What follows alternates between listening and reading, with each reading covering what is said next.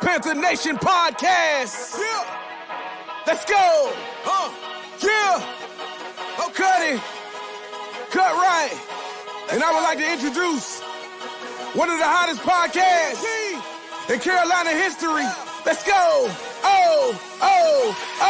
Yeah. Talk, let's chat. We got time to chop it up. Talking analytics and fantasy draft. You know what's up. Panther Nation representing, cause this is where we talk that. Talk that's so incredible, make them rewind that talk back. Pause. Talking Panthers football, we discussing it all. On and off the field, you know exactly who to call. You know we the #1 podcast. Competition is non-existent, you need to stop that. Pause. It's an honor to be a Panther fan. Pause. At Bank of America, that is where we ball. Coming to the jungle, then you gonna feel the pause. Winning the trophy for the city, it is the cause. Black, white, and blue, we going Carolina strong. And this is the conversation where everyone belongs. Discussing all the numbers and topics, you know we got it. We the hottest podcast, and we poppin', let's go.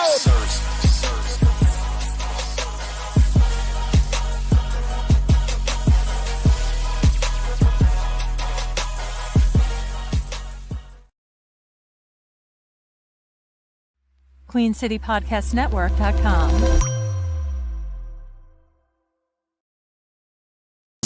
What's going on, everybody? Welcome to the final day of the NFL draft. We are here on day 3. I know the banner said day 2, but y'all will be all right. You know, we live. I ain't had time to change the graphic and things of that sort. I'm Dave. This is RJ, one of our Patreon subscribers. We appreciate you coming on, and we're going to have other people coming on. I already sent the link to everybody in the Patreon. So if you don't know what the Patreon is, go to patreon.com/PantherNationPC. Please sign up. You get a lot of perks. We chat with our guys who watches us.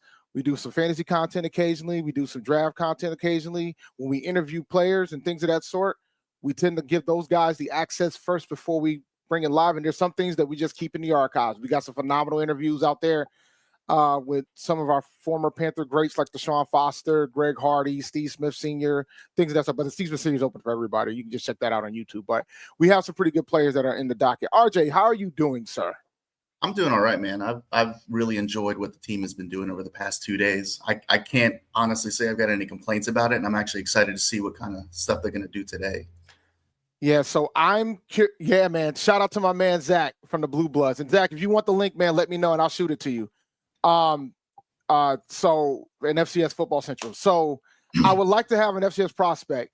Zach, how many got drafted, man? Because I lost count. Like I literally was updating the spreadsheet this morning before we went live because we stopped at one point yesterday once Rashad left. I didn't have access to it. So I updated the spreadsheet. I have it right here. Let me go ahead and present it. I have it right here. Wasn't it just the William and Mary tackle? I think that was the only one. I think it was only 2. But I don't know how good G5 did either. Yeah, it's only Charles Grandin and Greg Zabel. Those are the only 2. Oh, Greg Zabel. Yeah, Greg Zabel was a first-round pick. So we're going to see how this goes today. So here's the spreadsheet, the illustrious spreadsheet that we had yesterday. It's all updated. I know the big positions that folks are looking for today are safety. I know that's one.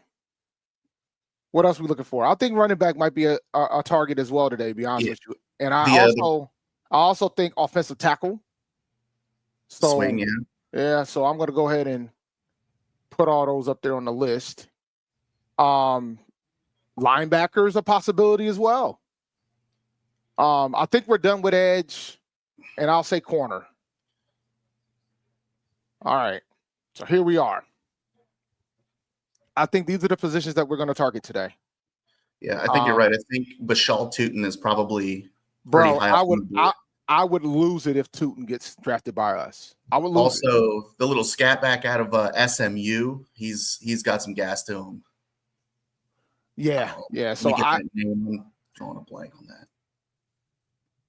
What's his name? Yeah, 7 G5 picks. So 7-2 right now. But it's a bigger gap than last year because last year between the FCS players and the G5 players, it was pretty even from a draft standpoint. But it's the P4 draft. But honestly, truth be told, it's probably more of the SEC Big Ten draft because like it's kind of wild. how many players are coming out of those two conferences. The coverage starts live at noon today. The Panthers have 5 picks. They have 2 in the 4th, 2 in the 5th, and 1 in the 6th.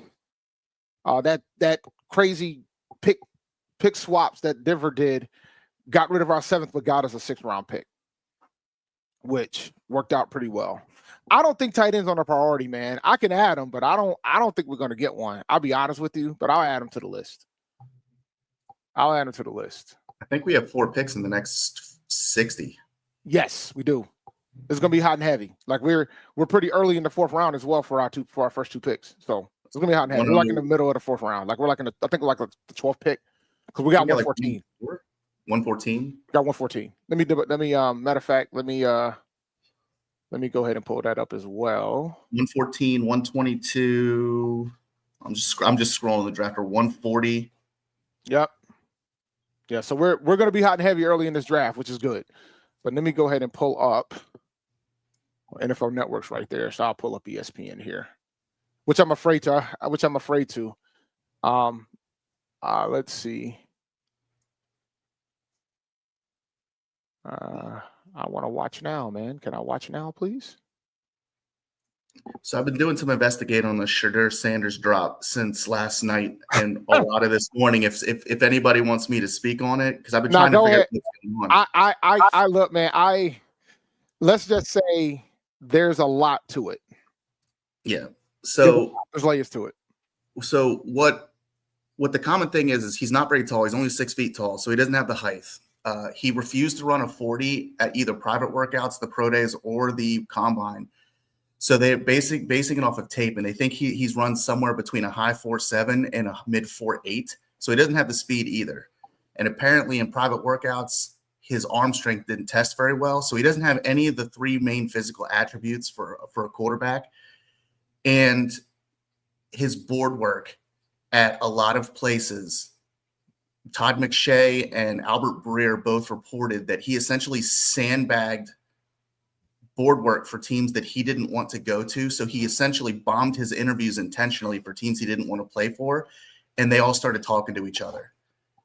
And because he's never been a backup, he doesn't have that experience as an understudy to learn how to improve his skills. So teams are terrified that he's going to come in and start acting out because he's not used to being a backup. Yeah, it's a tough spot for him, man. Like, he expected to be drafted in the 1st round. And being drafted in the 1st round means you got a shot to be a starter. Yeah. So now this is day 3. You're in your backup territory now, right? You're in developmental territory. To answer Preston's question, we did lose a pick because we had 9 picks, and we have 5 picks left, so we're down to 8, which is fine. We traded 146 and 85 to move up to 77 for Princeton. Yep. So, and I have no issue with that whatsoever. Because we ended up, when we did that whole crazy pick swap with Denver, we ended up doing okay from that aspect. Yeah, I saw that Shedeur got prank called. It sucks. I feel for him to a point. But at the same time, I mean, I think there's just some things you got to improve on too. I think he got bad intel. My theory is he got bad intel.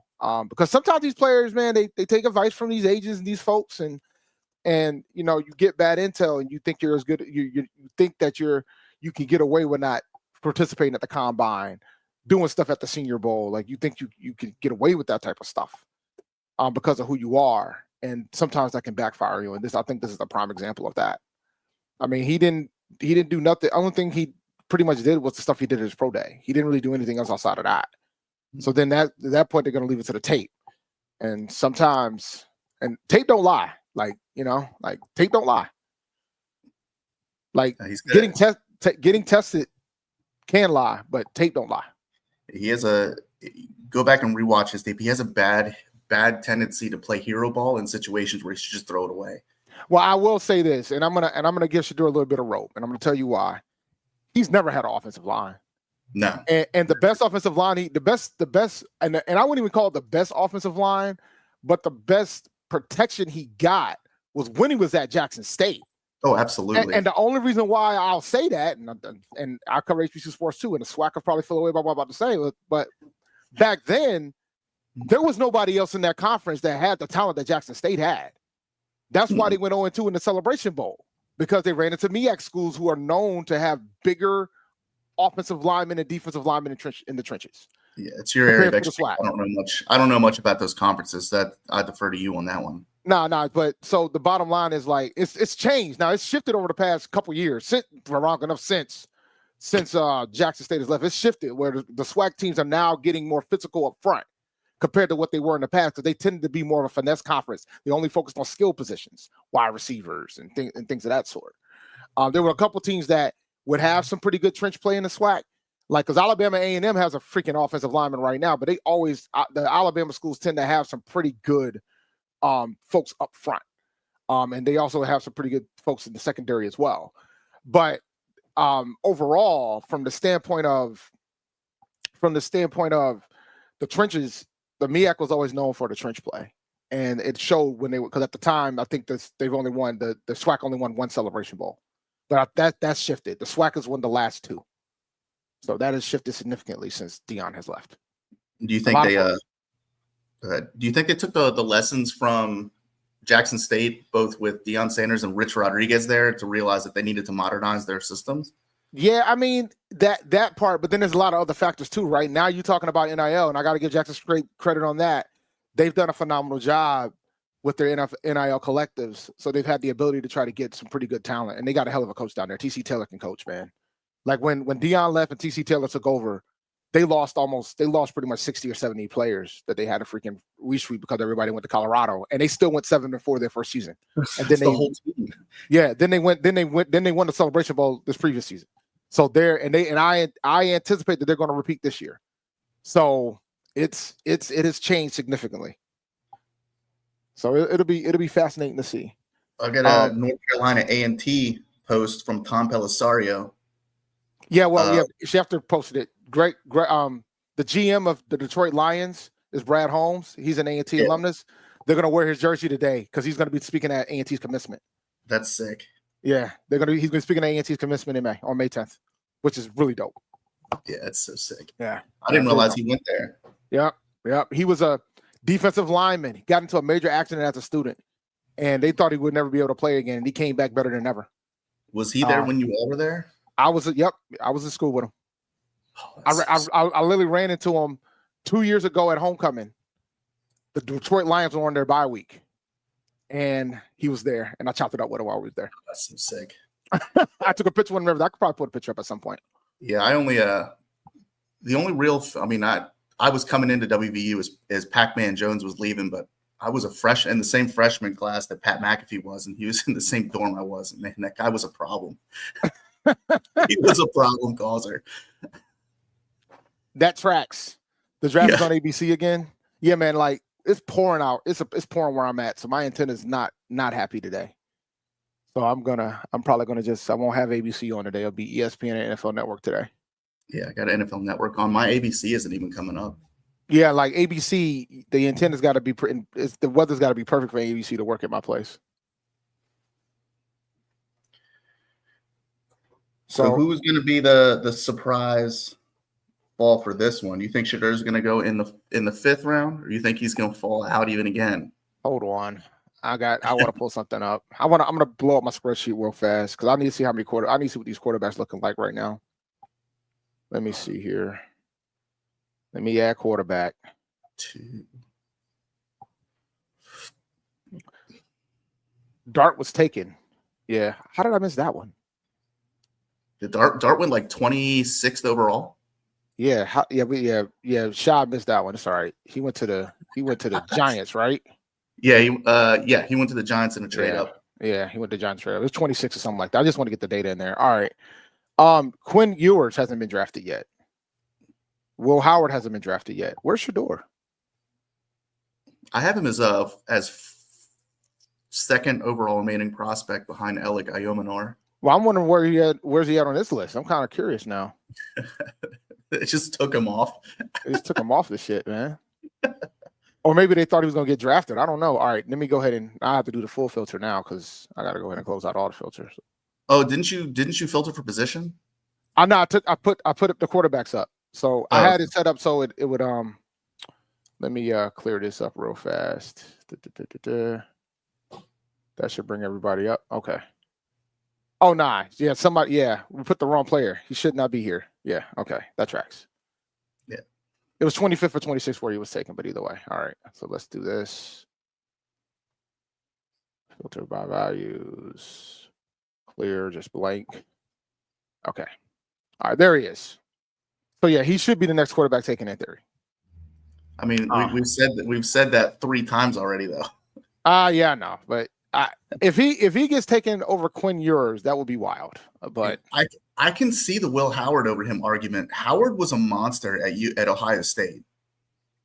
Yeah, but I guess the big knock on him is that, like you said, man, he doesn't have all the things you want out of a quarterback. Yeah. And I think, shout out to the coaching staff to make it to mask a lot of that, because that's what you're supposed to do as a coach. You mask the weaknesses, right? Yeah. So shout out to them for doing that. However, now it's going to get interesting to see how that situation falls. I'm going to put back the rest of the positions. I'm doing that right now. Draft just started. I don't think they started doing picks yet, but the draft has just begun. You all may kill me for this, but I wouldn't mind dropping one of our 2 next pick on Borealis, that kicker. No, I wouldn't hate it. No, I do not want a Matt Rule situation. No. No, as in you want it, or no as in I do not want us using the draft pick on a kicker. Okay. I don't. I'm just not interested. Because we don't have one on the roster right now, do we? We don't need one on the roster. We could pick one up in undrafted free agency. Okay. Yeah, that's how I feel about it. We can go grab one. We got some other folks in the room. What's going on, Tony P? What's going on, Deontay? What's up, guys? What's going on, gentlemen? How you guys feeling today? Yo, I'm all right. All right. I'm gonna finally get to watch this live instead of being at work, so I'm excited. The final day of the draft. So the questions of the day is, what will the Panthers do, and where will Shedeur go? Those are the things that we're waiting for at this point. And hopefully he doesn't get crank called again. I saw that clip. I wonder how that person got his number.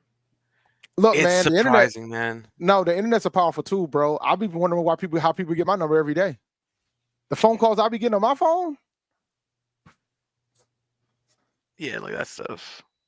But that's the penalty of that's the penalty of being a celebrity sometimes, right?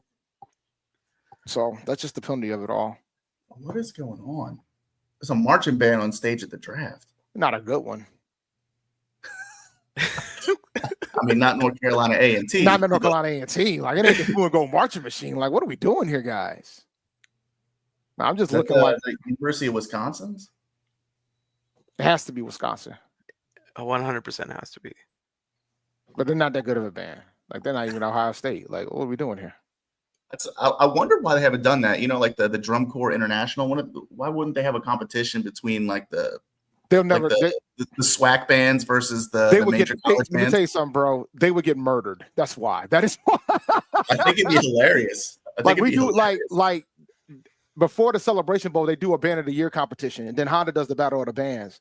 A&T's been in the Band of the Year competition the last 2 years. Last year, FAMU won. Year before that, A&T won. So Florida Atlantic? No, Florida A&M. Florida A&M. The Marching 100. Oh, yeah. And the year before that, A&T beat Jackson State, and I think they're still furious about how that went down. So they were not happy.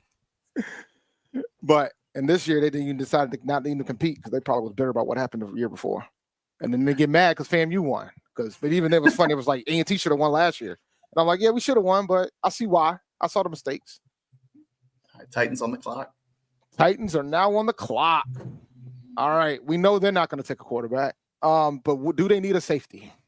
I was about to ask, what's they need a wide receiver. A list of best available. I can't even find those. I got you. Now. I got you, bro. Ooh, I got you right here. I got you. They've clutch with it. Look, man. I had to update this sheet this morning. Yeah. Because safety wise, Ransom is a good safety. I liked his film. I didn't think that we would wait this long to get one, but I liked his film. I said this last night when we were closing out the show. I don't think safety is the biggest priority. as everybody else thinks it is. And the reason why I don't think that is because I'm a believer of if you have a phenomenal pass rush, your secondary doesn't have to be elite. It doesn't have to be great.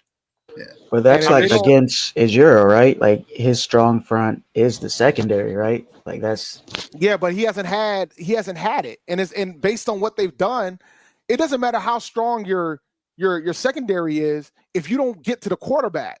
Like you have to have the ability to get to the quarterback.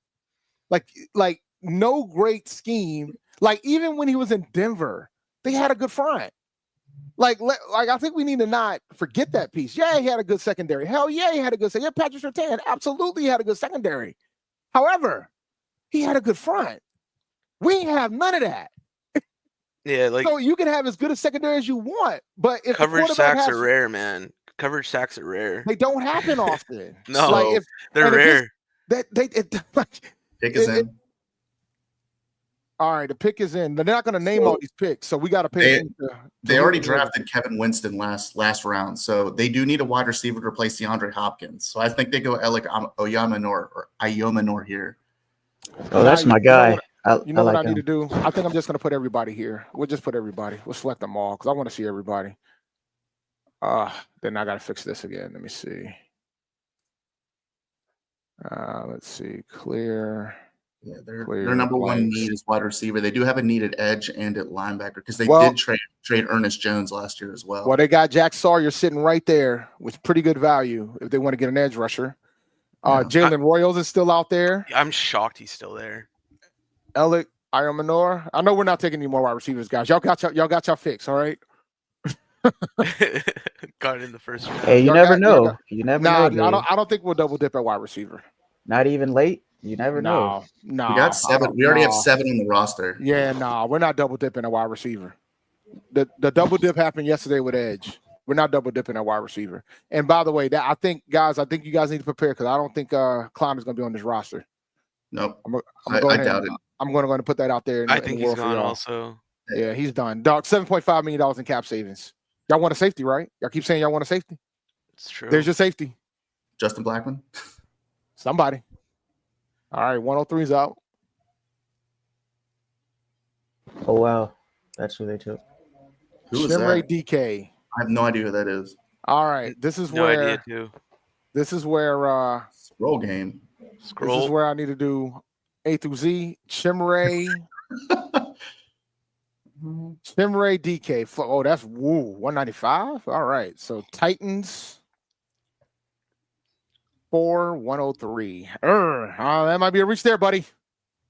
Oh, I had him at 219 on mine. 195 on this list. That is a reachable offense. What's he got? Let's see, 6'1", 195, almost 23-year-old with 4.3 speed. Yeah, 4.3 speed, 98.6 deep receiving grade. That's why they drafted him. 4.3 speed. Okay, that'll be contested catch rate. 71 grade versus man coverage. Third among wide receivers in the 40-yard dash at the combine. 4.34, 4.40. Speed gets drafted. All right, Jags on the clock.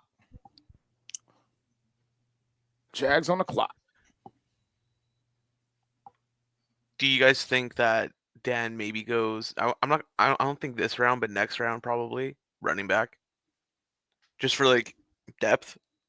I've not been a fan of it this whole time, but the more this draft surprises me in terms of what we do and how the board falls, I think he goes for like a guy like Tootin.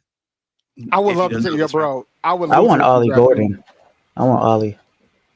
Ollie would be nice. Now here's the thing about Tootin.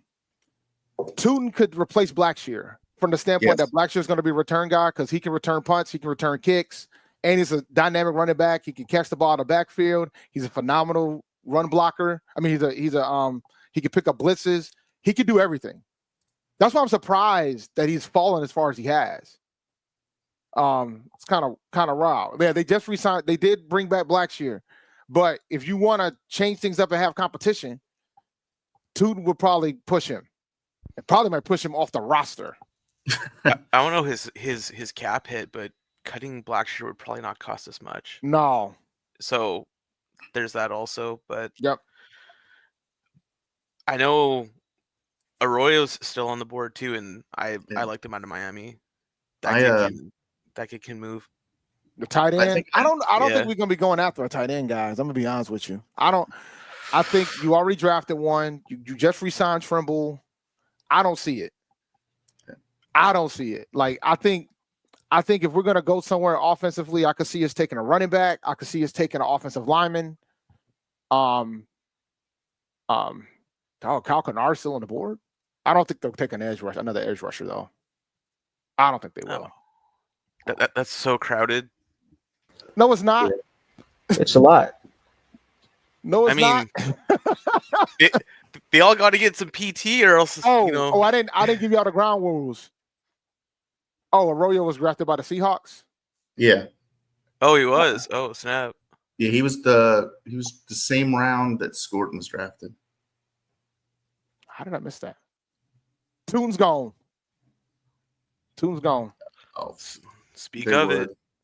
Tune's well, gone. that tells me Etienne's going to be gone. Tune's gone. That's a good pick. Look at the highlight though. What? NC right there. There he is. That's my guy. There he is. So there you go. That's for my boy Gerald Huggins, man. Hold on 1 second. Let me pull him up. Scatterbo's still there too, man. I know everybody was hyping up Scatterbo. I think I'd rather have Bashard Smith from SMU. He's a bigger body than Bashal Tootin, same type of speed. I'm all in on Ollie Gordon. I'm all in on him. Oh, Ollie has injury problems, though. That's the only issue. The dude plays so hard, he hurts himself. Dog, Tune ran for 1,300 yards in A&T that final year. He broke a couple Big South records that year too before he transferred to Virginia Tech. And that was the final year of the Big South as it stands, because that was like Big South was imploding at the time. And he ran a 4.3. That's why I'm shocked he's lasted long. The dude ran a 4.340. All right, that's fourth round, 104. Yeah, he lasts that long because he's 5'9" and he's like 160. He's 206. Oh, he's 206. Oh, yeah, man. he's 206. Yeah, no. He had the weight. He had the weight on him, but he also had the speed. So he had the speed and the power when he needed to have it. That's why I was shocked. I was shocked he was there as long as he was. I always assumed he was light because of size. Oh no. He had the power. He bowled over people while he was in Greensboro, and he did a little bit while I was at Virginia Tech. But he went for the man. That was when NIL was starting to really pop off, because Virginia Tech took care of him, because he initially committed to Boston College. Then one day later he flipped to Virginia Tech. So. Yeah, I can see us taking a defensive tackle too, for sure. JJ Pegues is still there. Let's check this draft situation. I'd want Deion Walker or Tonka Hemingway. I think those are my guys.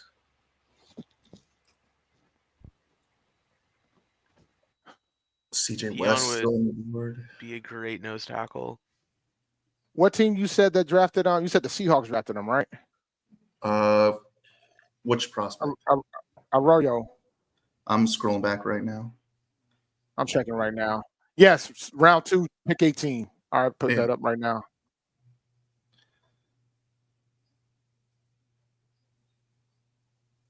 The Seahawks are having themselves a nice draft. So I have a controversial opinion. I think Shedeur goes undrafted or the last pick of the draft. Bro, that would be terrible if that happened. That would be wild. At this point, that's not that controversial. That's That would basically be wild, saying that bro. the league's conspiring, which at that point is a pretty valid. They already think they are. So that's a Yeah. whole different discussion point. Folks already think they are. Yeah. Cam Scatterboo, running back run. Cam Scatterboo just got taken. Where's Cam? I just saw him. There he is.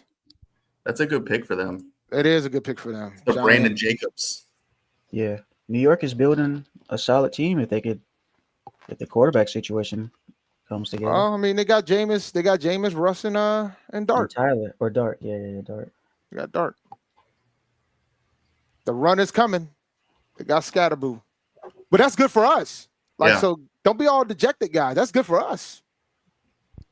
Let them take all the 100% running it is. backs. By the way, look where Scatterboo started. FCS. You're gonna see a lot of that today, man. Where was he at? Some Sacramento State. I did not know that. Sacramento State. Some of the best players that got drafted in this top 2 picks were starting FCS too. I think I get that reference.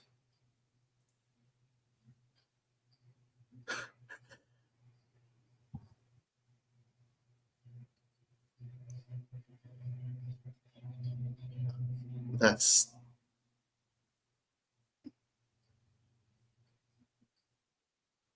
Let me see. Delete this. All right. We're coming up, so we ain't that far away. NFL Draft Network showing clips of The Price is Right, the little Plinko chip to show how Cam Scatterbo goes through contact. Oh my God. That's a great comparison, though. Yeah.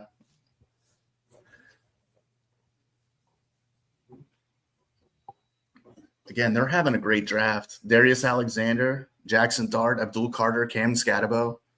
Solid. They're building a great team. draft. New York is doing a pretty good job. Patriots. The Patriots. What will the Patriots do?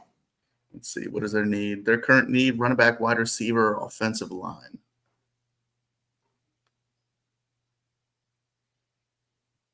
But going back to Shedeur, man, it's possible he might not get drafted today. That's crazy. Because That's you That's gotta so pick, wild. No, what but did you you gotta, want to pick? But think about it, right? You've already. Oh, that's not good. So I'm having some X problems. So I'm not on X right now. So that would be an issue. Is this definitely gonna be an X? And I'll figure that out in a minute. But I will say, man, a lot of teams got their quarterbacks last year, right? So you're not going to have too many teams that like need a quarterback. So when you take those things into account, it shouldn't be a shocking thing. And if you think the quarterback class for next year is going to be better than what we got here, because a lot of folks weren't high in this class, then it tracks that you can hold off and wait until next year to go get your quarterback. There's only one team left that doesn't have a quarterback under the age of 30. It's just the Raiders. Yep. And I mean, and the Steelers, but the Steelers have already said they're not drafting him. They said it. They said they're not. Oh, really?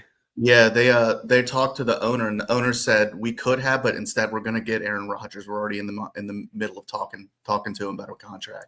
They said that last night. They said that we all went to like an ayahuasca trip and bonded. That's probably what they did too. But either way, well, that'll do that. Yeah, it is. The Raiders is the only one left because the Seahawks took a guy. The Saints took a guy. I was surprised the Saints passed up on him and got like a show just from like his like the meme clips that I saw of just. I was shocked. Yeah, I mean Tyler's a solid quarterback though. He's just really So old. the He's Patriots just 26. took Craig Woodson. Yeah, he's old. Safety, California, ranking 326. You want to talk? Well, I think this is like Reach City at this point. But wow, I was about to say I have no idea who that is. 326. And I watched a lot of safety tape. I have no idea who that is. Tell you how much safety tape you really watch, sir. I guess I mean it's not my full-time job. No, It's just- you ain't got to tell me that. You ain't got to tell me that, my man. It's definitely my full-time job. I ain't got the wherewithal to do all that. He ran a 4.45 40, 6 foot, 200 pounds. Can I lock the top row?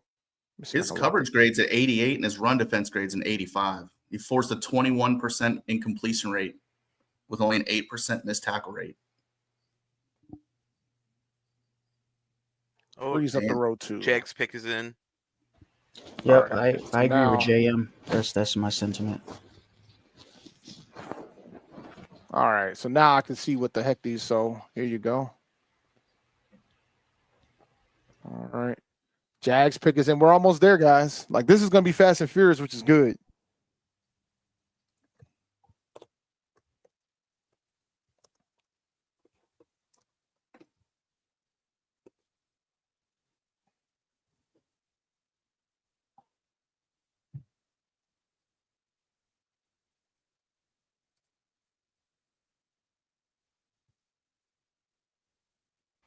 Hey Dave, you got some super chats. Oh God, I haven't been looking at the chat hardly at all. Let me go and get this in here. There's only got 2, thank God. But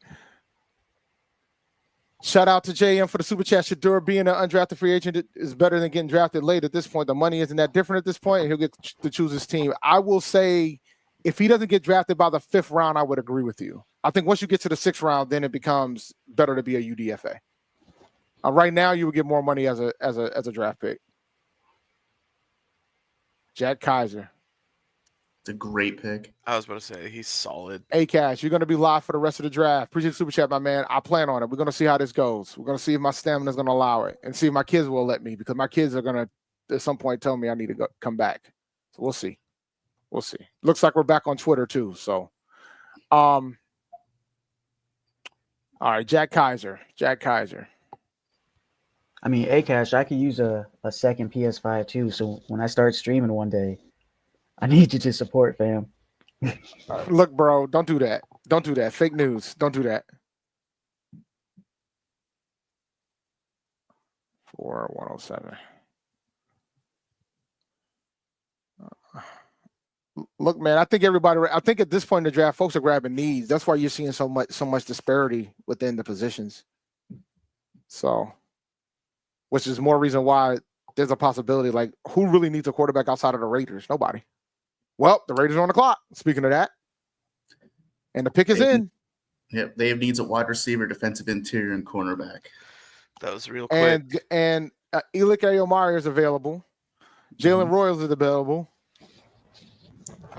CJ West, Dorian Strong, Torrey Horton, Kobe Bryant, they're all still up there. Yep. Yeah, Alec, that's my guy. I hope he goes to a good team.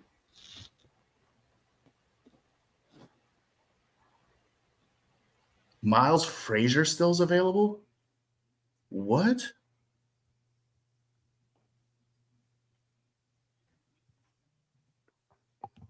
Hold up. If he's still there, we should pick him.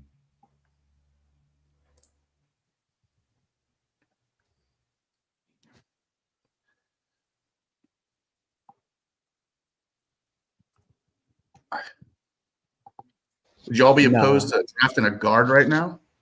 No. No. No. I think I'd rather go tackle though. I'd rather have a tackle though. If we're gonna take a lineman, I'd rather get a tackle. I'm telling you, man. If we're still thirsty for a lineman with our 6th round pick and we didn't draft one yet, Carson Vincent from Alabama A&M is gonna be right there. It's gonna be right there, and he's pretty good, and he dominated the Senior Bowl.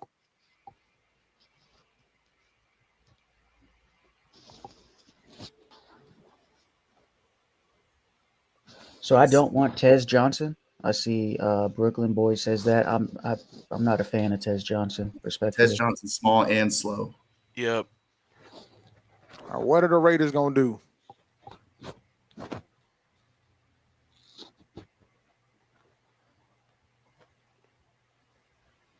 Okay. All right. I didn't see that, but okay.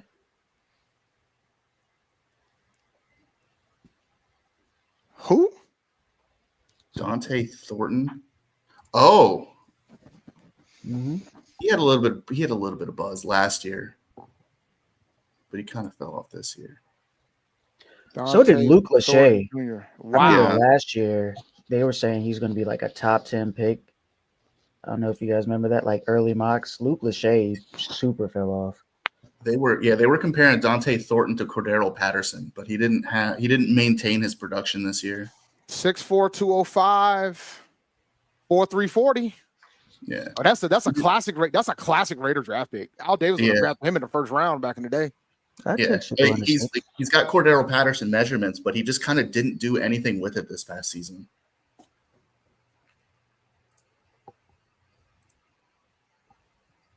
Yeah, Cordell Patterson, 4.340. That is a classic. That is a classic Al Davis draft pick right there. All he does is he drafts nothing but speed. No, Hector, it's more than just the speed for me. Trade Like, alert. watching his tape, Tez Johnson just doesn't stand out to me. The Bears have traded their pick to the Bills. You look for that compensation. Oh, Lord. They're probably not going to post it since it's day 3. I want if the Bills come up to get Royals, that'll be diabolical. The pick is already in too for Buffalo. I mean, they've been still looking for their.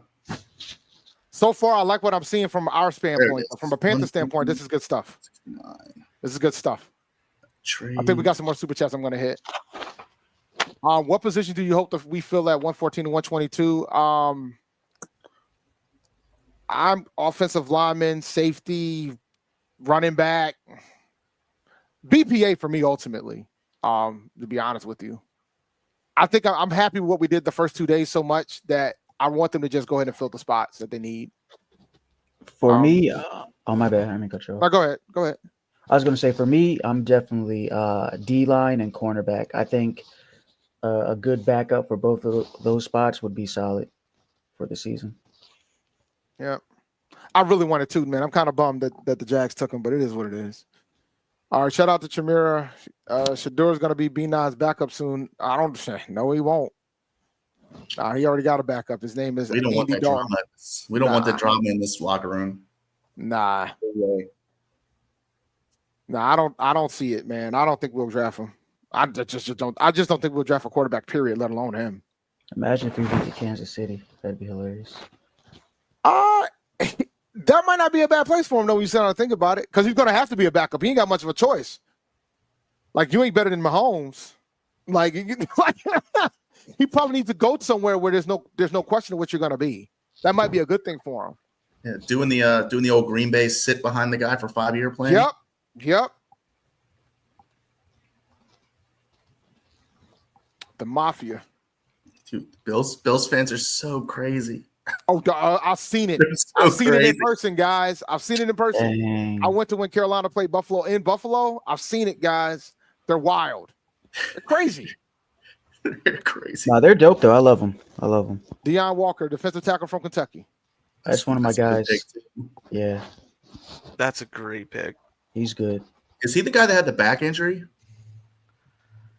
Don't know about that. Yeah. Injury stuff, Oh, yeah. I kind of. There's somebody in the chat. Is he the one that had the back injury? The only thing about him is he's so like tall that he doesn't get his pad level, so it's, like he needs to work on that. But he's a Yeah. He had the back injury. Yeah. Yeah. Is it? Yeah. That was the reason why he fell, was because of concerns over it. Yeah, he had a fracture in his 2 vertebrae and his spine. oh okay well Yeah. Ooh, that sounds rough. Yeah, it's the only reason why he fell, because he's 90th percentile for every measurement for his position. Yeah, he's good, but I mean that makes sense. Well, Yeah. their interior is nasty with him and Sanders. That's nasty. Yeah. Somebody said get a table. Yeah, bruh. Let me tell you something, man. They're crazy over there, bro. The game I went to was the EJ Manuel game when we took the field goal and then EJ Manuel went down the field and scored to close out the game. That's when Riverboat Ron was born, truth be told. That was the game where Riverboat Ron was born. That game pissed me off. Oh, bro, I was there, and it took me forever to leave because I was like one of the only Panthers fans there, and and because of where they're located, they have a heavy Canadian fan base there too as well. A lot of folks don't really discuss that enough. They have a heavy Canadian fan base there. A lot of folks come down from Toronto. From the 6. Those Argonauts football games, I've been to one of those things before. They get pretty wild too. Toronto Argonauts, the CFL team. Oh wow, yeah, They get crazy up there too. As weird as I'm only gonna say this because I am Canadian, is Toronto's like the most tame fan base in terms of like Really? yeah, like the most tame. Because the Toronto- they don't even like Drake. They barely like Drake. I'm not gonna lie. Like I was going for Kendrick the whole beef. So I'm a traitor. I'm a traitor. No, I you're guess, my not. own You country. no. You have a good taste of music, so there's nothing wrong with Hey. it. I appreciate that. There's nothing wrong with that at all. Yeah. If you want to see crazy fandom, just Google Saskatchewan Rough Riders fans. They'll literally carve out pumpkins. I mean, not pumpkins, watermelons, and put them on their heads. Oh, that's nuts. Y'all, Yeah. there's something wrong with y'all, man. Don't ask me. The- They're a province next over, bro. We have a rivalry. Like we hate them. So That tracks. I went skiing one time with a dude from Saskatoon, and he was the most unhinged individual I've ever met. yeah. That's most of us from the prairies, though. Honestly, we're all pretty nuts out here. You gotta be nuts to live in a place where it gets to minus 40 Celsius, which is actually minus 40 Fahrenheit. It's No. when they meet. It's when they meet. It's called cold. I don't. Yeah. You know, I took my daughter when we were doing the whole college tour thing. We went up to Buffalo to go check out the University of Buffalo. And let me tell y'all, I almost used my veto at Buffalo. Thank God I saved it because I had to use it for another school we went to while we were up there. It was so cold, guys.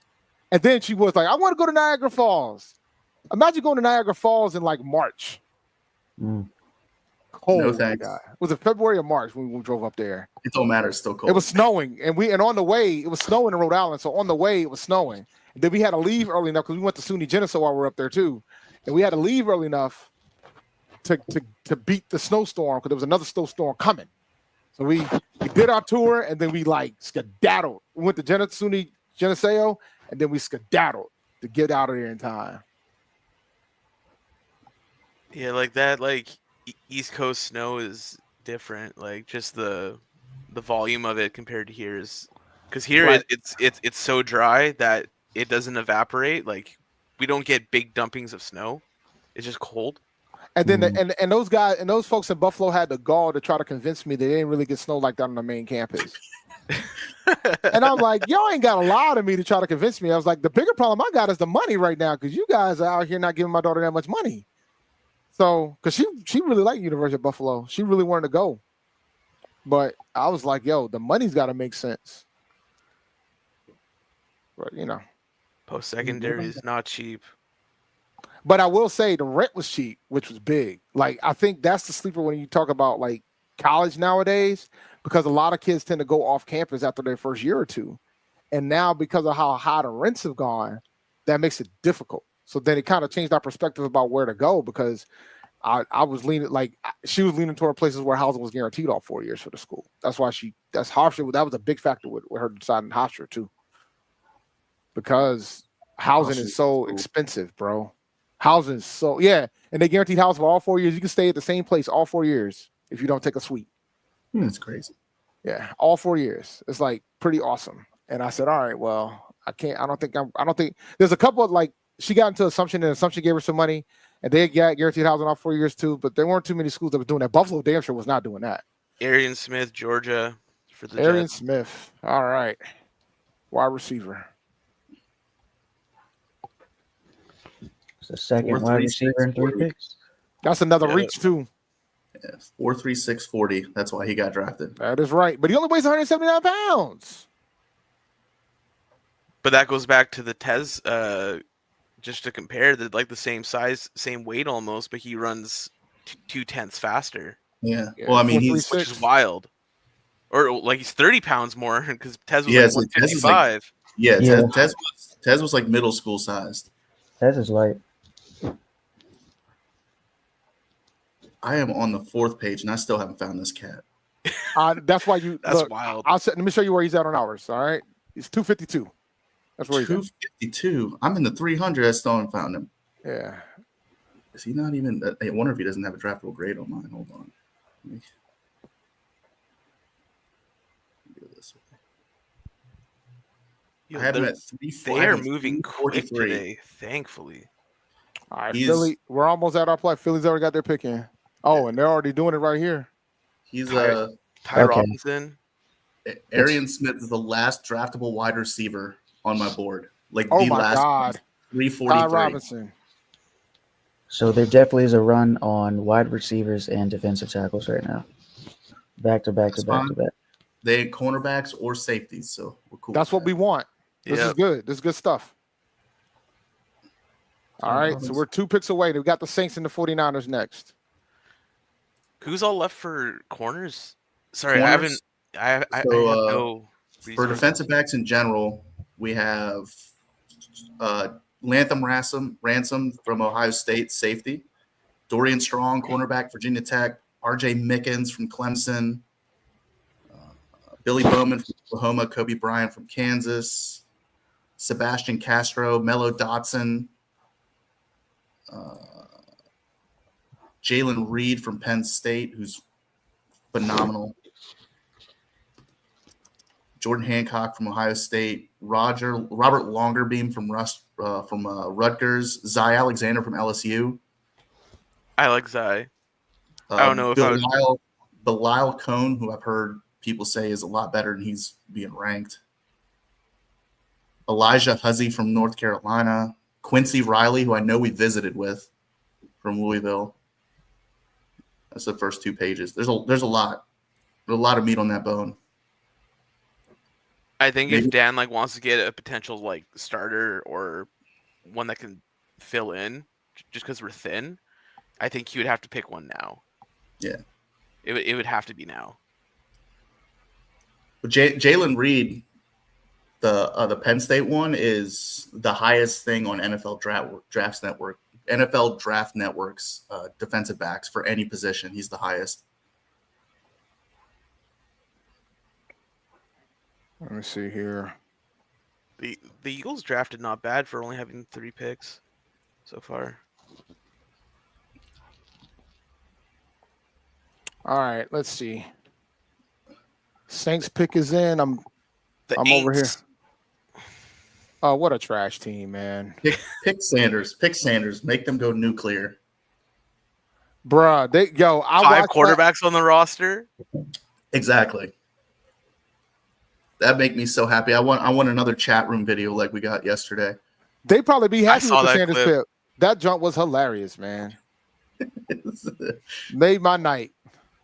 When's the next NFC South roundtable? We gotta get Q in 4K.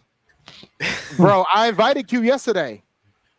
I invited him yesterday. I sent him the link yesterday. He's not gonna show up because he knows exactly what's gonna happen. No, he was, in his defense, he was live as well. Yeah. He was live as well.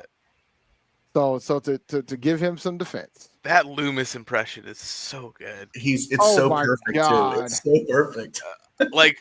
I have a buddy that's a Saints fan, and I just clipped I took a screen recording of it just one time, and he just sent it to him, and he lost it. He's like, who it he Who follows is this Q now, but he instantly followed off of that.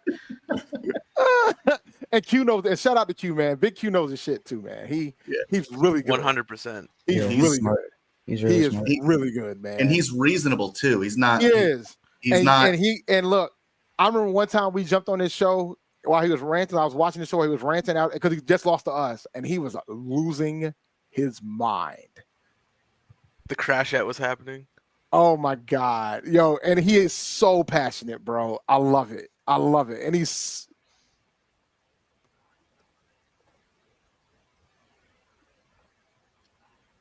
Oh, there goes Danny. Stutzman. Mm-hmm. Ooh. That sucks. It's a phenomenal pick. I was about to say that's a great pick. I kind of wanted him on our team. Not gonna lie. It's all right though. He sucks. yeah, Terrible. yeah. You're asking, he's the ops now. He's the ops. He can't do anything, man. That's why he didn't get picked into the 4th round. Yeah, he's just a body.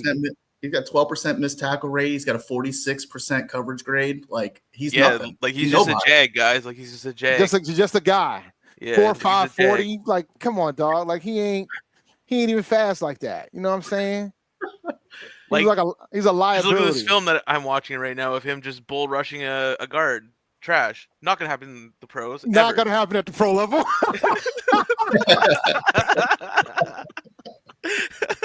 That ain't gonna happen in the National Football League. I swear to God, man, if you bull rush one of our linemen, I'm gonna lose my mind. I'm gonna lose my mind.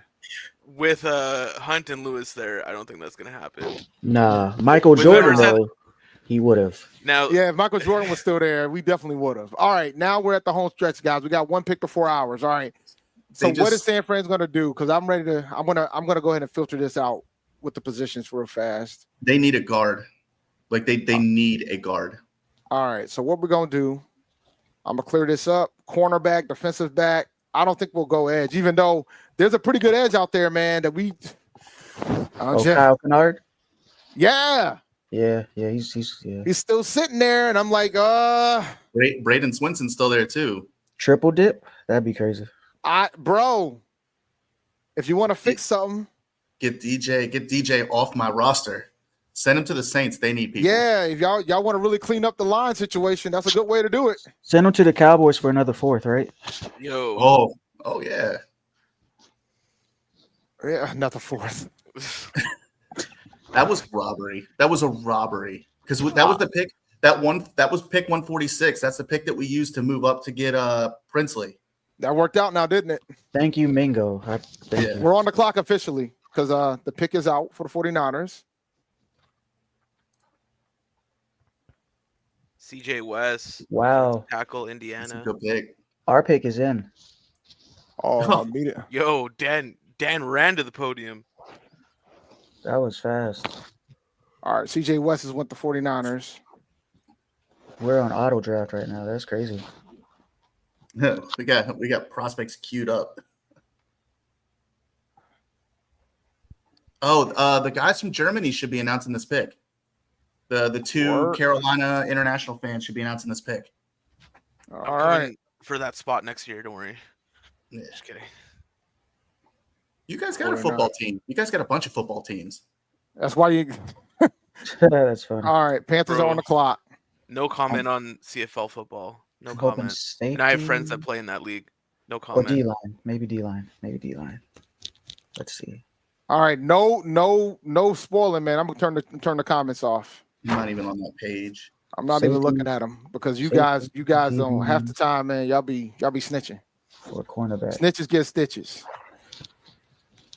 The pick is already in for the Panthers, huh? Yeah, but they win in commercial, as is typical for a Panthers pick. It doesn't say it on my screens yet. That's why I said that. Oh, yeah.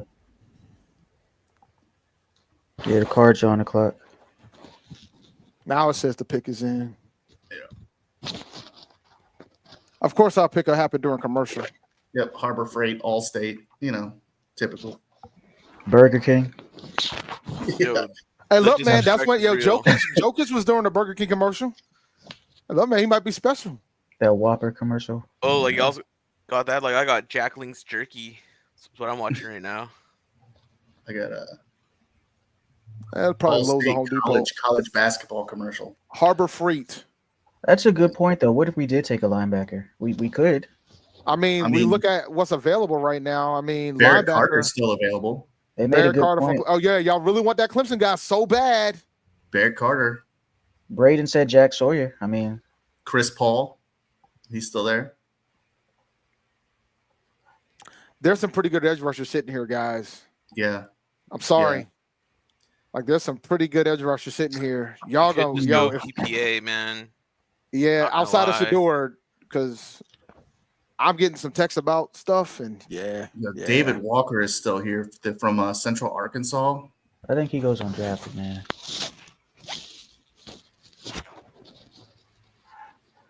He's got such good numbers, though. But he's kind of an older prospect. That's the problem.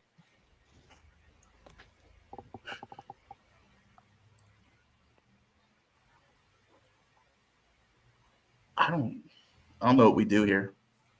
We got this trust pick Dan, from Dallas too. Yeah, I trust Dan though. He's not screwed it up yet. No, he's proved me wrong. He's done a good job. BPA, man. And here's the thing. I don't know if they're going to interview somebody prior, only because we got another pick coming up so fast. Like the Cardinals are already on the clock. They've probably been on the clock for the last 2-3 minutes. I have no idea who we're going to take, and that's a good thing. That's a beautiful thing. Yeah. Until we take them, and you're like, who?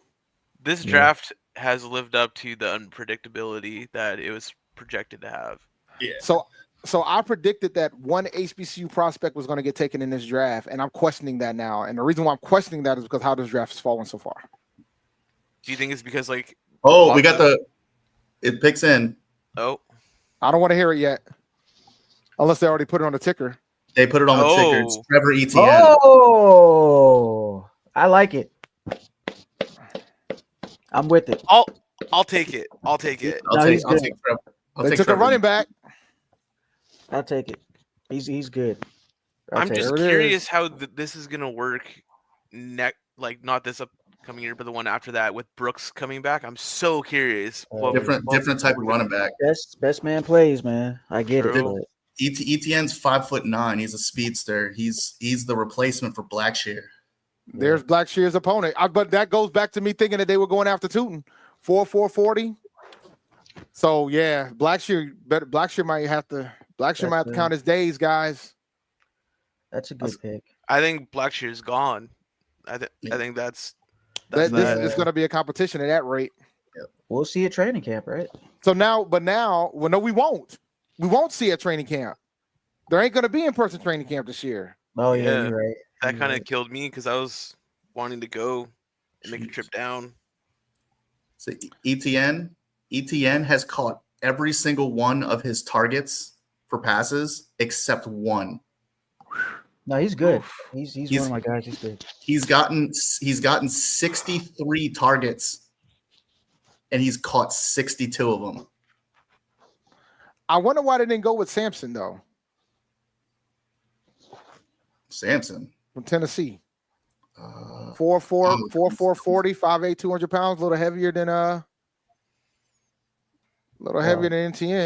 Not that much, but it's about the same. I don't know. Because of his fumbles. Dude puts the ball on the ground a lot. Yeah, we good there then. We good. I like Etienne's film. No, I like the pick. I figured we would probably take a running back today. Hey, we could take a tight end. You never know. I think we have to go safety next. But what did I been trying to tell folks, man? Safety ain't that big a priority for us as we think it is. Maybe not. Maybe Damani's that guy. He's him. He might be him. Cardinals picks being announced. Trying to see who's free agents right now for safety still. Justin Blackman is the big one everyone keeps talking about. Oh, from the Colts there. Mm-hmm. Cody Simon. All right, Cody Simon. Cardinals for 115. So we got another pick coming up in about, we got 7 picks? 6 picks. We'll be right back up. Yep. All right, let me check. Let me see if the Panthers are doing something in their streets.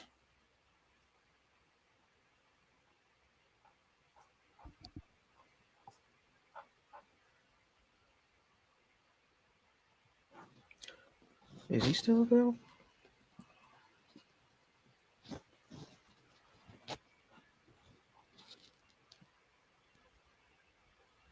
Let me see here.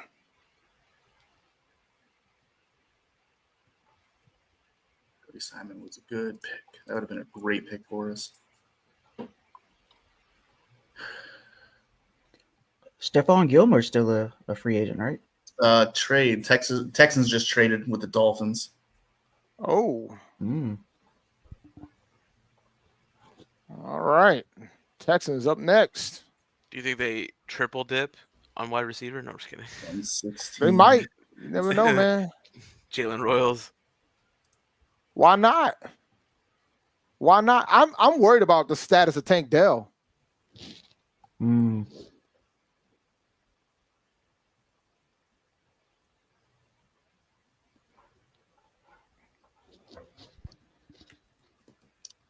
They've drafted 2 wide receivers already. They got Jalen Higgins, and they got both of Iowa State's wide receivers, Noel and Higgins. I like Higgins. I liked both going through this whole process. That's wild, though. They drafted both of them. both the ISC guys.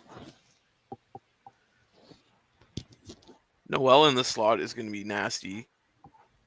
Yeah, I mean, That kid's them nasty. drafting Noel tells me that Tank Dell's probably dunzos. Done. He's had so Yeah. many injuries, man. So they took Noel. Well, that Yeah. last one though, oof. They took Noel, huh? Well, they took him. I already took him earlier.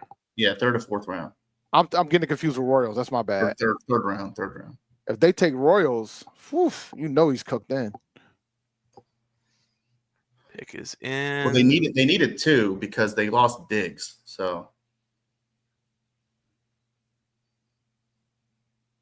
they got Higgins as their Diggs replacement, and Noel as their Dell replacement.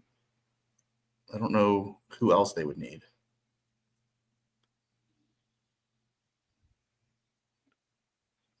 People in the chat are melting down about the ETN pick. Why? Are they? Yep. Oh, let me For check. real?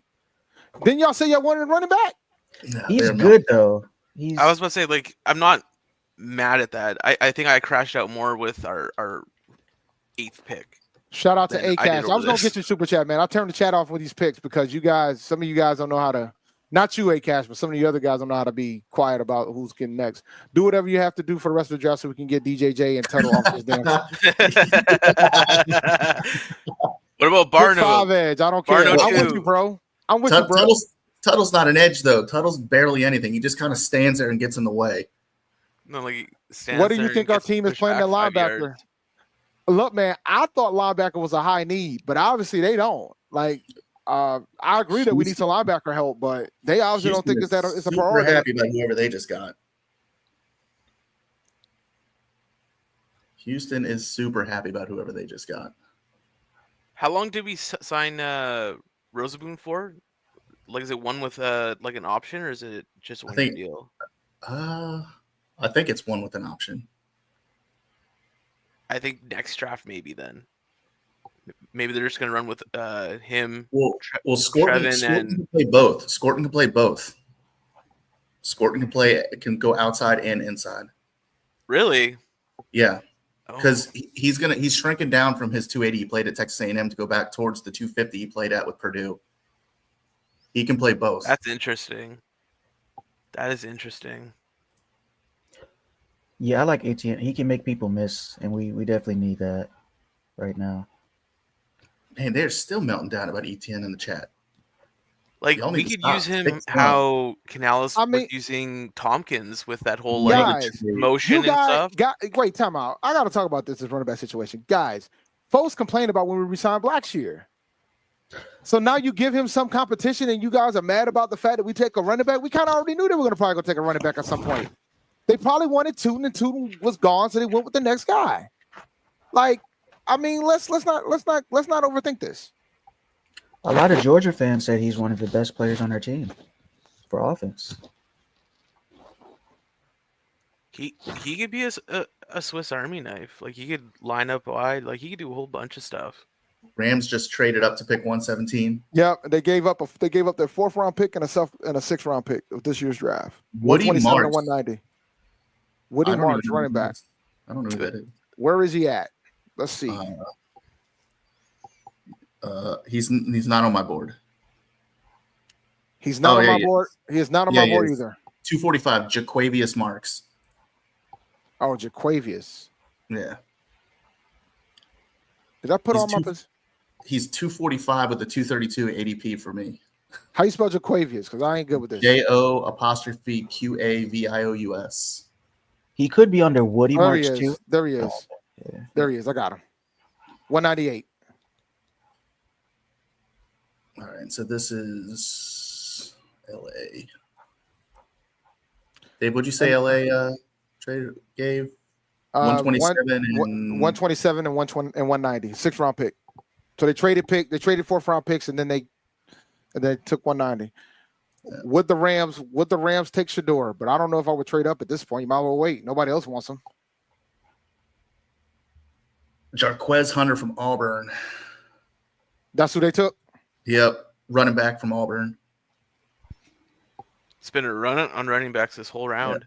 I had a Yep. 132 That's At why 132. Yeah. That's why the Panthers made the decision that they did to take the guy they wanted. Yep, Smart. you got to take your guy. They're all small too. Jaquavius Marks is 5'10". Jarquez Hunter's 5'9". Like they're all small and fast. 5'9", 204, 4'40". The Dirt Birds are on. The Dirt Birds are picking now. I hate They- y'all. I do you know what they anything to replace y'all. What they should do is they should draft Shedeur Sanders to have competition for Michael Penix. yeah, because we know he ain't any good. Yeah, he's And they trash. still got Kurt. We know he ain't any good. Hmm. Then they get 3 quarterbacks that ain't any good. Kurt's going to get traded. Where do you Kurt's think he'll going to be? get traded. I don't even know at this point where he would go.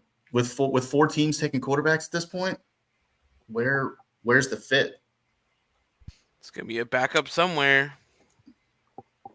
Backup making $120 million on a contract because I guess they Well, figured out unless who. we I guess do they it. figured out who did the crank call. It was Ole Miss. It was that's some frat- funny. That's some frat guys from Ole Miss. That's hilarious. That's wild. Oh, that's diabolical on That's so many wild. levels. That's hilarious. That is wild, bro. That is so diabolical. So who are the Dirty Birds taking? Billy Bowman Jr., safety, Oklahoma. God. Another safety. That's a good pick for the Falcons. They No, I I'm don't have know. a- They're not. No, that's a trash pick for the Falcons. Yeah. Like, what are we talking about here? That guy, He's Nope. a liability. He's no only ball 5'10". skills. Yeah. And he's Won't small. translate. He's only 5'9". He's small. Like got a- what are we talking about here? Got a 23% missed tackle rate. Dude can't tackle anybody. Dude is a liability, man. He's perfect for Raheem Morris' scheme because they can't tackle over there in Atlanta. Can't tackle, can't cover. Just look at that highlight that they just showed. Ankle tackle. That ain't gonna work at the next level. Come on. The ankle because he's slow. He can't catch up to anybody. I'm gonna say that for every player. An That we ankle don't have. tackle. Can't be grabbing and trying to tie the shoelaces. That's what they used to teach us back in the day. Nowhere they comparing Billy Bowman to Quadre Diggs. I don't even see that. That's crazy work. What's going on? Jack Sawyer must be getting penalized for being 24 years old, man, because good grief, man. I mean, Billy Bowman's 22. He'll be 23 by the time the season starts, I think. But yeah, I mean, his 24 is old. If he's going to tackle like Bob Sanders, that means he's going to get hurt a lot. Yeah. We're almost to our next pick, guys. Let me check to see if the Panthers got a. I think they're going to wait. They're probably going to wait until. Bengals. Yeah, they haven't gone live. So Hey guys in the chat, Carolina's not taking another wide receiver unless Jalen Royals is sitting there at the seventh round. well, they know because we don't have a 7th round pick to take them. Oh, see, then we're not taking him at all. Yeah, we ain't got a 7th round pick at this point.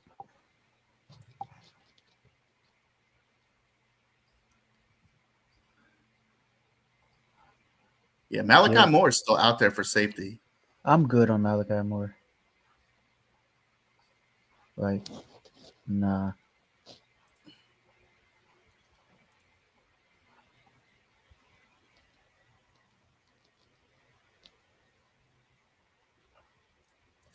I don't know what they do. Barrett Carter to the Bengals. Barry, the Oh. Clifton streak continues. We That's could have took wild. him at our pick too, but I guess they decided that running back was more important. Well, I think his knock is he's undersized, right? Yeah, he's only 6'1", Yeah. 230. Imagine if Shedeur went to the Titans, though, right? Dog, Him and Cam Ward. So he That'd be can the sit most behind toxic Levis? quarterback that room. would be so hilarious. So he I mean, could sit behind Levis as the third quarterback. Mhm. Oh no, don't do that. Levis can teach him how to put mayo in his tea. Yeah. Ew. That's so That's disgusting, so man. gross. Pick for the Titans is in. All right. We're walking through it. We're walking through it. We're almost there, man. It's almost time again. We're 2 picks away. It's Well, one moving pick away. faster than I thought it was. I'm happy it's moving faster. That means I'm not going to be here for 7 hours, 6 hours. That's good. Yeah. Yeah. That's good because I got kids that want to get fed, man.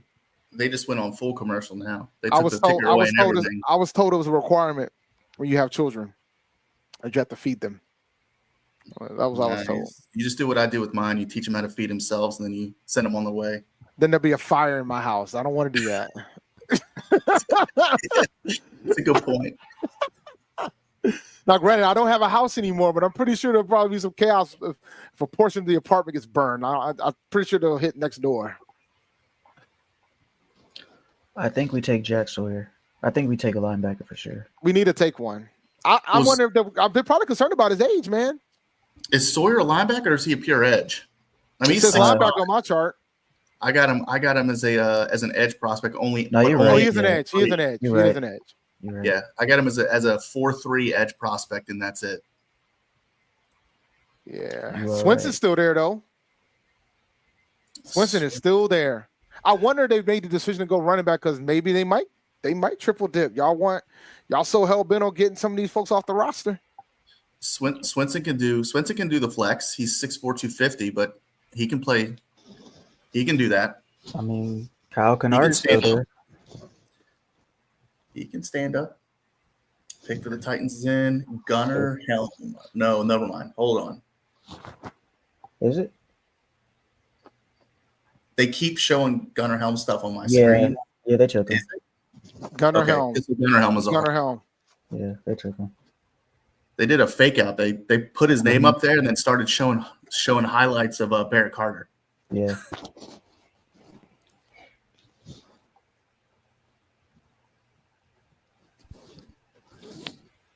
All right. Then they're going so fat, Titans, because Bucks pick's already in. Mm-hmm. All right, Those Carolina's don't on the matter. clock, guys. Carolina's on the clock. Pick for the Bucks is in. It don't matter. Whoever they draft is terrible, anyways. Yeah, Yeah. Just don't piss off the chat and draft like a linebacker or a safety though. Don't.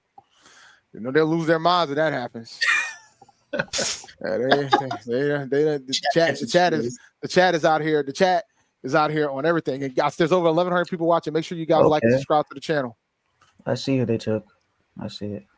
It just popped up for me.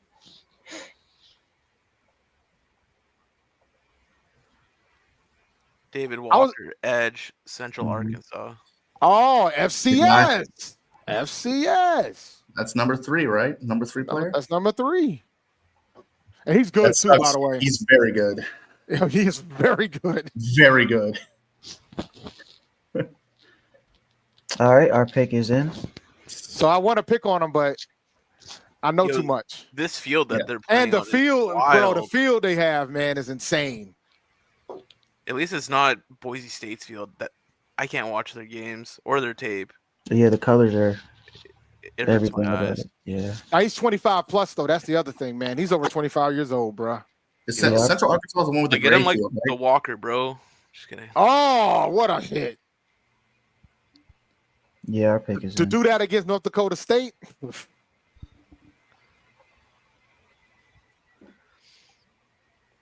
Yeah, freaking Bucks have had a good I'm draft. joking, though. I'm not even gonna lie about it. They've had a very good draft. David Walker is legit, bro. Did you hear that stat they just said? He Mhm. led the conference in sacks for all 4 years.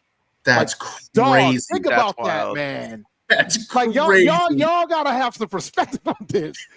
And this is where I always say when folks make the decision to go up to FBS, if you don't think you're gonna play, you're nuts leaving. Like you can still get drafted, and the pick is in for the Panthers. Don't know what it Yeah, is yet. it's commercial. It just-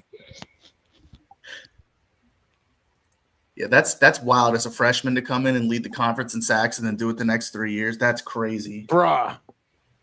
Now he older now. He over 25 now, so maybe he got that grown man strength, but like you still in. Oh, they're actually gonna show the pick. He got the strength of dad coming home from work. Okay. Oh, they're gonna show the pick on television. Okay. All right, I'm not mad I'm at that. listening to it now. I'm not mad at that. Don't say It's- nothing, guys. Don't say nothing. I want to hear. So I'm still in commercial. Mine just popped up. It's a good pick. Yeah. Oh, okay. Lathan Got it. Ransom, you got your safety. You finally got Yo. your safety. All right, Not y'all mad got at your that. safety. I like it a lot. You got your safety. When we looked at that big board, that's who popped off. 93 run defense grade, 66 coverage grade, 10% forced incompletion rate. Got better every single year. 6'1", 210. He is an older one though. He'll be 23 by the time the season starts. That's fine. 23 Yeah, that's okay. fine. Yeah, But he 23 was fine. he was the 89th overall player. And we got him at 122. 122. That's good. Mhm. Our next pick, I think, is 140, I believe, in the 5th round. Is it 140? Yeah. What's our next pick? Se- 140. second pick around 5. Yep, 140. All right. So we're gonna. All right. All right. The Steelers pick is in. You need to FaceTime Rashad now and be like, "Hey, look, we got our safety. You can stop I'm gonna stressing." shoot him a text now. He's injured a lot though, right? Ransom. I don't know. I was Yeah. gonna say, I have no idea. Yeah, he's been injured quite a bit from what I see. Let's see stats. Just once in my life, though, I want to go to Lambeau just to experience it. It's crazy. So he played only 8 games in 2023 due to injury, but he played 15 last season. He played 823 defensive slaps last season. So he played every game and basically every defensive snap. So he does have injury history, but not in the past season. Yeah, because in 2021 he broke his leg at the Rose Bowl. Jeez. Oh, Well, they say he's a hard hitter. So I mean, Yeah. our Yeah. next pick is 140. Our 140 is our next pick. We're at the top of the 5th round. yep. So 18 picks from now. Yep. Steelers picks getting announced right now. All right. Look, man. Dan Morgan's cooking, man. He's He's cooking. Dan, 2 years in a row. Solid. A lot of run support. We need it. Yeah, no, One of the best we defense in definitely the need league. No, we definitely need it. That's why I'm like, a lot of run I support. love what I'm seeing. I love what I'm seeing here. man, Trayvon Moehrig and Lathan Ransom playing downhill towards the line. Good luck trying to go within the tackle box. Good luck Yep. trying to run anywhere in the tackle box. All right. So the Steelers got their pick in. Who they taking? Let's see what they got.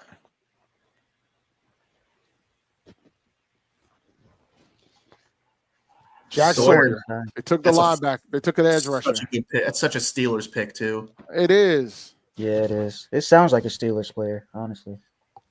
It definitely does. Didn't they have a? Like in the Terrible 70s, towels. right? Yeah, they already had a Jack Sawyer in the 70s. There you Now go. they have two.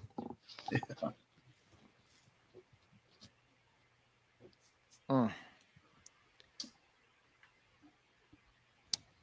Let's see. Yeah, I'm super happy with the way this draft is going. Yeah, broken leg and a Liz Frank is what Ransom had.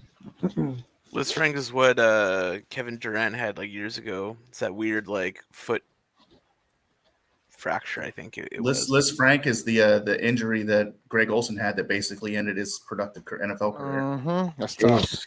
That's a Oh, tough but- injury to have, man. But it's worse on heavier players. So Mm.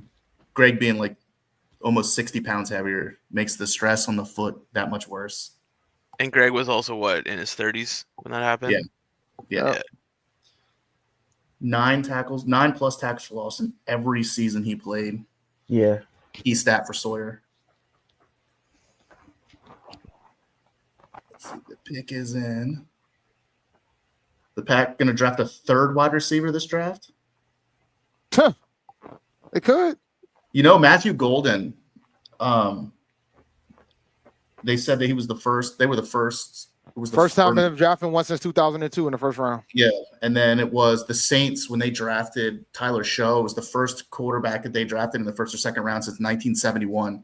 That was when they probably drafted Archie. Yep, that's exactly who it was. That's when they drafted Archie Manning.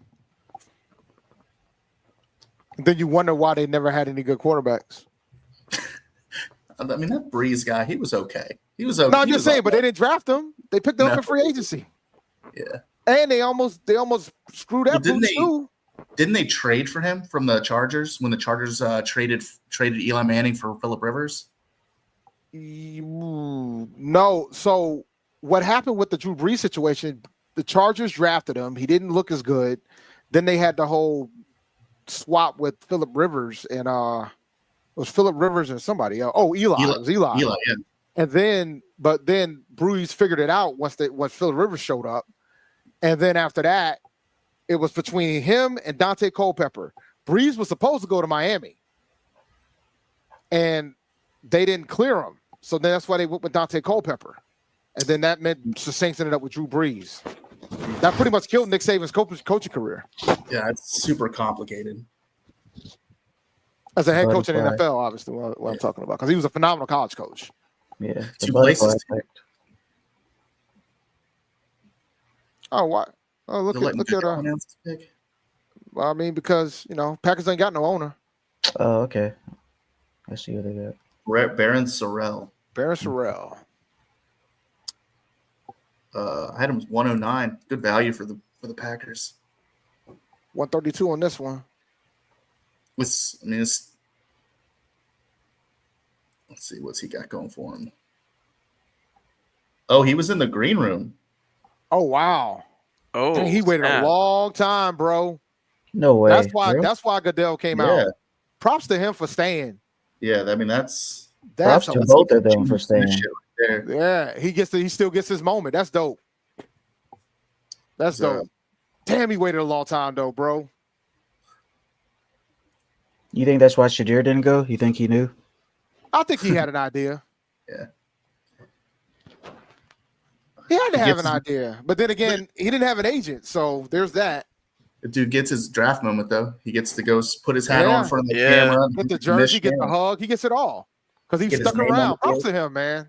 Yeah. So was he in the green room from round one then? Yeah. No. Yeah. What? He was invited. Yeah, he was invited. That's tough. That's crazy. That's tough. I'm telling you, bro. Like, props to him. Props to him. Because Yeah, most folks would have went home after day one. Yep. Good on the fans. The fans are going nuts for him. Yeah, absolutely. I mean, they're in Green Bay, so that makes it even cooler. They're in Green Bay. Most of the fans of Green Bay, and he got drafted by the Packers. That's dope. I would have left after day two. I wouldn't have came today. Baron Sorrell. I got to double check. I think he was invited for day one.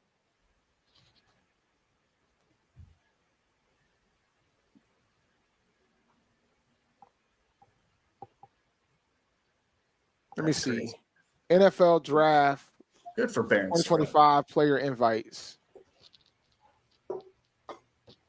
Prospects intent, the Green Room prospects. Let me see. Or maybe he wasn't there. Hold on. What's his last name? Baron what? Sorrell, Sorrell. Oh, he's not on this list. Unless they changed it. He's not on this list. And so he's definitely there, though. He was there. Yeah. Hold on. Maybe he was just there and knew that he was going to get drafted at a certain round. I'm gonna go double check, man. Let me find another list. I don't know if I trust USA Today. I want to make sure. Maybe he's a Green Bay fan and he's just happened to be there. Yo. All right, here's the full list of the draft prospects invited. Oh, that's the scouting event. That don't count. No, that's not what I want.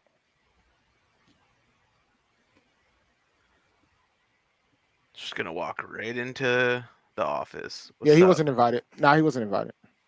Huh. I wonder Maybe if they flew him in. Maybe they brought him in here, and when they said, "Hey, we're probably going to draft you, come on down." That's pretty cool. I mean, that's cool on Green Bay, though. That's cool super cool. That's dope. That is dope. Yeah, he wasn't invited. I'm looking at the list now because they got players to confirm to attend, and he ain't on here.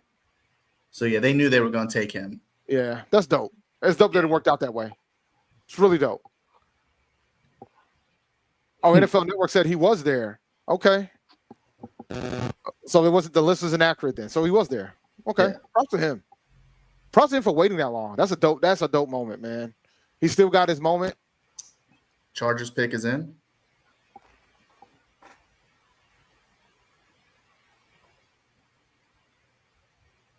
The Chargers pick is in.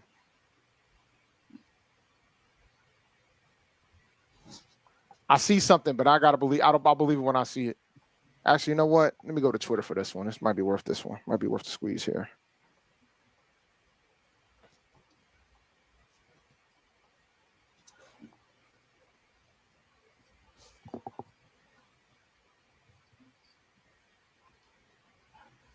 Chargers needs wide receiver, tight end, defensive line.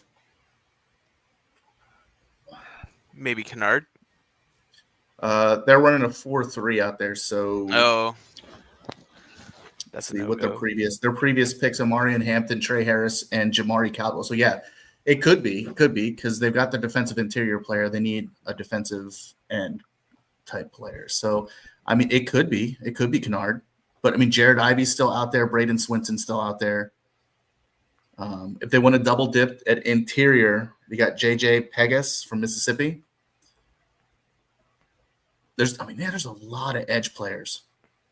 The A lot deep of good draft. experts. It's a deep draft of that position. It's crazy. Even we're 120 picks into this thing. We got a long way to go. We're barely halfway through it at this point. It's 257 picks. Tyler Beatty is still out there. I mean, it's All right, let me clean this up a little bit real Cameron Josh Farmer from Florida State still out there. Clean that up. I've seen some mocks with half this list going in the second round. If you'd have told me 2 weeks ago that Kyle Kinnaird would be sitting here at pick 125, I would tell you a liar. Well, Same. bruh, Same. and like our pick is coming up, so like we're not that far away. At that point, I can't even be mad. Like if you fell to us and Dan took him, I wouldn't even be mad. I'd be like, "That's such can't good be. value. That's such good value." Screw it. Anybody, the criticism would be you just be like, go look at his tape. Stop talking. Yeah. Just go look at his tape. Yeah. It was like so what, in 2 years when we don't have a giant log jam there, like we'll have such good rotation between him, Scorton, and Princely. Insane. Rotation. No. You put Scorton as like a spur, like a college style. You run Kinnaird and Princely out there as standard outside linebackers. That's wild. You move Actually, Scorton up and down the line at angles. You run a spur That's style wild. defense. That's so wild. It's I mean that's what I wanted them to do the entire time when they had Chin, was to run a college like a 3-3-5 spur style defense and move Chin to the weak areas and then rush him through the weak areas. And I don't know why we haven't done that. I forgot that Najee Harris got signed to the Chargers. Yeah. So Marion Hampton and Najee Harris is gonna be a thunder and lightning combo. Either that or Najee Harris is going to be a short yardage back because Duke can only get about 3.4 yards per touch. God, man, Najee I'm so disappointed in him, man. I thought he was going to be way better than what he was. I never understood. He lacks effort, and it's weird because he's infinitely talented. It seems like he gives up. He'll get in a pile and he gives up. Well, he's taking it all in, bro. Yeah. I'm watching the NFL Network. He's doing a selfie. He's taking it all in, bro. That's dope. Got shouted out by Matthew McConaughey. That's dope. Yeah. Oh, and they gave him a microphone. He's doing the walk through the Lambeau crowd now.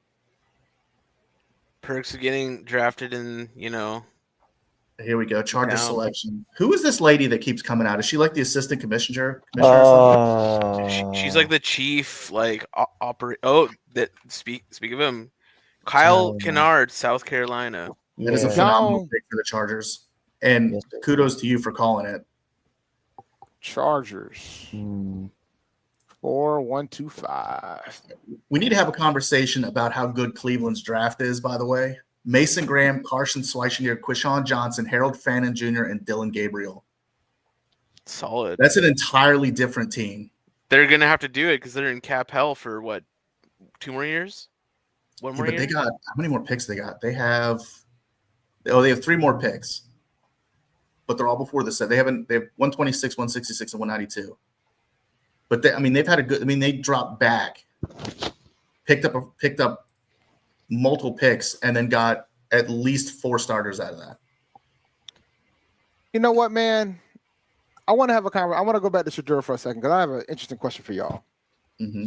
Is what's happening to Shedeur, and I understand the celebrity side of it all, but with what's happening to Shedeur right now, would that create more, hey, I'm going to try to get as much money as I can while I'm in college because you don't know what these NFL people are going to be thinking? I think it could, but I think this is like the first real case of a prospect destroying his own draft stock by not staying out of the media. I think this is exactly what this is. Yeah. Because in the olden days, these meetings weren't really publicized that much. Dylan Sampson, by the way, was the pick from Tennessee, running back. Nowadays, with social media, whenever you do something, whenever you step out of line or do something against the norm, it's immediately put out over the waves. Yep. So he had that first bad meeting with whoever he had it with, and then the next team he's going in already knew about it. And then the one after that, they already knew about it. And he created his own negative press wave and turned the entire public against him. And now the teams, not only they have this own negative opinion from internally, but now they got this potential negative opinion externally with the public now potentially having a negative feel about him. Yeah. He needed to keep his mouth shut and just be gracious that he had the opportunity in the NFL, which, what is it, like less than 2% of all people that will ever play college, ever play a snap? Yep, Yes. less than 2%. I think the main thing from a coaching standpoint is like, am I going to be able to coach him? You know what I mean? I mentioned that, and I said, him being coached by his pops is pretty much since high school doesn't help him. Yeah. Like, because remember, I don't I say this constantly, but like, there's a reason why Deion had to go to Jackson. It wasn't an accident. Like, he had to go to Jackson State because he didn't have any collegiate experience. Nobody else was going to be willing to give him a shot. Mm-hmm. Shout out Jalen to AD Ashley. Shout out to AD Ashley Robinson for giving him that opportunity and taking that chance, because he put his neck on the line too as the athletic director of Jackson State, and it worked out. Like you got the 2 celebration bowls. You went undefeated in the SWAC both years that he was there full time. Ooh, that's a good pick for the Commanders. Wait, who's the pick for Indy? Or this coming up? Indy had Jalen Travis, tackle from Iowa State. Oh, this thing is running now. Let's see, Jalen Travis. Jalen Lane's a good player. Jalen Lane's solid. Colts. Now it's the Ravens. The Ravens, they're going to just pick another just perennial Pro Bowl type player, because that's all they do. Who's Washington taking? Chief Football Administrative Officer. That's who Don Apont is. Okay. Yeah, Commanders got Jalen Lane. Jalen Lane, all right. Yeah. And I'm getting a phone call from Shreveport, Louisiana. I don't know if I should take this call. Dave, you about to get drafted? Yeah. You getting drafted by the Saints? Is Q calling you to yell at you? You know what's funny? Like, I get so many bot calls that I know when it's a bot call within 1 second when I answer, because it always does this beep, and then I know it's a fake call, and I just hang up immediately. Depending on the phone that you have, like I have a Pixel and it has a screen call with the Google Assistant. It's clutch. Just press it and it screens it. I'm so encapsulated into the Apple ecosystem that it would be very difficult for me to change. That's how they get you though. Yeah, Yes, I know. It's just, now I could do it because I've already kind of because I do more PC gaming now, and I kind of already gotten in that lane. But and it's funny because my daughter, she's going to college, she's converting to Windows because she was a Mac person too. But her business school, they was talking to some of the students, and she was like, they got like some type of chat they have for like students that are prospective students, and a lot of the students was like, you gotta go ahead and go to Windows. They said Mac will work too, but Windows is the better bet. So she's been more of a Mac and Chrome person, so I gotta make sure she understands that Windows game a little bit. She ain't as tech savvy as me. She's techie to a little bit, but she ain't as tech savvy as me. All right. Man, with Who did with Baltimore Cleveland take? taking, they haven't announced it yet. And All right. So we're Yeah. caught up. Pick With us in, though. Cleveland taking 2 running backs, you can pretty much guarantee that Nick Chubb's not going to be back. oh, that's a good point. So the big time free agent running back out there, or maybe he's done. Maybe the injuries have finally caught up with him. I haven't showed y'all the board in a minute, so let me pull up the board while I've been updating. I mean, we still got we got some offensive linemen up here. Offensive lineman Swinson's still on the board. Give me Cameron Williams. Give me Cameron Williams. We got some players. We got some players coming up down the pipe. Embo's not bad too, but we don't really. But I mean, we were talking about that tackle. Give me Cameron Williams all day long. Do you think we move on from Taylor Moton? No. This year, no, not this year. Not this year. Not yet. No. But I'm talking about next year. I'm talking about next year. That's possible next year. But I think what we need to do, we need to go ahead and draft somebody to develop right now. That's why I wouldn't be mad if we took a tackle. Yeah, give me Cameron Williams. So 6'5", 317. The idea of it has grown on me. Before I was staunchly opposed. I was like, don't waste it. Wait till next year when you know that you're gonna move on. But it's grown on me.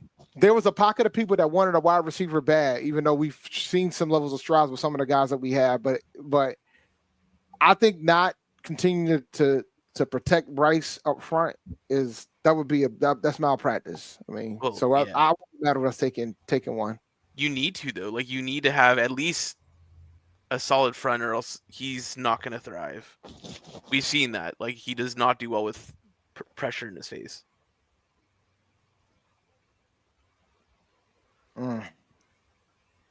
But somehow he can read those blitzes and dice him up, which is insane. Oh, they got a one-on-one interview with T-Mac up here. But no pressures yet. No pressures yet for the Panthers. We don't have a big enough gap in picks. Maybe after our 5th round pick. Let me pull up the draft. Teddy Buchanan, linebacker, Cal. That's the next one. All right. Yep. Another good player. I'm unfamiliar with his game. He got picked by the Ravens. You know he's going to be good. Yep. Yeah. You got picked by the Ravens. You don't got to be familiar with his game. He went to UC Davis. FCS school. It's another one. First team All ACC. They got the wrong school on this list, man. No, he transferred to Cal. Oh, okay. He started. Yeah. Sorry, I should have prefaced that. Yeah, he did. I'm telling you, man, that's what everybody's doing. He's an old prospect. He did 5 years in college. 383 was his rank here. Yeah. 4 years at UC Davis, 1 year at Cal. So here's a couple of HBCU guys. Aaron Smith, linebacker, South Carolina State. South Carolina State's have it against some pretty good plays in the NFL. I like Kenny Gallup, but we got our safety, so I don't think that's going to be an option. Jets traded up with the Eagles. Jets are on the clock. All right.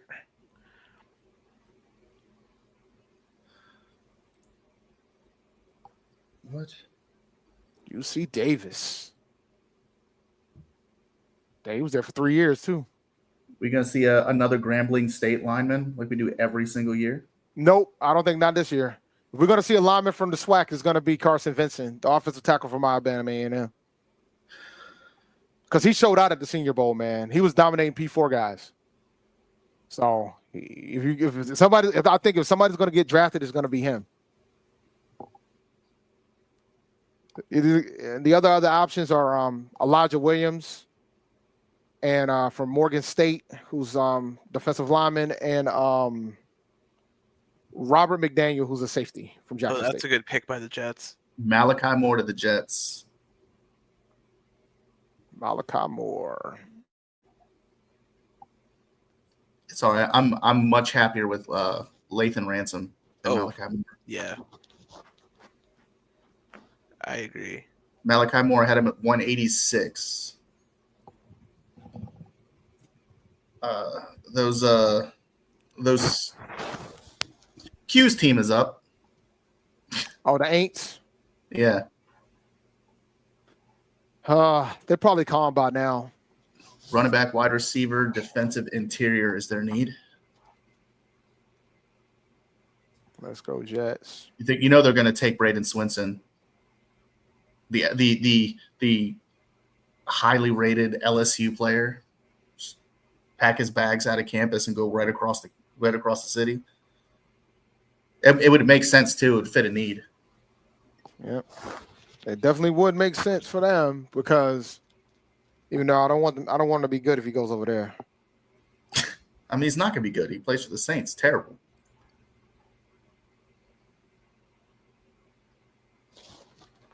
And I wish I could show you how hard it just started raining at my house. This is crazy. Oh, it's been pouring like crazy. That's part of the reason why. I'm not watching ABC.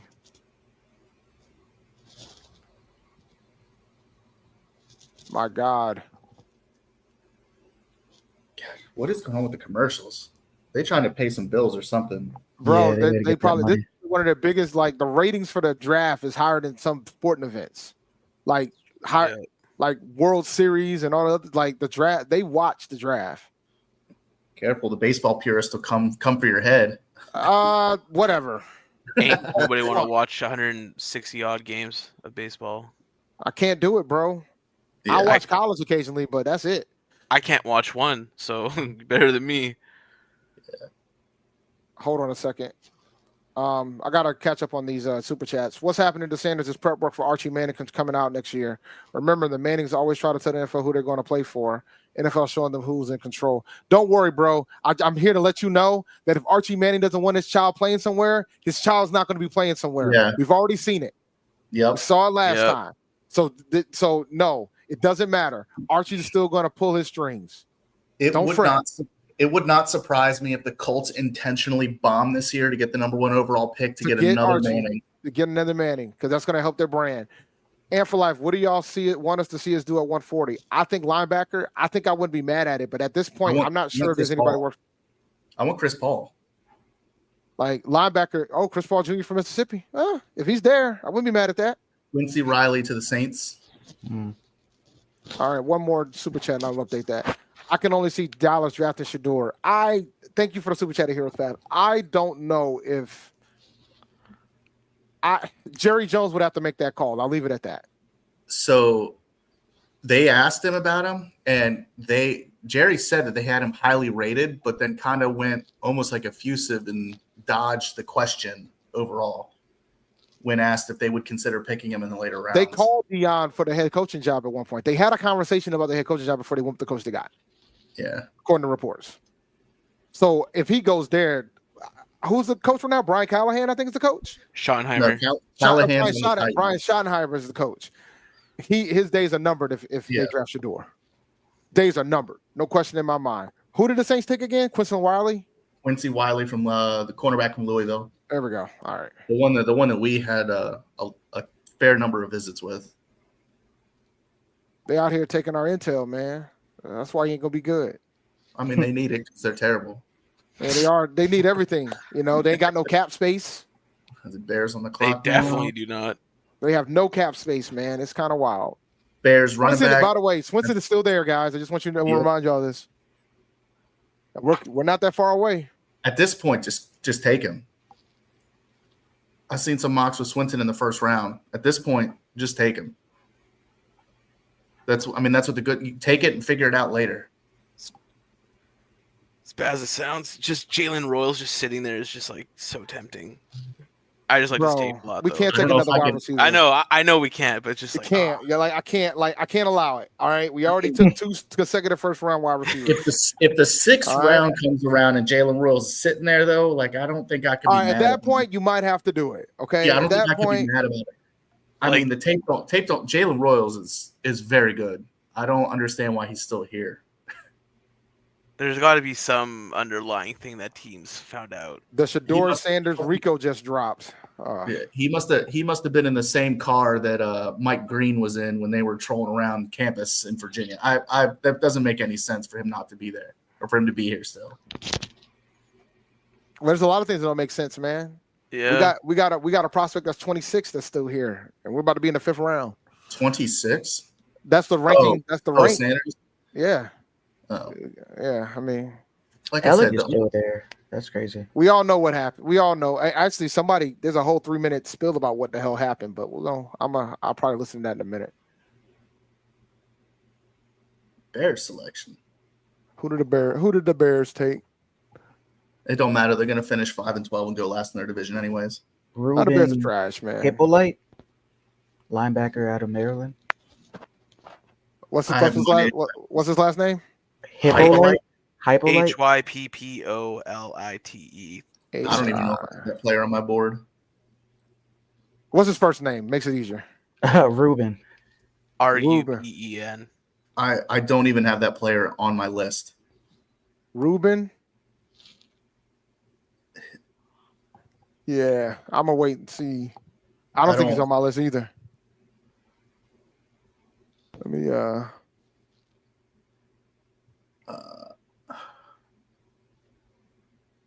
HYPPO. Oh, he ain't here. No, he's not on any list in any position. Yeah, he ain't on my list.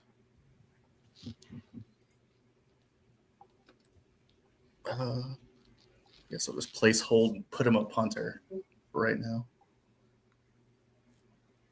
Chiefs on the clock.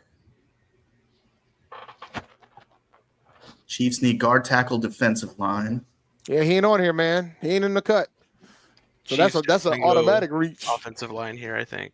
Oh, he had a fast 40. He had a 4.45 for a linebacker. Yeah, but he's obviously not good. He didn't even have. He's outside of my 350 prospects. Yeah. I mean, I think my list goes all the way to. Let me see where we at. I'm at all the way to 449. And he's not on here, guys. Like, bro. I just want to make sure you understand. No, he ain't here. Like, we got guys from Townsend on here. All right. oh my god. Like I'm just want to let you guys understand. Oh, you got my boy Garnett Hollis there down at like 450. What is it? WVU. Yeah, 446. Garnett Hollis. He's a big waste of talent. Dude's so good, but he doesn't watch film. And he doesn't understand how to diagnose routes.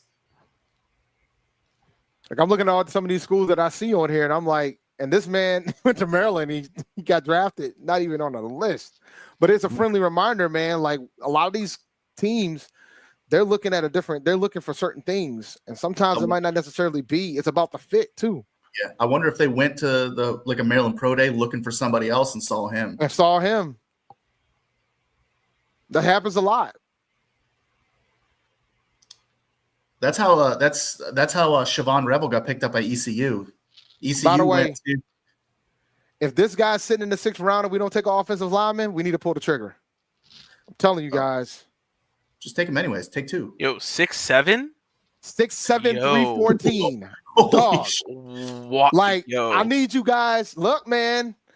He was dominating the defensive linemen in P4. Dominating them during the Senior Bowl. Dominating.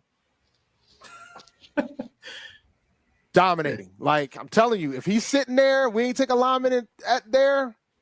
That's why I think he's going to be the one HBCU prospect to get picked. Now, some people think Elijah Williams is going to get picked, but I don't even know. Is he even on my board? Let me check and see if he's even on my board. From Morgan State. Oh, he's not on my board. And then we got Robert McDaniel. He ain't on my board either. But he's not on this board. But Vincent is. Yeah, I'm not gonna. With that many people saying that good stuff about him, I wouldn't be mad. Oh no, he's legit, bro. No, I wouldn't be mad. Yeah. Like, I think he was a surprise. He was a big surprise because he was the only HBCU prospect to get invited to the combine too, because of what he did in the All-Star games. Oh, yeah. He's. Oh. I wonder if teams are hoping he goes undrafted and throw him that bag like we did at Coker. Yeah. That's what the hope is, and because nowadays the FCS prospects, the HBCU prospects, they tend to be undrafted free agents. That tend to be their way to make the 53, but. I think you're going to have to spend some capital on that one because it'd probably be cheaper for you to draft them than try to sign them. So I think somebody's going to pull the trigger on him. Jalen Royals to the Chiefs. Oh my Oh, God. that's good. That's Oh good. That's my good. Oh That's my good. God. Why? That's good. Why do they keep doing this? Oh my goodness gracious. That's gross. That's good. Oh. That's gross. Oh. Rasheed Rice, Jalen Royals, Sky Moore. Oh. It's a track team. They got a track Oh team my out there. God. Bro, Oh,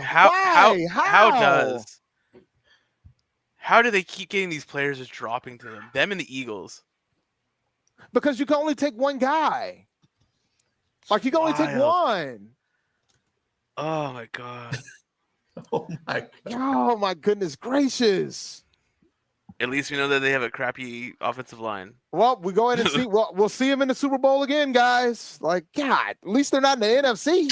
Oh yeah, Xavier Worthy. Jalen Yeah. Royals is good enough to challenge Rasheed Rice for the number one wide receiver spot. He's that good. Bruh. What is wrong with that kid? I have no idea how he fell. I had him as a late second round, like early third round pick. This man went in the bottom of the fourth round and went to like the AFC God, champion. man. Kansas He had City 80. Chiefs. He had an 80 grade Bruh. versus man coverage. An 80. I mean, he was hurt, but so what? People get hurt every day, B. Yo, facts. That's crazy work. I'm actually.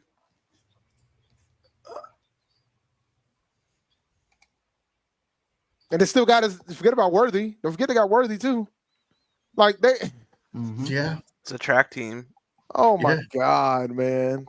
They sent him But on you, fourth. but the Eagles showed what you can do to fix to beat that. You got to get to Mahomes. You got to get to him. I think they drafted an offensive lineman. They they? drafted a They drafted an offensive tackle in lineman, the first round. Oh, it's over. Let me just go on underdog and do that early Super Bowl bet tomorrow. I'm just kidding. God. It's not gonna matter that Kelsey's getting old now. They're just gonna send all their people on streaks, and then ain't gonna be anybody left to cover Kelsey. It's funny. I gotta do my 5 players that I'm gonna drop, and Kelsey is not gonna make the cut. I'm sending them back to the pool. I like the was it Gray? Is that his name? Gray? Noah Gray? Yeah, he is a Noah stud. Gray? Yeah, Noah Gray. Yep. Oh, he's definitely tight end 1. He's gonna take over. Did this the upcoming Bengals year. traded up? It looks like traded with Denver. I Or Yeah, still did, got Denver. I see the Bengals. Oh, Denver. Okay, it went from the Bengals to the Denver. So what the hell? I don't know. Yeah, I got Denver. It says I got Denver now. It's switched to Denver. So still. okay, weird. And the 134 originally belonged to Philadelphia. So I guess it was when they were jockeying back in the second and third rounds. This ended up in Denver's hands somehow.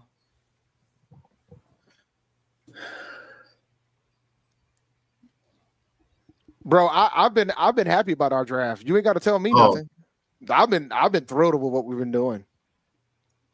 This This draft is a really good draft. We've done a really good job. And I don't. The media is so busy trying to talk about why Shedeur keeps falling. They're not talking about how good of a draft the Panthers have had. This is my favorite draft since the Star Lutulele draft, where Yeah. it hasn't felt Yes. like it's been one prospect. It's been just hit after hit after hit after hit. Yep. And And the thing- what, like 2 years later, 3 years later, Super Bowl? Mm-hmm. Yep. This is a good draft. Really good draft.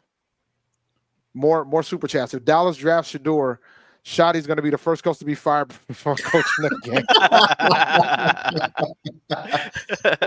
Dion's gonna make a call to Jerry like real quick. Robinson. All right. But then it also proves the point of the rest of the league too if that happens, right? Because Yeah. another knock is the fact that the man's never been coached with anybody else. He's only been coached by his pops. Quindarius Robinson from Alabama to Denver. Robinson. Quindarius. I don't know how to spell that, so I just went with the last name. Broncos. I got it. I got it. I found it. That's a I was lot of gonna- letters. That's a lot of there. When I heard the name, and even ESPN just said Q Robinson. Smart ESPN. Smart. Very smart. Vegas's pick is in. Man, Vegas, they remade their entire offense. 2 tackles plus Jack Beck and Ashton Genty and Jack is Dante. nice. Yeah, You want to talk about a reach? Them Bears are reaching for the edge of the Milky Way with that Reuben pick. You ain't kidding, bro. Bro, yo, when I looked at that list and saw that I had all the way down to 450 and he still wasn't there, had cats from Townsend, I was like, yeah, this is deep in the streets. they were. I mean, Bruh, yo, that whole shot is gonna be the first coach to be fired before coaching the game is hilarious to me. That is hilarious. that's like what happens in college, though. You get them college coaches accepting positions and then getting offered money and leaving positions. That's what happened to Texas A&M with their baseball coach. They got a guy to buy in, and then Texas stole him like 30 days later before the season even started.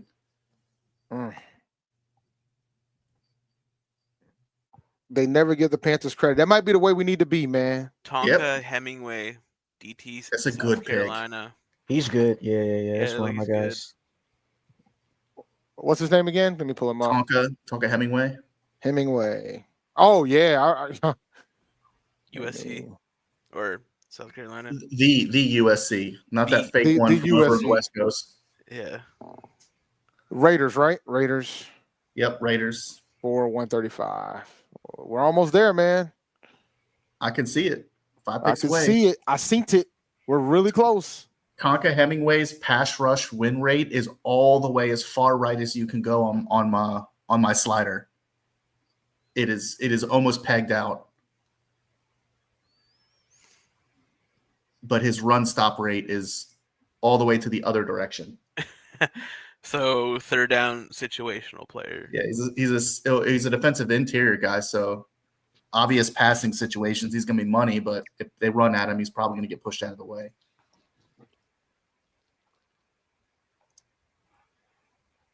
.6'3", 288. He's gonna be another one. He'll be 24 before the season starts. We're going to get a lot more 23, 24, 25-year-old cats coming into this league, man, because of the way that the portal goes. Well, and the COVID, and there's still COVID players out there still. But I think now with the NCAA not winning any lawsuit with regards to eligibility, you're going to have more players more willing to stay in college longer because they can probably get more NIL money. Oh, Tennessee's on the clock. They just traded up. Oh, Titans traded up from the Ravens. I'm behind, man.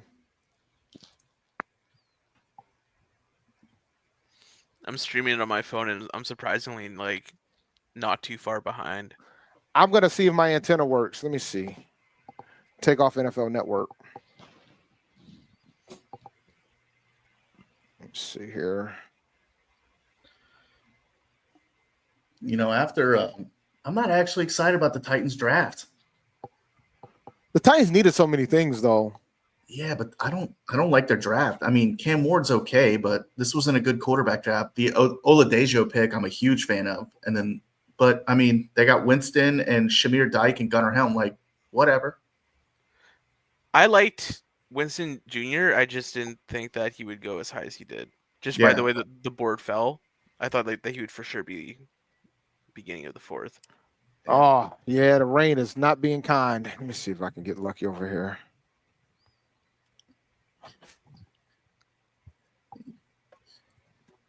You got that fuzzy screen going on? No, I don't even got a screen, bro. That's how bad it's been raining outside. No, it's not good.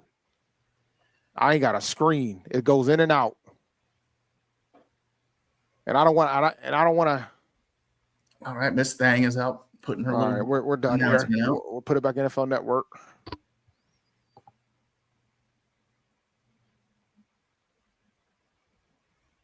Oh, that's my guy.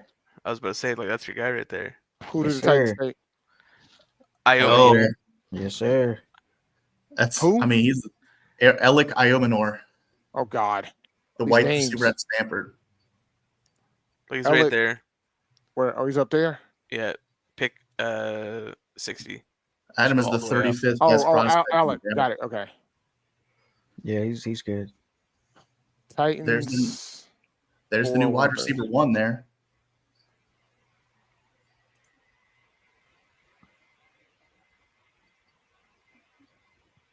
mean, that's crazy. You had him at 60, and he went 136. God. He just needs to polish up his route running, big time. And his catches, I'll be honest. He drops some balls sometimes. Man, they keep showing him pulling a touchdown off the back of Travis Hunter. Yeah, he cooked him. He cooked him that game. Oh, I remember that. I remember when that happened.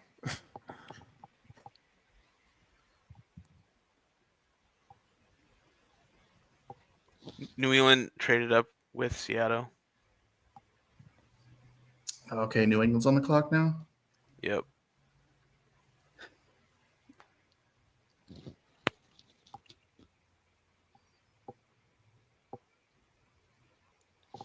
Do you think they go?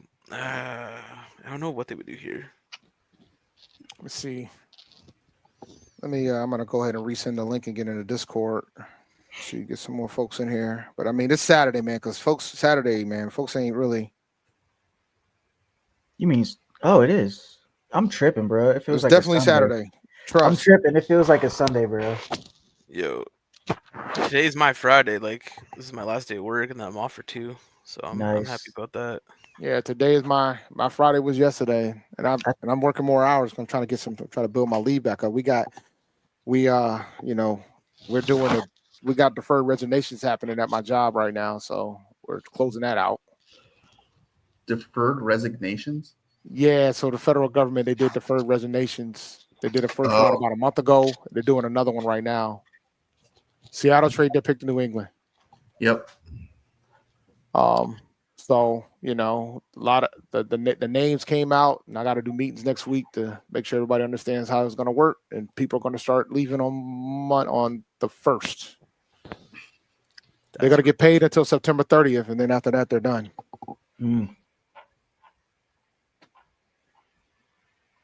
But it's voluntary, so you choose to do it. Oh.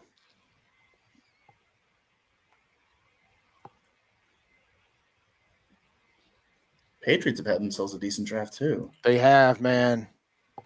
If only they kept Gerard. Ravion Anderson, Kyle Williams in the 3rd round pick was really good. I like that a lot.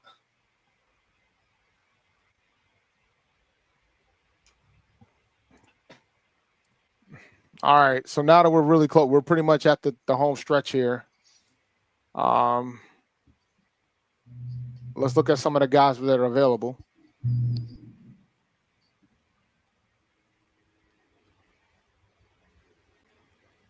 So if we look at what we got going,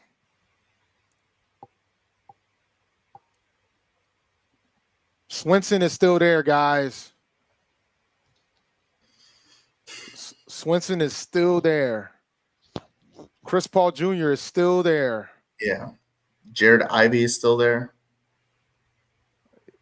Boy, man. Cameron Williams is still there. Dorian Strong. Cameron Williams, 6'5", 317. Yeah. Them Texas linemen are always good too.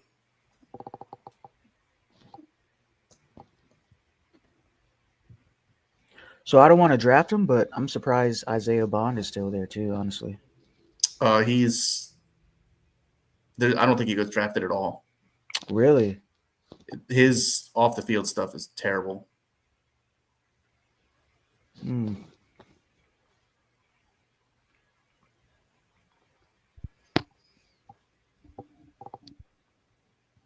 Josh Farmer from Florida State. All right. For the Patriots, home of the Pats. San Fran's had a good draft too. Except, the Nick Martin pick kind of was dumb, but Alfred Collins, CJ West, Upton Stout, Michael Williams. Every pick San Francisco's has been defensive so far. I wish I could have took a bet and said that Shedeur would not be drafted until like the 5th. You would make a lot. If you would have did that before round 1, you would have made a lot, at least until day 3. You would have made a lot of money, buddy. Yeah. I think I saw 1,400 to 1 rate odds on him going outside the first round.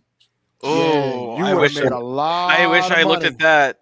I would have put my Yeah. life savings on it, bro. Dog. Knowing what I know now, oh my god. The odds are probably interesting now. I wonder what the odds are now, like if whether or not he gets drafted or not. Like, what was the odds of him not getting drafted? That's the one I wanted to see. I mean, I don't even think it was there. It was so high. I was about It to was say, like, considered I so don't think it unrealistic. existed. Bruh. Take I'd us in for probably- San Fran. As rich as Dave if I hit that. Because you'd Dave, be broke. that's funny. You would be hurting, ladies and gentlemen. You would be hurting. Look, I can see those arcade cabinets behind you. Those things Them aren't cheap. joints. Nah, some of these actually were. Some of these only like $300, and I got the Killer Instinct one on sale. So yeah, that KI one regular price was like almost $800, but I caught it on sale. Crazy. I got it for $4. The guy down the street from me has an original Soul Calibur fighting cabinet and an original virtual cabinet. I couldn't do the regular ones because they're too heavy. Yeah, Like these, I can like pick these up. Like I swapped out the Mortal Kombat one because I had Marvel's Capcom 2 up here. Oh, So- Mortal Capcom 2 is one of the best games ever. Yeah, I had that up here. Dog, $300. Considering they used to only cost $300 a piece, that's why I got so many. But then they upped the price. It's too high.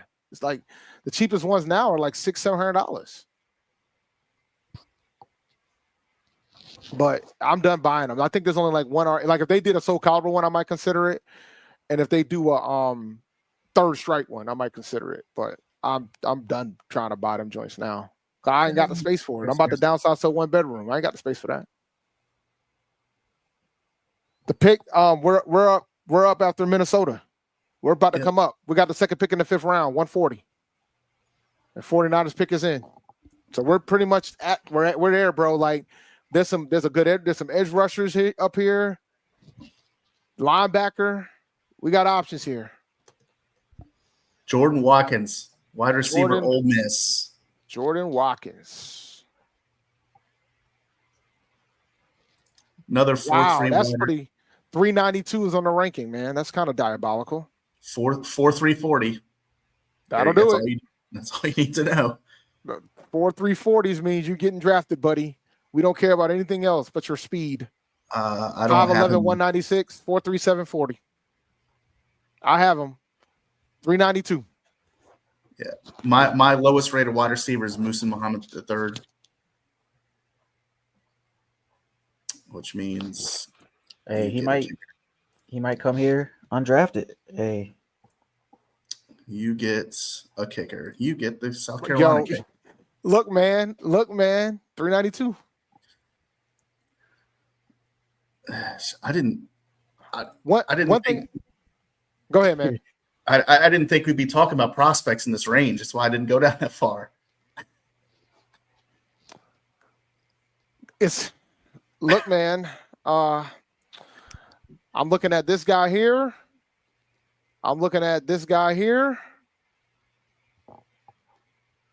Those are the two I'm thinking. Jared Ivey's solid. Jared Ivey's another player that can stand up and put his hand in the dirt. He can play both. So we got options, man. So, or we could go offensive lineman and take this guy here. To Cameron Williams. If I could take the pick, it'd be Cameron Williams right now. Like it's too good a value for where we're at right now. It's going to be interesting to see what the priority is right now at this point, because I feel like they've knocked it out of the park so far from that aspect. So I'm kind of curious to see what the priority is. All right, we're on the clock. All right. No spoiling, guys. I'm talking to you too, Trav. Is it 2 minutes now? 2 minutes? 4 minutes? 2 minutes between picks now? I thought it was still like 5 or 3. That's too long. They're running through these picks, though. I ain't gonna lie. But because everybody's picking, the clock starts as soon as the pick is in. So we're taking longer than that ransom pick. We turned that bad boy in as soon as they were in. That's crazy. Dave, would you lose your mind if they picked the North Carolina A&T guy right here? Who? Panthers. What? tackle, that big ass tackle. Oh, you talking about the Alabama A&M guy? Oh, No, Vincent. Alabama A&M. Sorry. Oh, I'll be thrilled if they do it. I mean, I would say it might be a little bit of a reach, but I wouldn't be mad at it. I think he's probably low end 5th round, early 6th round pick for Vincent. I mean, this is the range you take your developmental prospects, anyways. Yeah, I wouldn't be mad at it by any stretch. I would be thrilled. And then we're going to have a lot of Alabama A&M fans that's going to become Panthers fans because a lot of the Alabama A&M fans tend to be Saints fans. So after what happened with those guys, this will give them an excuse to jump ship. They'll have one of their guys on the roster. So our remaining picks, we got 140, 163. And then we got 190, I think? 187. 187. No, hold on. That's the Vikings. 1 second.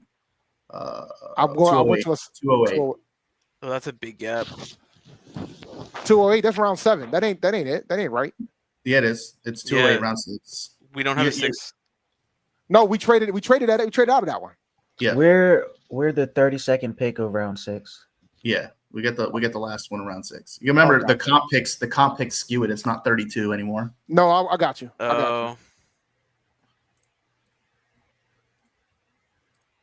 Yeah, by the way, it is 5 minutes. Each pick is 5 minutes. Still too long. Just so you know. I pulled it up on ESPN. Each pick is 5 minutes. Okay. The Vikings got Tyrion Ingram Dawkins. What? Georgia. Who? Edge. Ingram Dawkins. Oh, Tyrion Ingram Dawkins. 159 on my board. 165 here. Oh, this is the 5th round. We're in the 5th round now. Yep. 39. All right. Pick is in. Oh, yep. Pick is in. All right. Cam Jackson. Guys. Cam Jackson. You already said that's who we took? Yep. Cam Jackson from Florida, DT. It's in? It's on your screen? That's good. Oh, it just popped up on mine. Yep. That's fast. 173. Ranked 130. Yeah. I got a 173 here. Cam Jackson, 6'6", 342, senior. Ooh. Nose tackle. 80.9 run defense grade, 63 run pass rush grade. They want to stop the run, guys. Run stop win rate 9.3%, which is almost maxed out. 6.8% pass rush win rate, which is about 75% of the way to maxed out. This has them at 328, but still, they got a big boy. They're trying to fix the trenches, man. That's how you win, though. I have to keep trying to tell y'all. He's mainly a Tuttle might be out of here. Tuttle definitely could be out of here. Yeah, Tuttle might be out of here, guys. We brought him in too. We hosted him, so that's good for a 30 visit. Oh, the Panthers already posted. They were fast with it, bro. Good God. They wanted him. They got that 375 department in the room just ready to go. No, 328. No, but last season I'm looking like at Florida training camp. He reported in at 375 last season. That's crazy. That's huge. That's wild. I mean, he's a big boy. I mean, he's 6'6" and a quarter. He's a big boy. Yeah, they probably. Sam Howard just got traded to the Vikings. Okay. Sam Howell to the Vikings. Yeah. Interesting. Oh, that means Seattle's now potentially looking for a quarterback. No, they're Shedeur? not. They drafted one. Who'd they get? Who the hell did they draft? Monroe. They got Monroe. Yeah, they did. Never mind then. Man, Cameron Jackson's a decent pick.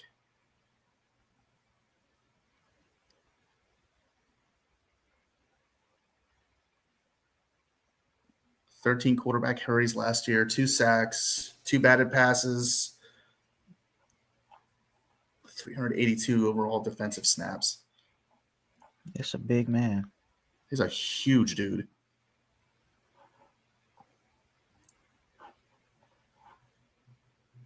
They say his playing weight is between 350, 360 while he was at Florida or whatever. I don't know. He is a nose tackle.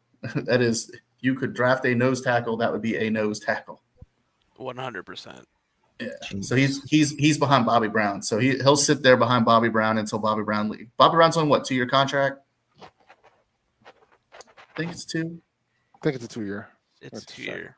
So he'll just understudy Bobby Brown for 2 years, and then Bobby Brown will go somewhere else, and then he'll be the starter as long as he doesn't wash out. Here's the highlights for him. We got some tall people all around besides Lathan, right? Yep. Lathan's 6'1", 6'2". Oh, yeah, that's still that's decent. Man, they're showing him driving centers back into the quarterback lap. I'm just happy that I don't got to see Shy Tuttle play nose tackle. Yeah. That's all I'm gonna say. Here's the next Ravens perennial All-Pro selection. Yep. Future Hall of Famer incoming. Yeah, perennial All-Pro selection. There'll probably be Braden Swinson. There's gonna be somebody the Panthers wanted, and y'all gonna lose your mind. Mm-hmm. It's your boy Who? Carson Okay. Vincent, Carson, what did I tell you? Whoa! Phenomenal pick for them. Alabama A&M. Jeez. There he is. Bruh. Look, man, if you know ball, you know ball, man. You're right. Carson Vincent's off the board. Alabama A&M. Well, there goes Alabama A&M's fans. Yeah. There they go. They're all going to Baltimore. And the irony of it all is right after we picked them, after our pick. Phenomenal pick for them. Really good. God. First team all swag. Just- He's a pure left tackle. That's all he played. He played left tackle. He's huge. Bruh. God. 6'7", 314. Jeez. I got to see him go against Cam Jackson. I got He to see can it. move too. He can can. move. Oh no, I'm regretting the Jackson pick now. I'm telling you, man. Yeah. Like if you're talking about life after Moton, and he's played left tackle, he's a pure left tackle. Phenomenal pickup for the Ravens. And he might not, and he doesn't have to play right away, so you can develop him. Phenomenal pickup by the Ravens. He's a steal. So Phenomenal Seattle's pickup by the Ravens. Seattle just traded up. yeah, Seattle's on the Sam Howell was packaged with their 5th round pick to ESPN get is to so this behind spot. on these highlights. They're just showing our pick now, like the highlights. That's a big dude, though, man. Oh yeah. Cam Jackson. That's He's man.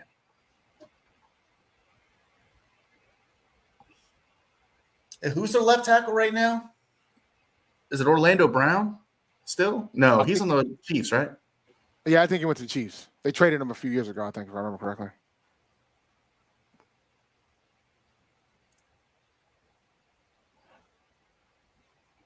God. Man, can you imagine Icky? We draft that guy. Icky had a bad game. There'd be riots in the stands. You put the big guy out there. Look, man, they still didn't talk about that 5th-year option either. So that's why I keep thinking they're gonna probably take an offensive lineman at some point in this draft. But man, oof.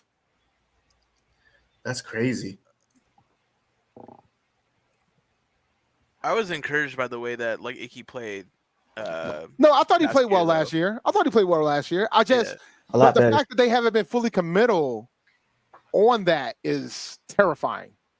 Well, Yeah. I mean, to be fair, Dan was very quick to say we'll deal with that after the draft. So, which But I to mean, put it in perspective, you can the read that one or two The ways. Giants, after they drafted Abdul Carter, announced that they're exercising the 5th-year option. Like, boom, That's fair. for Thibodeau. Like, boom, no question. Yeah, but I mean, they drafted, just as a data comparison. but they drafted competition for him. That's the thing. Riley And they haven't Mills goes to the drafted Seahawks. Yeah, it's a They DT haven't run. drafted. They didn't draft competition for Icky. So I mean, there's less push to make that commitment because they haven't drafted his replacement. I mean, and it's what are they going to do? Get rid of Icky for Josh Nijman? I mean, that's not reasonable. But I mean, that's the backup. I mean, that would be the plan right now because Moton's not sliding over to left tackle. Yeah, that's true. It's true.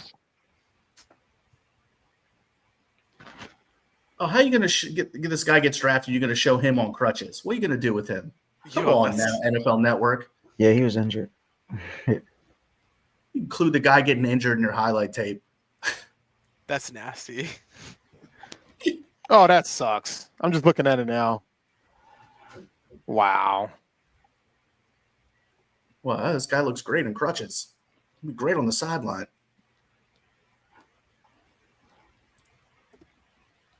Man, he had good numbers. He didn't do shit against the run, but everything else, pass rush win rate, pass rush set, and pass rush grade was all up top.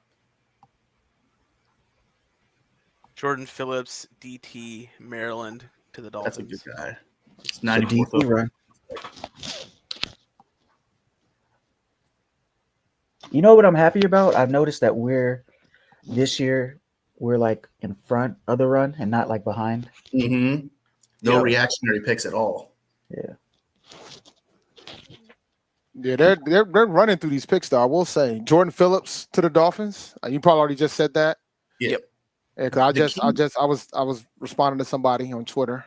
The key thing is though is we're in front of the runs and we're not starting the runs like we did with the Corral draft pick where we traded up, blew a bunch of draft capital to start the run on the quarterbacks and then wasted a bunch of value in the process. That's a good point. I forget. I saw was somebody connected to the Panthers. I saw a post yesterday that you trade up and lose value for a quarterback, but for every other position you just pick swap and you end up evening your value out that way. So it makes sense why the philosophy has changed in the front office now about doing that whole weird like 4-pick swap to get up to get Scorton. I guess they're really changing the way that they evaluate pick structure. It's not the whole Terry Fontenot, F them picks, how it used to be in the NFL anymore. Now people are valuing the developmental aspect of mid-round prospects. Well, since like Dan got in, like he basically brought in a whole bunch of like analytics guys, stats guys, like a whole bunch of Cleveland really smart just traded up for individuals. 144. Cleveland just traded, the picks in too. Sorry, I didn't mean to cut you off. Oh no, it was cool. Like no worries. I'm trying to figure out when the picks going on. They ain't named it yet. Force this trade. I'm just gonna force it. Fuck it. Cleveland. So for those who want to know, our next pick is 163. 19 picks from now. 163 is our next pick, and then we got one more pick in round 6. And that's 208. So Is that true? The Browns haven't won the division title since 1989. They didn't win it the year that Derek Anderson took them to the playoffs. I nope. don't think so. I think they're wild. Really? Nope. That's wild. I mean, they have a stacked Pro Bowler Derek Anderson. Yeah. Cleveland was a division. nasty team that year too. They were killing people. They're just in a strong division, the perennially Steelers. strong. Yeah, The Steelers and Ravens are always in it. yeah, and then you had the Bengals. Then once you had in the a Bengals while. occasionally doing what they were doing. So the NRF is a tough spot. I think the year that they had Flacco Derek traded Anderson for was when they still had since he still had Carson Palmer and Ocho still, I believe. Mhm. So that was a rough division. It was 2013, right? 2013, 2010, something like that. Because it was the year before Derek Anderson signed that contract with Arizona. Because that's where he made it. He had the 1-year contract with Cleveland and then got a contract at Arizona afterwards. So maybe Palmer was gone out of Cincinnati. By that time, he's probably with Oakland. Was that Andy Dalton's rookie year? Oh, now we really got to look at this. Yeah, Because Andy no, Dalton got the year- drafted the same draft as Cam. It was That's the same draft as 2011. Crab. It's 2011. 2011. So yeah, Andy Dalton would have been the starter then. Oh, I gotta look it up. This is gonna bother me now. Looks like the Browns took Shedeur. No, I don't see that. Somebody said, there goes Shedeur, whatever that means. no way. I'd rather be undrafted than. His career is over already before it started. Well, that means they took 2 quarterbacks if that's the case. Yeah, No, sorry. 2006 7, right? Yeah, I think it's Yeah, 7. 2007 was when they went to the playoffs. If they take Shedeur Sanders, they already drafted a quarterback, No. didn't they? Didn't the Browns draft a quarterback? They did draft a quarterback earlier. Yes. They drafted the Dillon guy, right? Gabriel, yeah. They drafted Gabriel. Wasn't he If high? they took 2 quarterbacks in this draft, bro, that's very diabolical of them.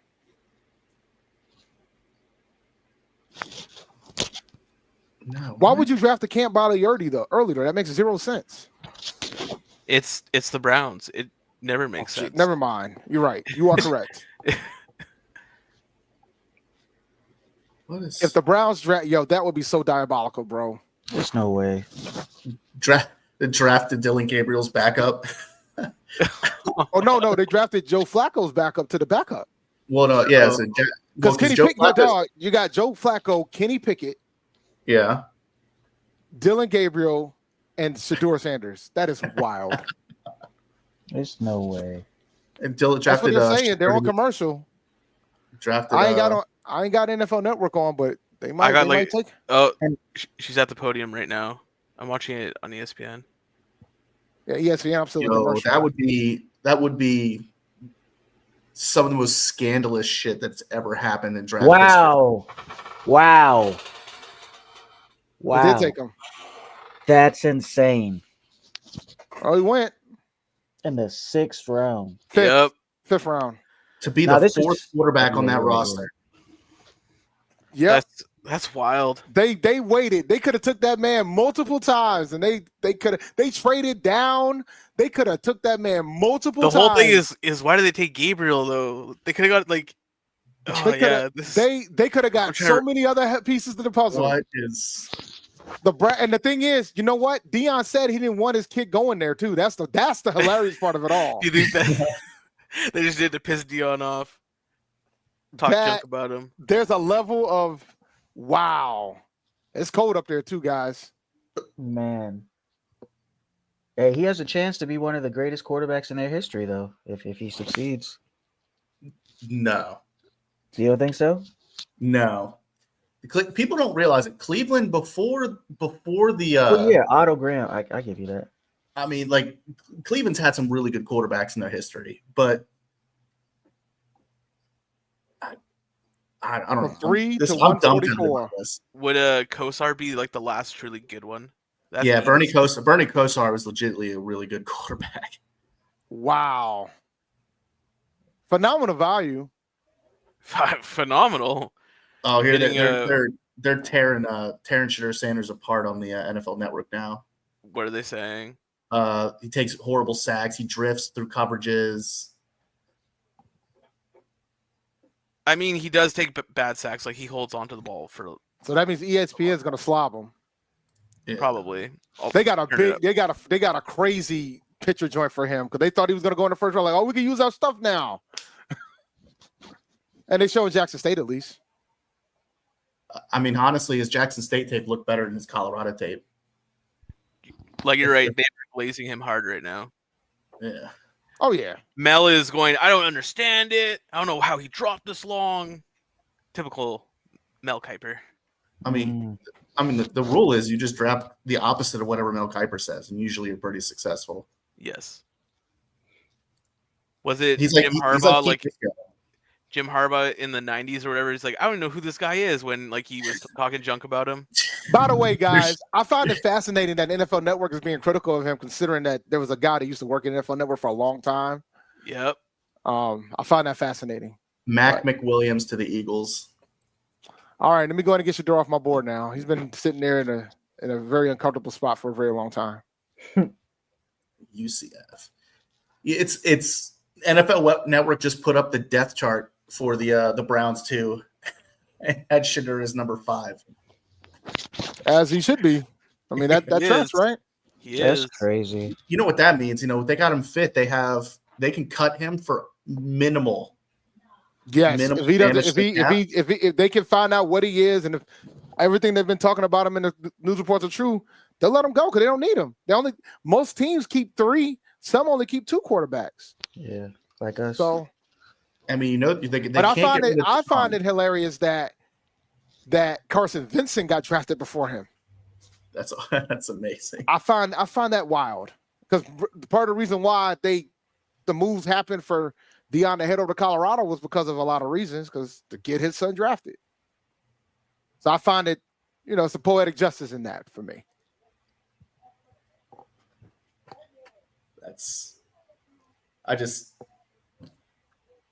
Who has the Hard Knocks this year? I don't think they announced it yet. Oh, it has to be Cleveland now. It's got to be Cleveland. You imagine the drama and circus around that training camp? I think it has to be a team that hasn't had it before, though. The Browns have had it, didn't they? Jets have had it twice. Oh. Jets have had it twice. Shows how much I watch Hard Knocks. Because it has to do with where you finish, right? It has to do with like if you finish. I don't know, maybe the chat knows. I saw some things where we are a possibility, but I don't know how valid that is. Well, we don't our training camp with no fans and stuff around. They're not going to allow that. I'm not going to do that.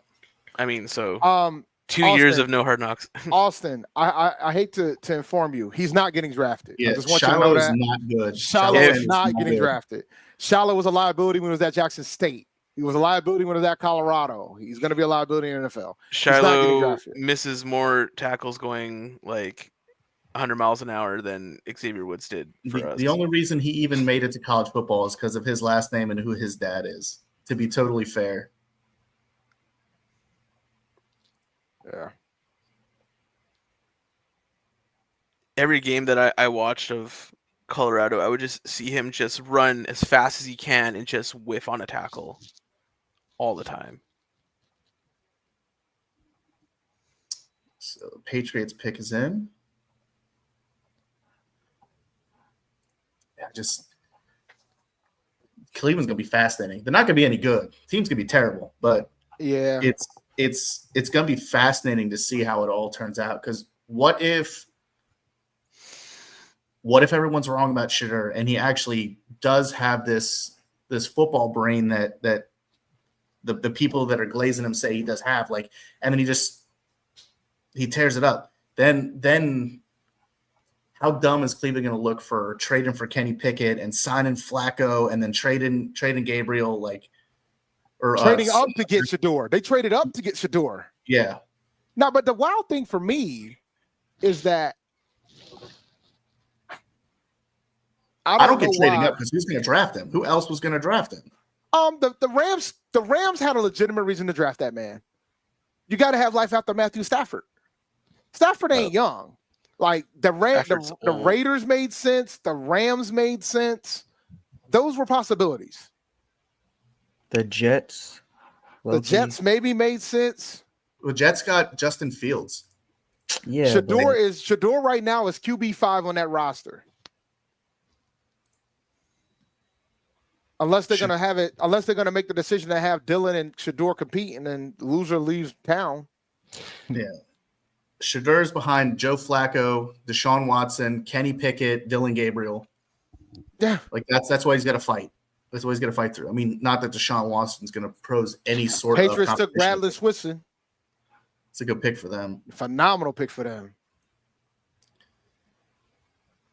San Francisco's pick's already in.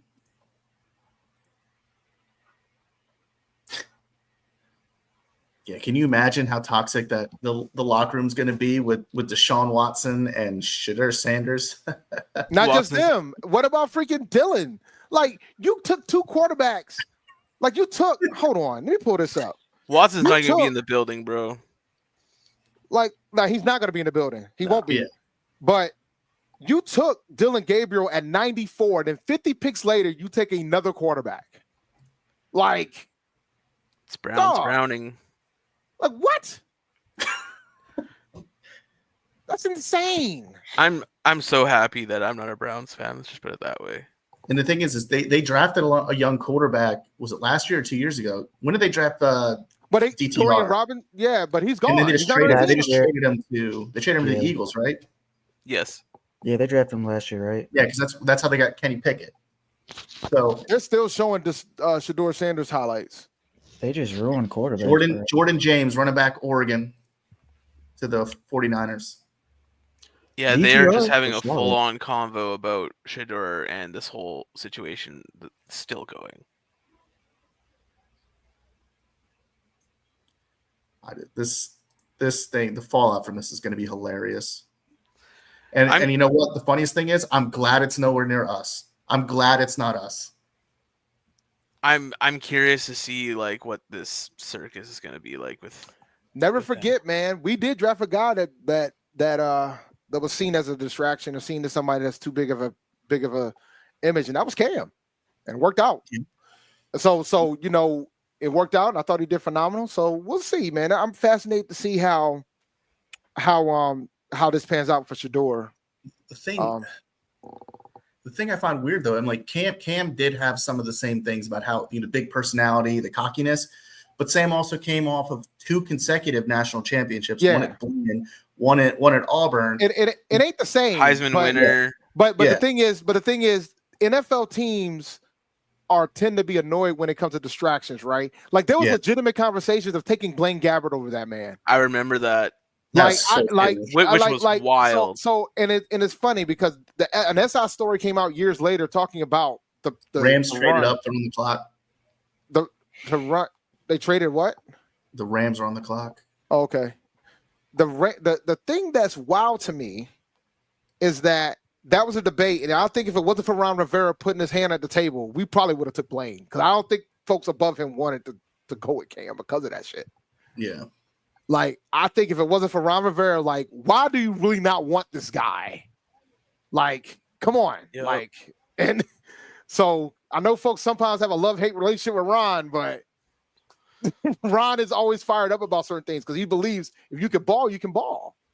Yeah, but even Ron also knew too. I mean, there was just aspects to Cam's game that you can't teach. You can't teach size. Yep. You can't teach arm strength. You can't teach his ability to exist in the pocket and to push through pass rusher. Like those are intangible things that you can't teach. And a player like Sanders does not have access to any of those. Not one of them. I mean, his only skill that they can top on right now is an intangible skill that you can't see. It's a mental thing. This Faye is hilarious. And that's Oh, shout out to you. Shout out to you, Ty man. Hamilton from Ohio State to Los Angeles. Oh my God, man. Shiloh's about to play in the Olympics, bro. Flag football. All right. What was his name, man? It's Hamilton, right? Ty Hamilton from Ohio State. Ty Hamilton. All right. And he went to the Rams. Rams. Yep. Yeah, Dallas is on the clock. Because I don't see it because it's so behind on here on my end. Yeah. Dallas is on the clock. They're still, talk about another player. No, they're not. They talked about him all of the first day. And they talked about him now Yeah. because nobody saw this coming. Like, that's the story. Like, that's the big news story. Nobody saw him falling this far. Not the This is fifth probably round. the biggest slide in draft history, if you think about it. It is. It absolutely is. From first to sixth, Fifth. correct? Fifth. Fifth. First to fifth. Sorry, fifth. Like, the one of the initial draft mocks had him going at 3. And he ended up going That was 144. Crazy. Like, I didn't think he would go that Crazy. high because of how good the other talent is, but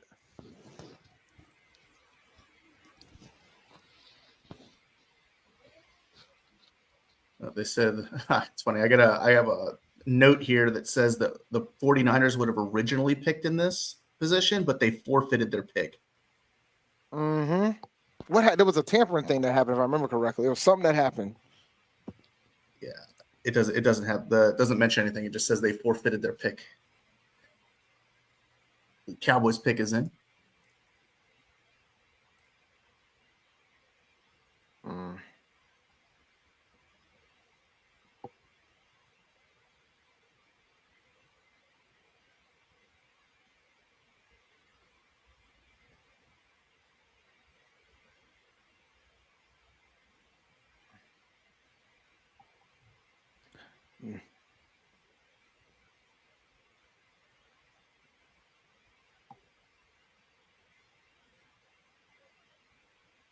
Kuiper Oh, is man. going off right now. I mean, to be fair to Mel, he's right. He ain't have no offensive line in Colorado. Like, and that's the tape that most folks have saw. Like, he didn't have no offensive line. He ain't have no offensive line in Colorado, man. He's No, not a that bad offensive line was awful. quarterback. No, he's not bad. So we're gonna see. We're gonna see, man. We're gonna find out. You're gonna have Jaden to Blue. see Jaden Blue to Dallas. Jaden Blue. Running back out of Texas. All right. Another speed guy, right? No, 6 foot. Big dude.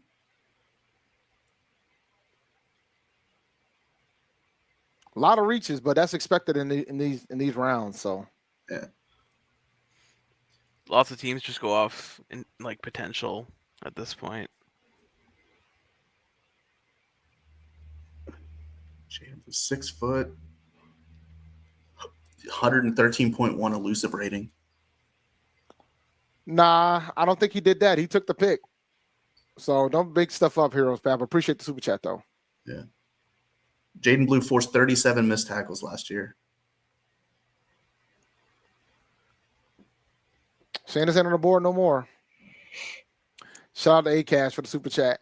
Congratulations, Shedeur. You have won the backup QB job. I need this moment on Hard Knocks. I'm crying, bro. I'm crying. Just evil. Just sick.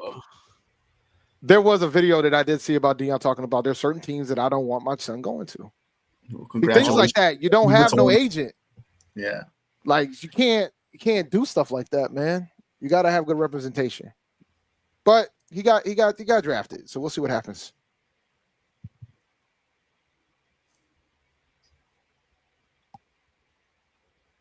Flacco, Gabriel, Miami pick is in. Pickett. That is. This draft went from moving really quick to slow as molasses. They want to They talk gotta about get their- Shedeur. They Miami's gotta. pick is in though. They got to get their commercial time in.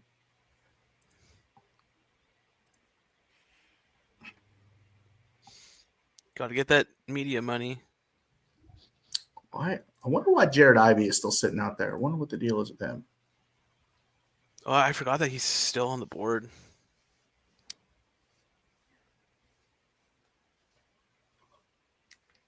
Jason Marshall Jr., linebacker, Florida. Or sorry, corner, Florida. For Miami? Yep.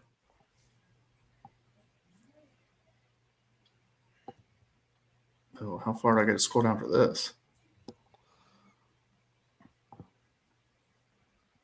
Oh, not too far. 210.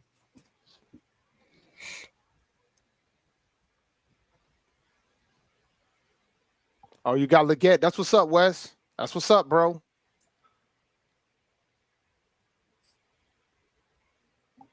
ESPN commentators are scared to hurt Deion's feelings. Look, man, that's what happens. That's probably why. Like, Bomani Jones was probably one of the more critical folks when he was on ESPN, and they had a whole segment about it because Bomani pretty much said he went to Jackson State to be so Deion could be Deion. Deion only cares about Deion, so he ain't gonna be there that long. He was critical of him when he got hired at Jackson State. It was and folks and when it was all said and done, Bomani was right, and nobody came to go apologize to that man, and I don't even work for the company anymore. They never do. I like Bomani Jones. Nah, he's good at what he does, I like man. Bomani. Jason Marshall Jr., Florida. Mm-hmm. There's a whole swath of people that they've let go over the years that were genuinely good, like analysts and commentators. Well, when and you they pay just kept- what you pay some of these guys, that's what happens, man. You can't Stephen A's salary is insane. So is Pat McAfee's, and Pat McAfee puts his show on YouTube. Like, Yep. like you know what I'm saying? Like when you pay all these people, good people go, people go, and that's not to deny how good they are, because Stephen A is good at what he does. Like, let's not. If he wasn't good at what he does, he But wouldn't he have has the rate that he views. has. Yeah, Views he's good is at what he money. does. Yeah, and I would say he's probably one of the more hardworking people in that company, man. Like the joke that Charles Barkley used to have: ESPN 1, 2, 3, ESPN News, ESPN Deportes, and I still get that puny check. He's on everything, bro. Like he works. You gotta give like he busts his behind, whether you love him or you hate him.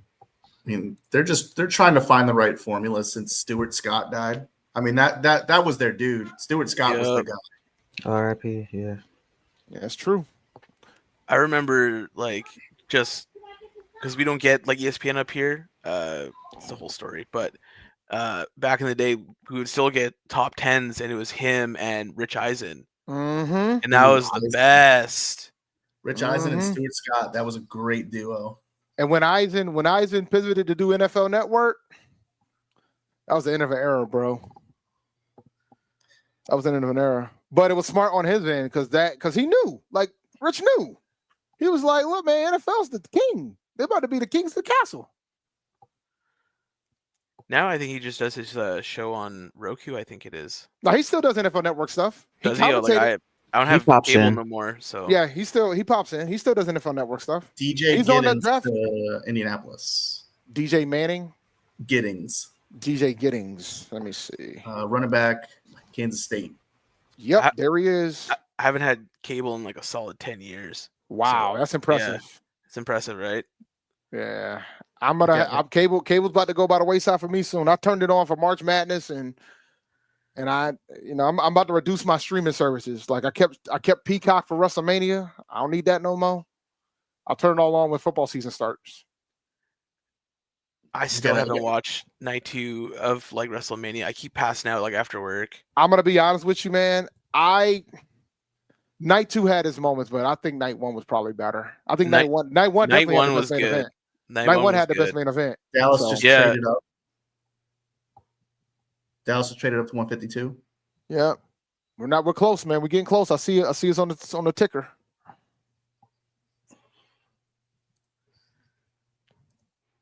I think the only things that I have for streaming now is I have one for sports channel here. I have Netflix, and I think I have like Crunchyroll. That's it.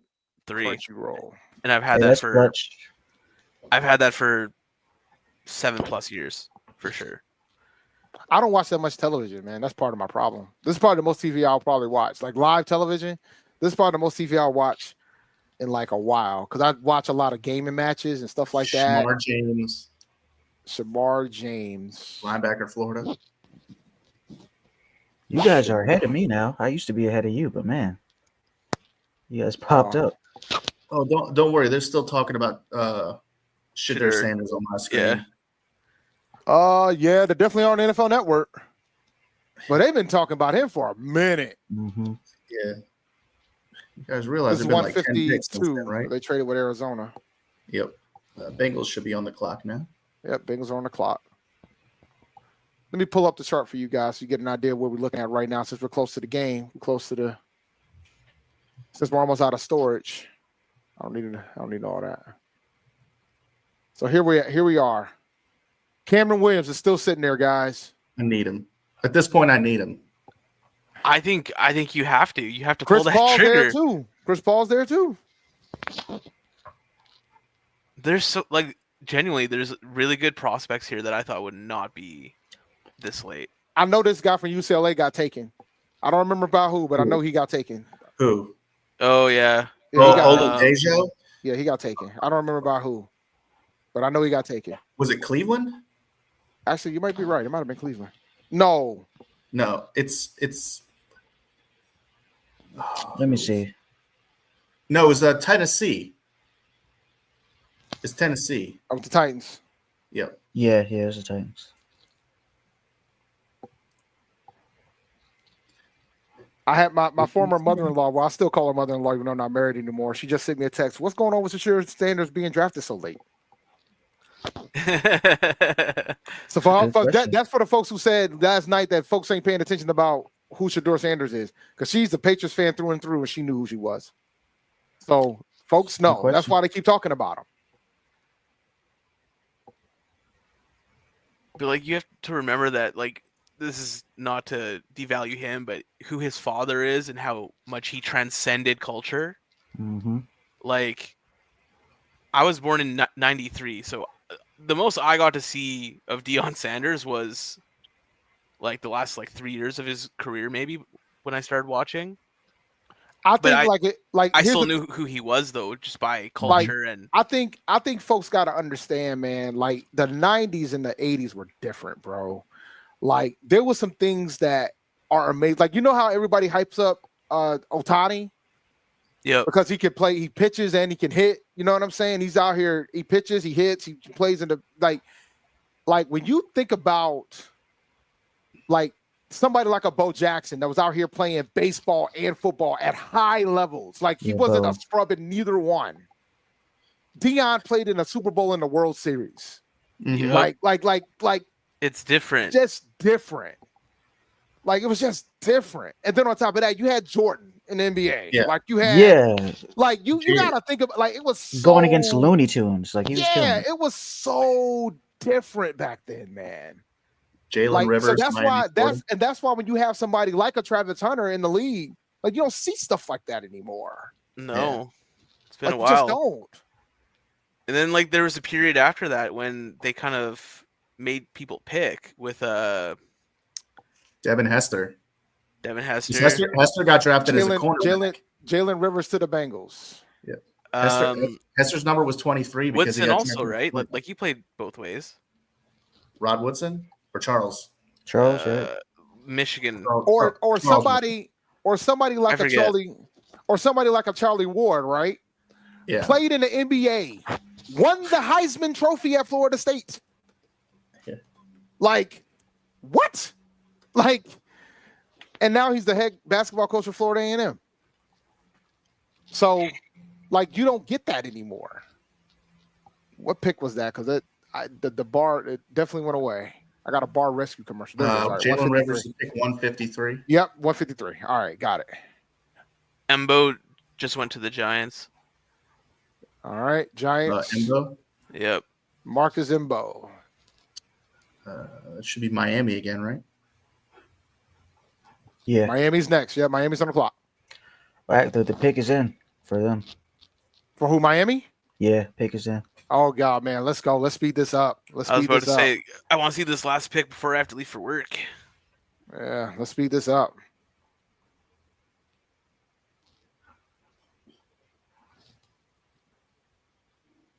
Let's see. Not a big fan of Miami's draft either. Miami probably needed to get a quarterback. I ain't going to hold you. I think that team's going to get blown up, respectfully. I think Miami needed to get a quarterback this draft, bro. But maybe they're tanking for Archie. But don't worry, Dolphins fans. And shout out to Zach. If they don't want, if Archie Manning doesn't want his son playing there, he ain't playing there.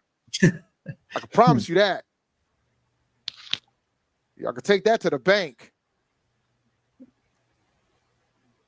The Manning name is much stronger than the Sanders name. Y'all can debate of why, but that is much stronger. We've seen it already. We've seen the history of it all. Yeah.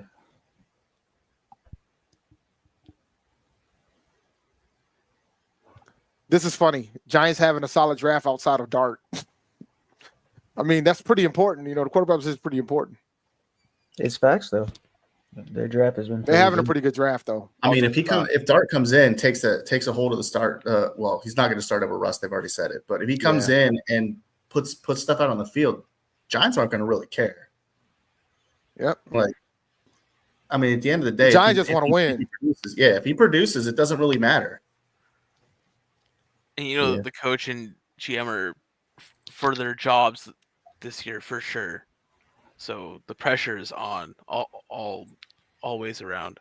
That's a good point too. That's probably one of the reasons why they didn't draft Shedeur, because there would be a lot of if Russ starts failing, there's going to be a lot of push from the fan base to try and put Shedeur in, whether he's ready or not, and then it could just throw the whole team off a cliff, and then it's their ass.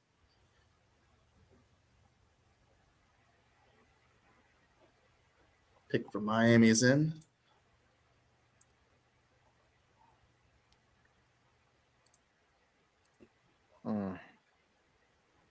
I got another note that Atlanta was supposed to have pick 152, but they forfeited it for some reason too. It's got to be tampering. Like, it's always tampering. I think it was tampering with Cousins. Yeah. Oh, right. I forgot that happened. That sounds about right. I remember some people wanted us to draft Tez Johnson in the 3rd round. I was like, y'all tripping. Yeah, no, yeah, that's wild. no, that's wild. I remember that all over Twitter. So y'all tripping, bro. Yeah, Ted's gonna be lucky he gets drafted at all after the speed that he or the lack thereof speed that he put up. Well, Like he killed his that stats. that coupled with the fact that he was like 155 pounds, it's like you're Yeah. short, light, and slow. Yeah, like I know at some point like the tape has to come over, but I mean it's the NFL. It's not college. You're not playing against people that are not going to be professional football players. Everybody's a professional football player. So it's at some point like reason has to take over. Oh yeah, like you can overlook being short or light or something like that, but if you have the speed, you're like, okay, if they get caught up on press, they could still burn. Exactly. He doesn't have that, so No. you're gonna get caught up on press, and then you're just stuck. I mean, at the speed he ran, he's going to get chased down from behind by defensive linemen. I mean, you can't run a 4.6 in the modern day NFL and expect to get away from linebackers and defensive ends. They'll run your ass down. Dante Trader Jr., safety, Maryland. Hold on 1 second, because I gotta send a text. I gotta get my kids fed. Hold on. You get some Papa John's. No, I've got enough pizza, man. Pizza's only been in my house the past couple of days. Pop John's so good. Yeah, I think I might get some pizza today. I haven't had any in a few weeks. The only pizza I'll be willing to go get if I go down to Frank Pepe's, and I ain't trying to do all that today. Yeah, Trader I had Is that in 292 on my New board. Haven you're talking about? Yeah, well, there's one in Warwick, Rhode Island now too, but yeah, it's based out of New Haven. Frank Pepe's, good stuff, man. 156 should be Kansas City's pick now. Yeah. Traded it. I don't know. It's just gonna say it's up next up on the board. It says it's in on my thing. And Tampa Bay's on the clock. You got this. You got to scroll down for a little bit to find Dante Trader, Dave. Oh yeah, I just already put him in. Yeah. What was he on yours? He's a 292 on mine. Hold on, let me, because I definitely 259. Okay, so not too far.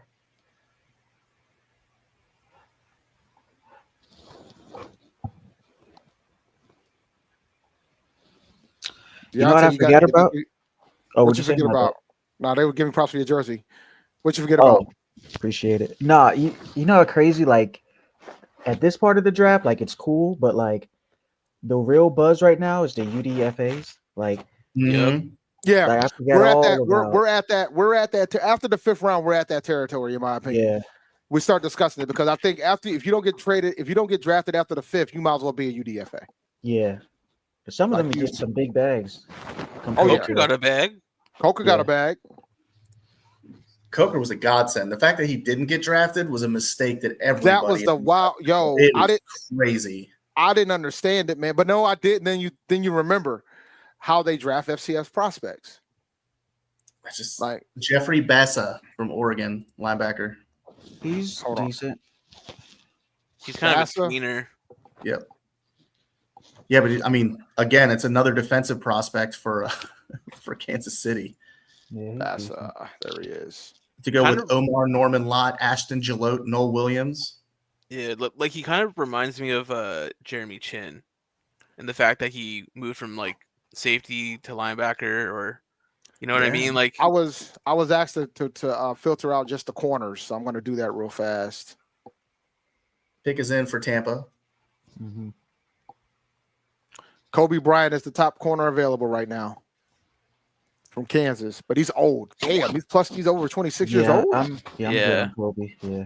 Nah, I'm good on that. Y'all can have that. Yeah, I ain't drafting Father Time. Alexander or NFL. Dorian Strong would be cool.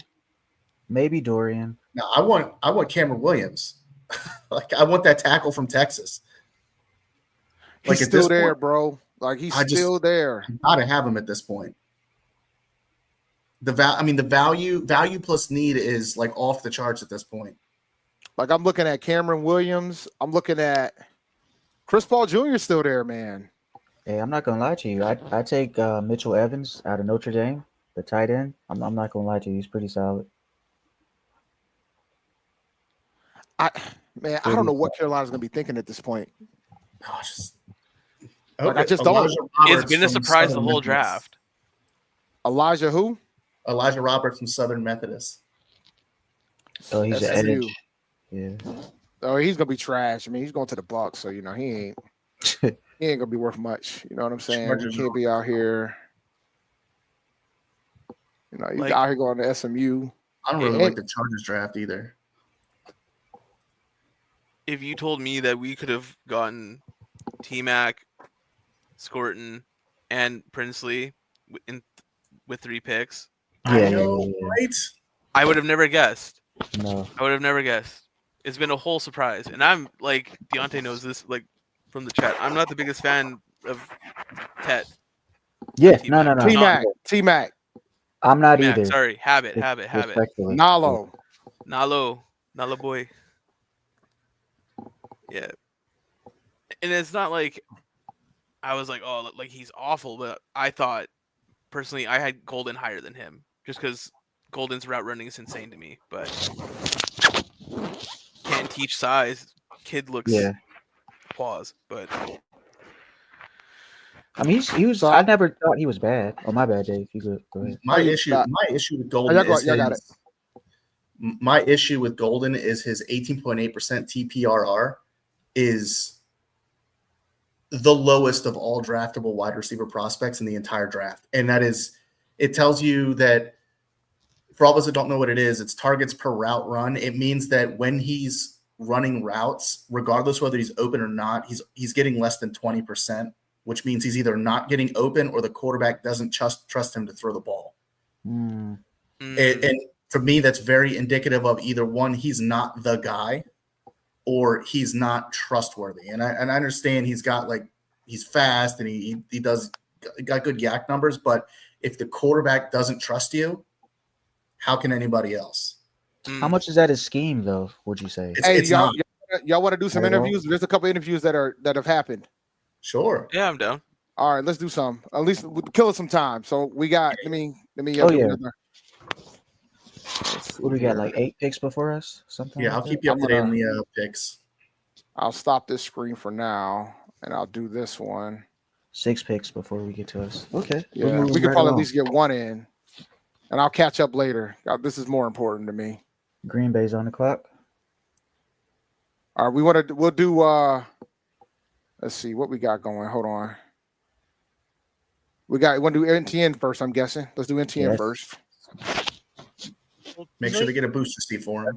Prince is my brother, man. Always will be. And he kind of took me under his wing, show me the way of college football, show me how to, take care of your body, the little things, how to do the little things, man. I'm just excited to be able to work with him again.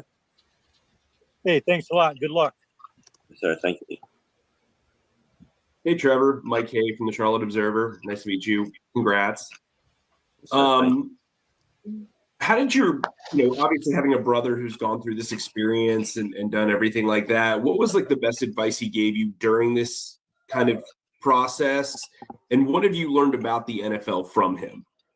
Man, just enjoy it. He always told me, don't try to leave a legacy, live a legacy. And that's something he's told me in high school.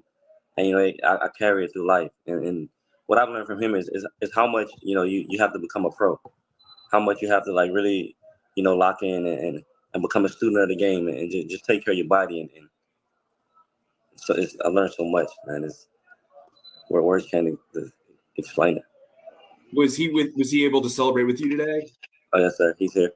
Oh, awesome. And then I guess, now in this whole NIL phase, guys are getting opportunities to go to different teams. I'm just curious, how did going from Florida to Georgia prepare you for entering a new locker room and a new system and everything for the NFL level? I mean, I feel like two of the best programs there is to play college football at. I learned a lot from both, and I'm thankful to be able to play at both of those programs. And the biggest thing I learned from those programs is football. Really, both schools and both staff showed me what it takes to be able to play at this next level, and they prepared me since day one to be able to come in, give them all. All right, we will go to Joe, followed by Alex. Hey, Trevor, excuse me, congrats and good to see you. Wondering what your pre-draft meetings, like what sort of interactions did you have with the Panthers leading to this moment? I love it. Love it. We had great conversations. It really was great conversations with a lot of teams, man. But, I'm just excited for the opportunity, blessed to be in this position and can't wait to get to work. Did you, where did you meet with the Panthers? At the combine. Nice. And has there been any conversation yet about sort of what your role might be here in Charlotte? Man, I'm just taking it, day by day, just, enjoying this moment. I can't wait. I'm excited. Super pumped. Hey, you're breaking it. Okay. Hey, one more from me. You had some return experience at Florida, and then you caught some. Can you repeat the question? I couldn't hear you. Sure. I'm sorry. Can you hear me now? Yes, sir. Cool. You had return experience at Florida, and you caught a good bit of passes last year in Athens. Are those two parts of your game that you think that versatility can help you get on the field early?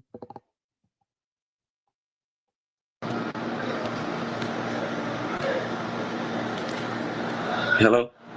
Can you Hey, hear me? I'm so sorry. Can you please repeat it? Absolutely. You have return experience and experience out of the back. Those things can help you get on the field early here.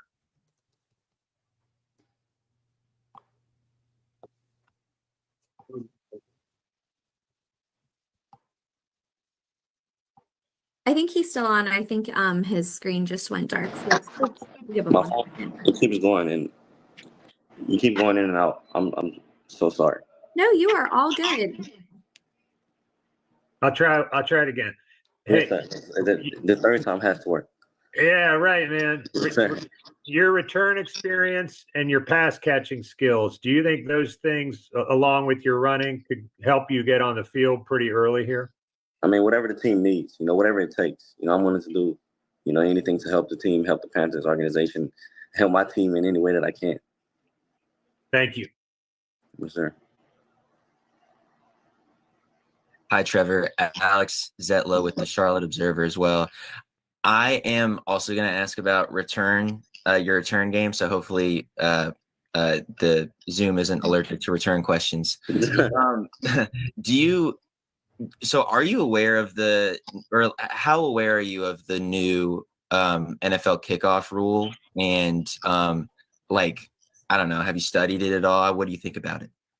I mean, I think it's great for the game. It helps in many different ways, but just to really answer your question, man, like I said, any way that I can help, I'm willing to do it. Yeah, absolutely. Is there something in particular about being a running back that helps you as being a returner? I mean, as opposed to being a wide receiver or whatever, in your perspective, like, does your running back background give you an edge? I mean, I feel like it kind of can help you see the field, but I mean, it's all based on the player, honestly. Returning, that's something I've been doing, since I can remember. So it's something I enjoy doing. And, if I get the opportunity to, I'll be, more than willing to. Absolutely. And then, so the Panthers have chosen 3 guys from the SEC of their 5 picks. I know it's been long said that the SEC is the best conference in college football. Do you agree? Do you agree with that the SEC is the best conference in college football? I mean, definitely, man. I played in the SEC, so I love the conference. I feel like it's the closest to the NFL you can get. You have guys like Princely, man. I've watched Princely hit 20 miles per hour on the catapult. Playing edge. It's just crazy because, man, the talent level is slim. It's not much room for error. Awesome. Thanks, man. Yes, sir. Any other questions for Trevor? Yeah, I'll ask another one. So you have experience with Princely, man. Do you think some teams might have slept on him a little bit in this draft? I mean, I feel like everyone that's in this draft is blessed, to be in this draft, honestly. So I feel like, it's a fit. You know, wherever the teams, you know, feel like you fit with their program is where you're going to get picked. And I won't say teams slept on him, but I do believe that he's one of the best edge rushers in this draft. And I don't know, he was only at A&M. Did you guys play A&M last year, or did you ever run into Nick Scorton? So we didn't, but I've been knowing Nick for a while. Yeah, how do you know him, and what can you tell us about his game?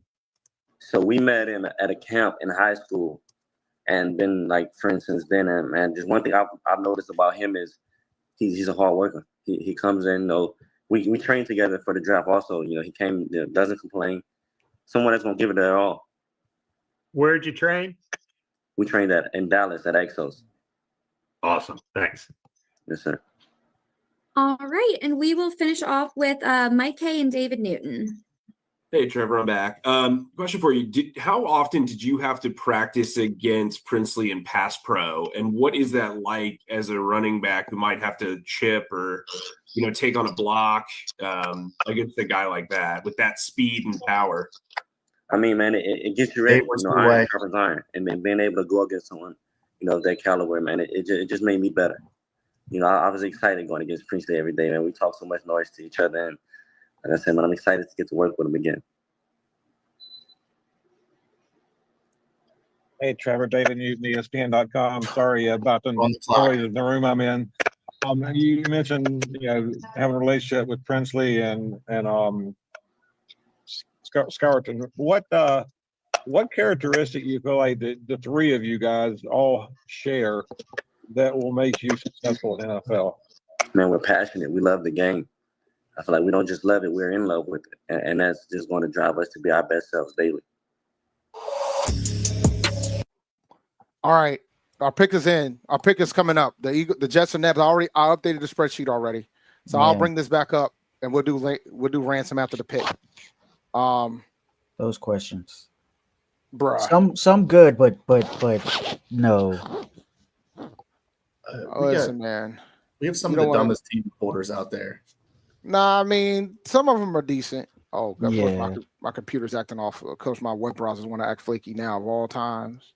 Pick is in for us. If you missed any of those picks, I put them all in the chat. Nah, I got them. The only one I didn't get is 162 because my freaking screen froze. It hasn't been dropped yet. Yeah, No, that's the one I don't have. It just dropped. Who is it? Francisco. Francisco. Yeah. Who? I'm putting it down. Maigua. I got it. I just dropped it. Your spelling is in the chat. All right, hold on. Let me see. It's in the. Oh, there we go. There we go. Francisco. Okay, I'll find him. Francisco. There we go. Linebacker from Miami. Joe Person, man. Let's see. Him and David Newton both. Yeah. All right, now let's look at this board right now. Okay, Cameron Williams is right there. Gotta have him. All right, Chris Paul Jr. is right there. Like, we'll see if they got him on their board. We're gonna know Miles very Frazier, soon. maybe. You never know. Could go O-line. All right, let's see. We'll see what they're gonna do with this.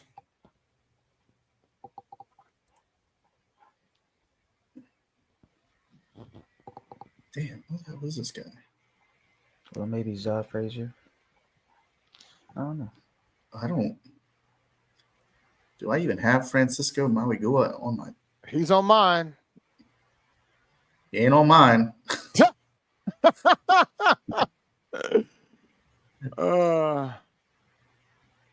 It's an aggregate ranking. It's an average ranking from the top scouting sites to get a broader view. Lowest rated linebacker is 319 for me. So let's see what the pick's going to be for the Panthers. I'm kind of curious about how this one's going to go. I mean, they've been impressive so far. So I think they should take Cameron Williams here, but I don't know if they're going to. If they feel like their offensive line situation is fine. Here we go. I think we go O-line.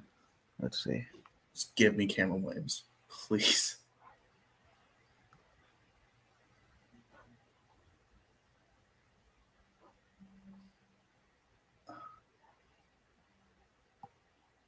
What are we doing? We're looking. Let's see. I haven't seen it yet. The pick is in.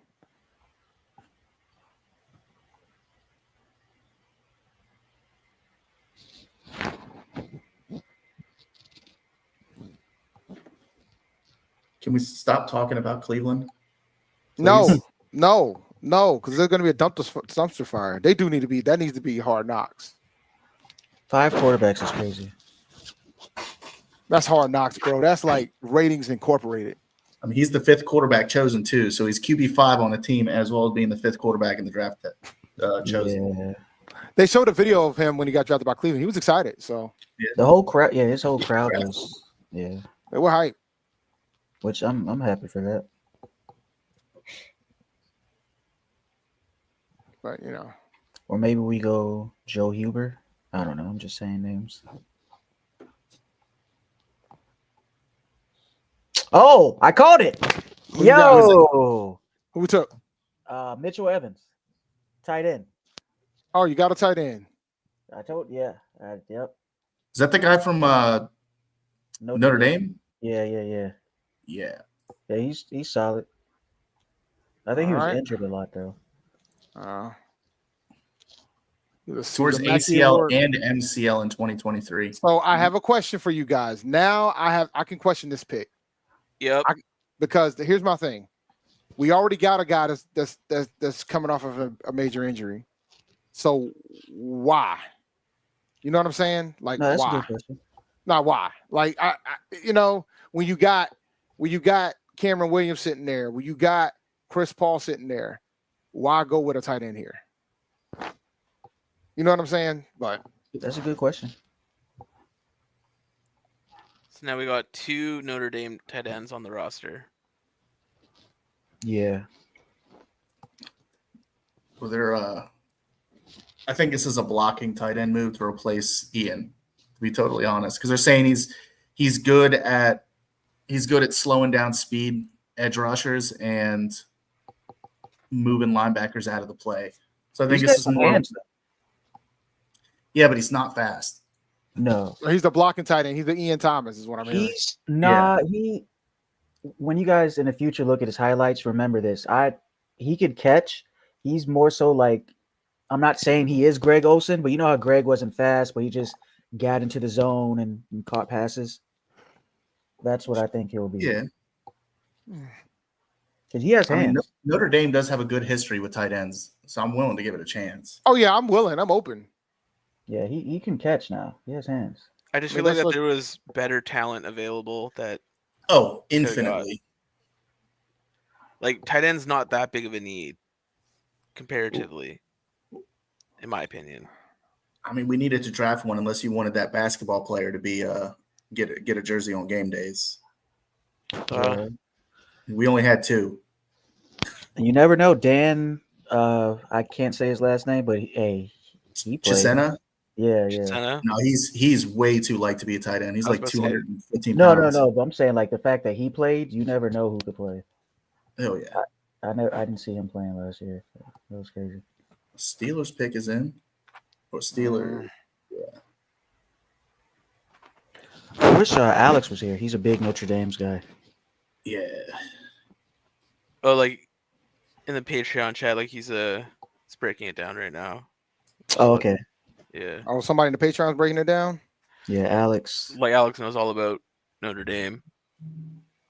Big thing is to find out is he a normal Notre Dame tight end or is he an outlier? Because the outliers are not good. The normal ones are great. Like is he in that Michael Mayer mold, like traditional all around very good tight end? Maybe not elite, but solid. You don't got to worry about him because that's what we need. Yeah.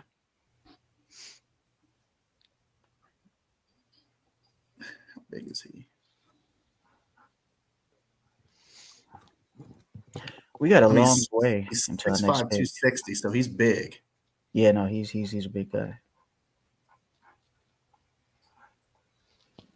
Yo, somebody in the chat was like, "We finally drafted a white TE. We just gonna brush past Yeah, this." I saw that. I saw that.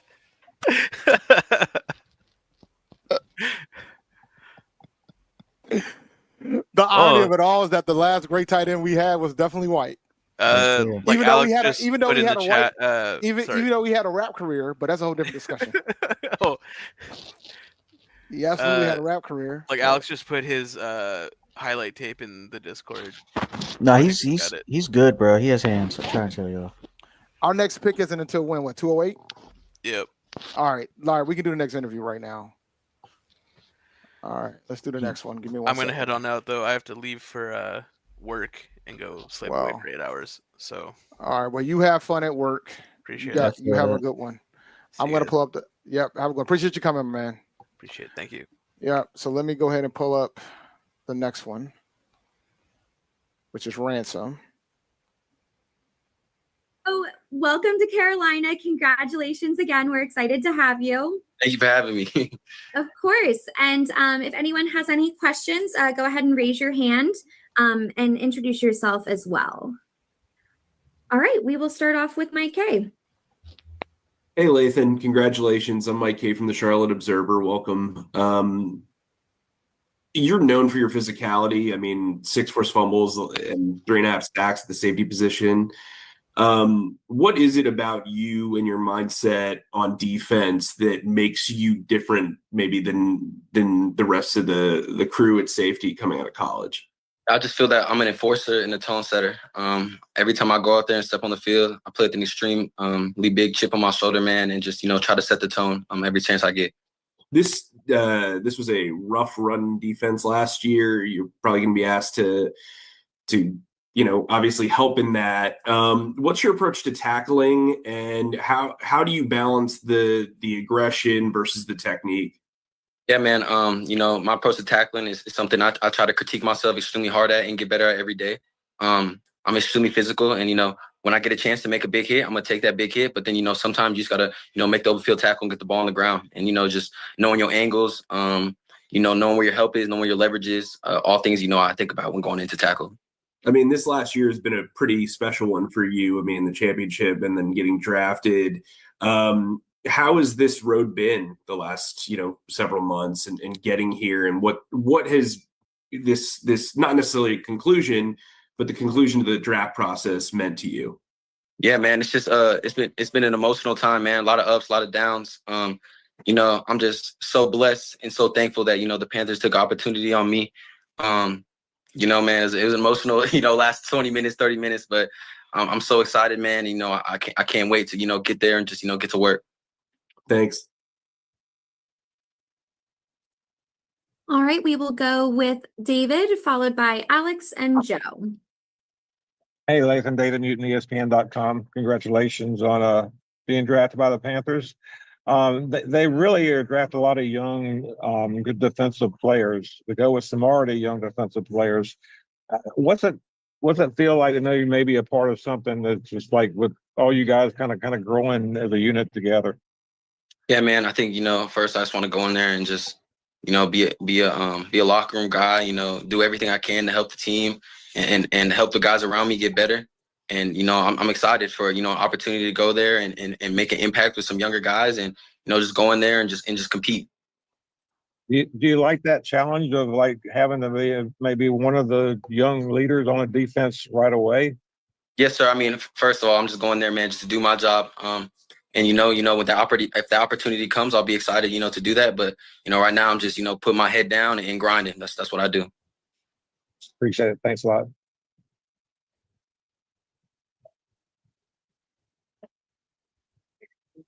Okay, I'll go ahead. Hi, Lathan. This is Alex Zetlow with the Charlotte Observer. Congratulations and welcome to Carolina. So I'm curious, who are some of your favorite safeties in the league right now that perhaps you either look up to or model your game after? There's a lot of safeties I like, man. I think there's a lot of great safeties out there. I like Budda Baker a lot. It's a dude I've looked up to for a long time. I think I see a lot of comparisons in our game. I like Antoine Winfield a lot as well. Derwin James, all types. I like Javon Holland. I'm just a football fanatic, man. I love watching film, love trying to learn and take parts of everyone's game. Kyle Hamilton, another one that comes to mind. So, man, I'm just I try to watch as much film as I can, to learn from these guys. I imagine you've been a football fan and your whole life, and just like football's been a part of you since as far back as you can remember. Yes, sir. Yeah, I mean, I started playing football when I was 6 years old, 7 years old. My mom recorded my games. My dad trying to coach me through the film at a young age, and I fell in love with the game, man. I think it's taught me how to be a man. It's grown my faith, and it's taught me so many different things just in life. So I love football, man. I'm a guy that I love the game, and I respect the game. Awesome. Did your dad play football? Excuse me. Yeah, so my dad had played. He went to Mount Sac, but then joined the military. But he's been coaching me since a young age, man. So military guy. It's hard on me, but I love him and appreciate him for that. Awesome. And one more question. Is there a misconception perhaps about your game that you're looking forward to making clear and proving people wrong in the NFL? Yeah, man. I mean, there probably is some misconceptions out there. I try not to, pay attention to too much of that. I just, watch the film and, try to find ways that I know I can get better at.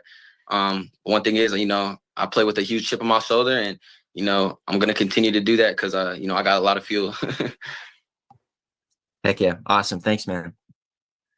Hey, Lathan, Joe Person with The Athletic. Congrats. You mentioned having ups and downs in your career. How would you rate the foot injury last year? Where would you place that? Because I'd read that you were probably going to enter the draft, but then you, of course, return to school and win a national championship. Yeah, yes, sir. When that had first happened, the time it happened, it was extremely hard on me. When you have so many goals and aspirations, looking forward to, and then, it doesn't go your way. I wouldn't change that for anything. Helped me grow my faith with, the Lord, and I felt that He has a plan, and this was His plan. Came full circle for me to be a Panther, man, and I can't wait, and I'm excited, for what else He has in store for me. You talked about your physicality earlier. Give us a couple of your most favorite hits over the last 5 years. Yeah, I would say my physicality and toughness. I give a couple plays for both. I think for my physicality, the hit against Oregon, everyone likes to talk about that one. I think that was a great hit. I like the 2 hits against the Tennessee running back, and then just as toughness. I had my junior year, I had broke my thumb the first play of the game against Maryland, and then came back in later and blocked a punt with that same thumb. So those are just examples of toughness, and I think that's why the coaching staff at Ohio State and stuff respect me so much for that. Was this one of these deals where you had to go, first of all, how'd you break the thumb? I broke it making a tackle, man. And they asked me if I wanted to keep playing or not. And I say, of course. And actually, they put the punt block in for me that week. And he's asking me if I still want to do it. I was like, I can't block nobody, but I think I can still block the ball. So that was a cool play. Was this one of these deals that they had to pull it back into place on the sideline? And no, it was broke. It was broke. They put a splint on it, but I had surgery, that day after that, and played the next game. So I think that's the kind of explains the type of player I am. Thank you, man. Good luck. Thank you. All right, and we will finish off with Jeff Hawkins and Cassidy Hill. Greetings. Congratulations. This is Jeff Hawkins from the Charlotte Post. This is just a shameless attempt at a soundbite. But what do you say to college football fans who question Ohio State's national championship after losing to Michigan? Oh my God! What? Boy, we done played the 4 best teams in the country and beat them all. So I mean, they can question it all they want. I have a national championship ring, and Coach Day has an extension and all that stuff that they can't change. Good answer, thanks. bro. Good luck, man. Thank you. Hey, Latham, congratulations. Thank you. A couple of things. You mentioned your dad started watching film with you when you were 6 or 7 years old. How do you teach a 6-year-old how to watch game tape? Yeah, so at that young age, it's not really X's and O's. It's really, Lathan, you did this wrong. This is how we correct it. Lathan, you did this wrong. This is how we change it. So at a young age, that's what we were doing, and it actually helped my game develop a lot at such a young age. And then, what is the key for you to blocking kicks? On punts, I had a lot of reps that we do with our special teams coordinator, and it's really just late hands, low hands. That's what I remember in my head. Thank you. Congratulations. Thank you. All right. Any other questions for Lathan? All good. All right. Well, thank you so much, Lathan. Appreciate you taking the time, and congratulations on being a Carolina Panther. We can't wait to have you in the building. Thank you. Can't wait to be there.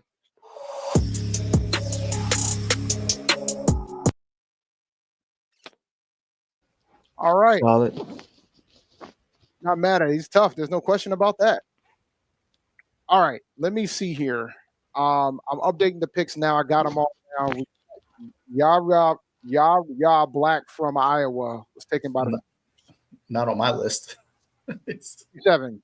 No, he's good. He's a good depth piece. The next pick after that, we had or Donde Gatson II. Yeah. Tight end from Syracuse. He went to the Chargers.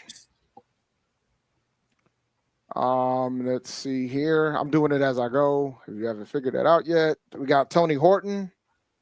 Yep, Torrey Horton. Yep. Torrey Horton, excuse me. Colorado State wide receiver. He went to the Seahawks. Mm-hmm. And next up, we have FCS pick Jackson Slater. Jackson Slater. That ties us up to the Titans. To the Titans. Sacramento State. Soon to be FBS Sacramento State. Because they're trying to go independent, it sounds like, or they're looking for somebody to take them. We'll see. Drew Kendall from Boston College. Yep, to the Eagles. To the Eagles. It's another good pick. Drew Kendall's a solid player. He's ranked 278 here, but yeah, I mean, it's a good pick because the Eagles took him. Yeah. And we got Za Frazier from UT San Antonio. Mm-hmm. And that's a G5 pick. So now the G5 is back in the lead. I think And it's now- like 6-5. Now we got Jordan Hancock to the Buffalo Bills. Jordan Hancock. All right, give me 1 second. I'm trying to. Safety. Oh, the other Ohio State safety. Bears 169. Jordan Hancock, Ohio State. His numbers are basically flipped to ransoms. And we got, let's see, and that's Bills 170. All right. We are now caught up. And my feed has been acting weird. They're saying Hancock's probably going to get moved to nickel corner.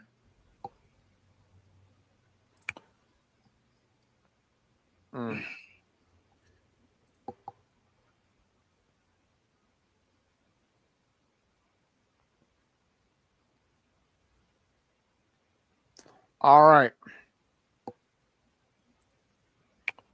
Let's see if we can.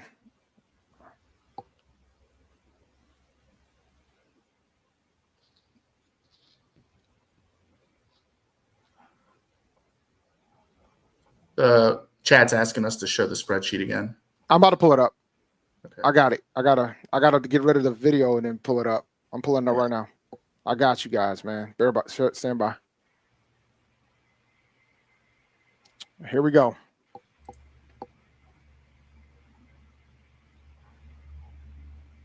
Cameron Williams is still out there. Gotta have him. Detroit just traded him to 171. Yep. Hopefully they'll show Detroit, man. You get to see all the A&T jerseys.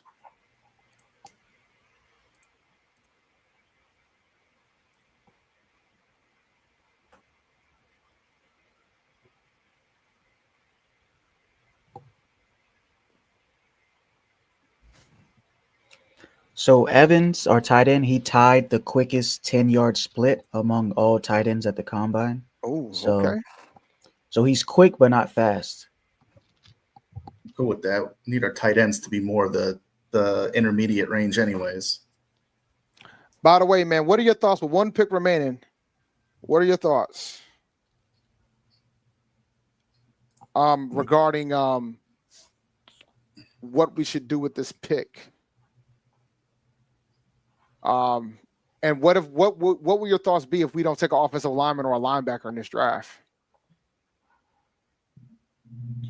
As long as the pick is a good player, I'm not gonna be too mad about it. It's if it's one of these entirely off the board, like out of left field players, is where I'm gonna have an issue with it. Yeah, because I mean, realistically, there's not really much we complain about with this draft. We can complain about the player itself. Like if people wanted, Brashard Smith, like I did, over Trevor Etienne, like that's an argument you can have, but they address the we need the small, speedy running back that can also return kick. Like they did that. You know, they've addressed the pass rush. They've addressed the run stopping interior. Like they've done it. They've given Bryce Young another weapon. You know, so I mean the drafts. We can't really complain about this draft. You want to complain about the players versus one player versus another one, sure. But like the draft itself has been incredible. Yeah. If somebody's asking about Tootin, Tootin's been gone, guys. Yeah, but Shaw Tootin went like two. He went early in the 4th round, like one of the first picks in the 4th round. Mm-hmm. Yeah, just for me, as long as it's not like a long snapper, I'm fine. Just don't Matt rule it. No kicker. Some folks yesterday were talking about taking a kicker. I mean, maybe. No, there's no maybes in this. I feel like you could get a UDFA kicker though. That's my point. That's why there shouldn't even be a maybe. No kickers. I definitely think you could get a UDFA because there's a lot of talent. Borealis is such a good kicker, though. Oh God! In that case, that you know who else was a good kicker? Aguero, the one that got taken in the second round. So that worked out. The tight end? No. Oh, years ago, the Bucks took a kicker in the 2nd round.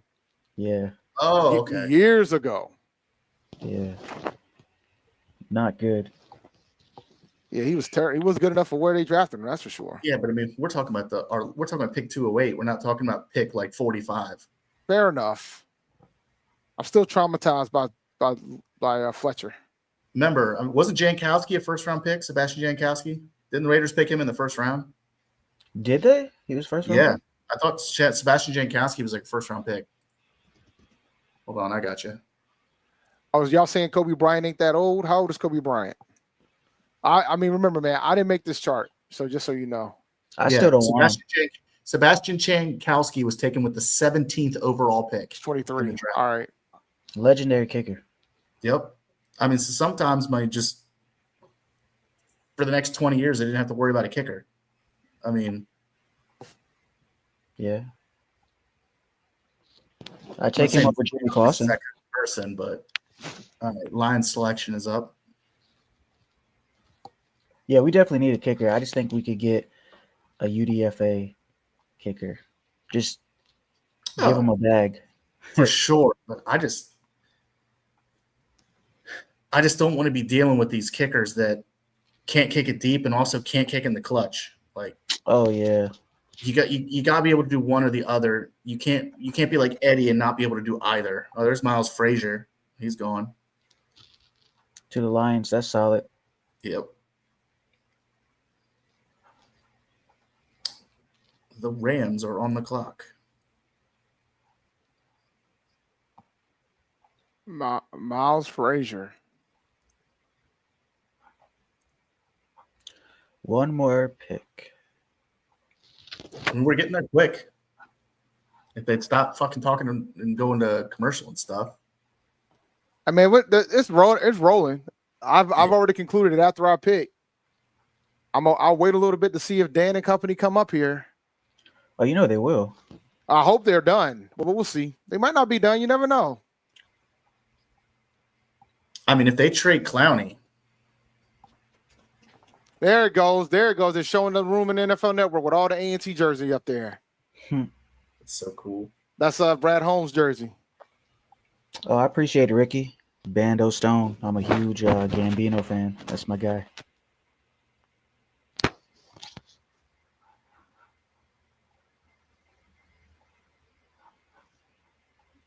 Big Bad Brad. I can't talk today.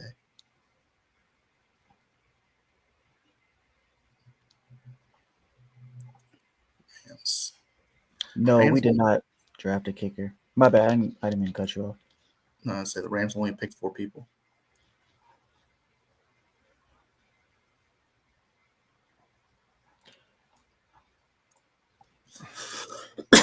One of these days, Los Angeles is going to actually have a full set of draft picks. Maybe after Matt Stafford retires. They do got what? They have 3 6th-round picks. They have 3 picks in the 6th round between 195 and 202.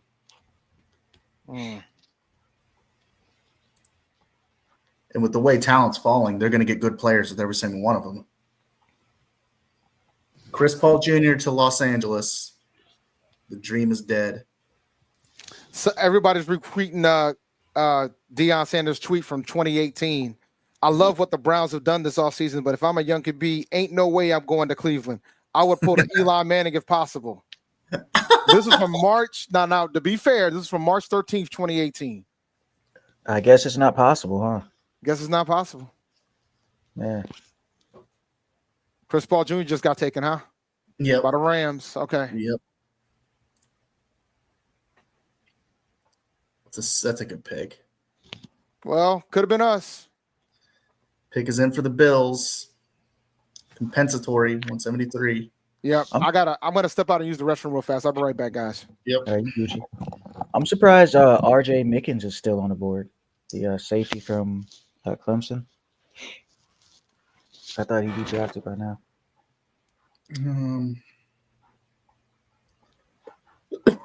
I think he played too many. I think his versatility is what's holding him back. He played too many different positions. Mm-hmm. I'm showing he took snaps at 5 different positions in each one of his 3 years there. And that may actually be coming to play against him because he doesn't really have a position. Maybe we we already have a safety. Well, I guess we're not getting a Clemson player this year.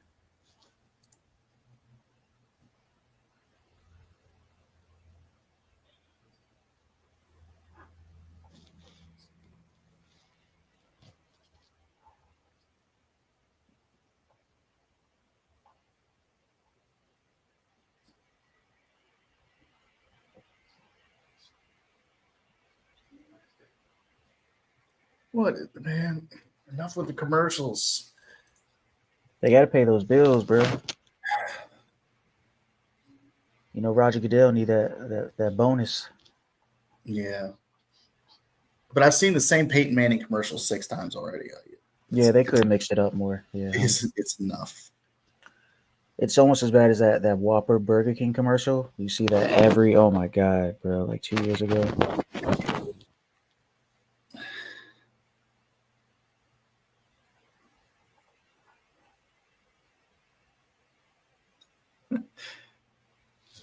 Jackson Halls. I remember people wanting him. Jackson Halls. He's a good player. And Panthers Twitter is so wild. Yeah. It's unchained human beings there. It's overreactions on both sides. Like it's like the Tet pick was overreaction, people saying bad pick, and then overreactions, people saying next Jerry Rice. Like it's just like, all right, let's just relax, bro. Once.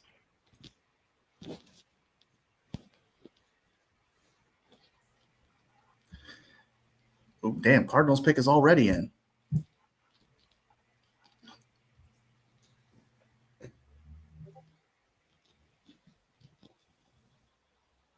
Man, it doesn't sound very competent. The Shedeur Sanders tweet, thank you for the opportunity. Yeah. That doesn't sound like somebody that he knows he's going to be around a while. I think he will. I mean, we'll see though. The quarterback rooms in the NFL with players playing longer and longer, bro. It's getting harder and harder for people to get on teams. You have quarterbacks, backup quarterbacks in their mid to late 30s, and it's like not 40s is right. 40s is right. I mean, isn't Rodgers in his 40s? I mean, yeah, I think I mean, Brady played into his 40s. It's tough. Manning played into his 40s. Yeah, it's. How old is Andy Dalton? Is 37, and I could definitely see him playing another year or two as a backup. Yeah, I mean he's just a good mentor too. Just a good mentor.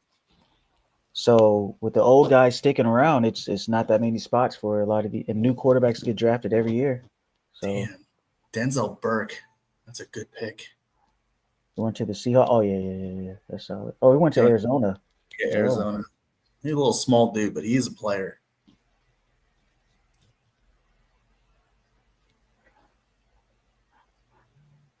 I got to look at Arizona's draft. I feel like they Had a sneaky. They got Walter Nolan in the first, Will Johnson in the second, Jordan Birch in the third, and Cody Simon in the fourth. I feel like the first two definitely. I mean, it's been all defense. All 5 of their picks have been defense, which makes sense because their defense was trash ass last year. Yeah, they need all the talent they could get. They were the only defense. They were one of the only defenses that was worse than ours. Which is saying something. Yeah.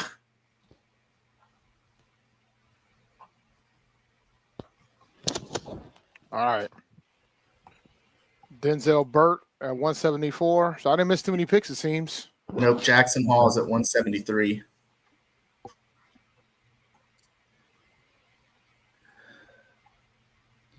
Misspelled Seahawks. Yep. Seattle's on the clock now, and then it's Baltimore for their next perennial Pro Bowler. 173. Who's 173? Tight end from Georgia Tech, Jackson Hawes. No, but what team was it? Buffalo. Oh, Buffalo.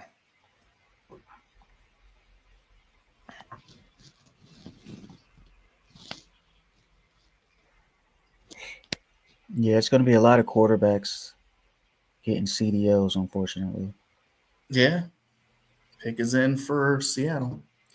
Yeah, I mean, anymore teams only keep, unless they have weird like flex packages, teams only keep two quarterbacks in the main roster, and then keep their third one on the practice squad for an emergency quarterback. Yeah. Yep. So I mean, I don't know what they're going to do in Cleveland. Is Deshaun Watson going to be on IR? Man, it's a good question. Because Flacco's starter. Like, you think so?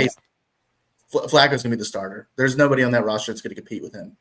He's been, as weird as it is, I mean, in Indy last year, he was obviously the best quarterback. That's not fair, though. Obviously the best quarterback. Richards needs another year or two to develop. I don't know what they were. Honestly, if Richards doesn't pan out this year, I think he's gone. Unfortunately, yeah. Because I think I think Sirianni is going to be gone if Richardson doesn't pan out this year. Yeah. Or not Sirianni. Who is their coach? Sirianni. Not right? Gannon, the other one. The chat has it. But yeah, he. Shane Steichen. Yeah. Steichen, yeah. I think this is make it or break it for Richardson because it was a big time reach pick when they picked him already in the first round. Yeah, they went off pure potential. Yeah. I mean, there were Panther fans that wanted him at 1. It's crazy. Just crazy. You can't. Pepperidge Farm remembers that, bro.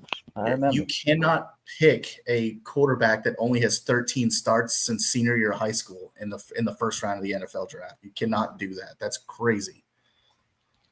We are on pick 175. Yeah, Brad. But yeah, there's people I remember. 33, they're like 33 to go. Forget CJ Stroud, forget Bryce. I want Anthony Richards. Yeah, that's crazy. And it's like,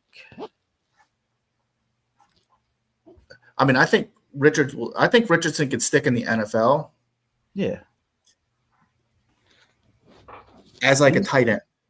Like, whoa, that's I don't think he's got all the physical tools in the world, but he doesn't see the field.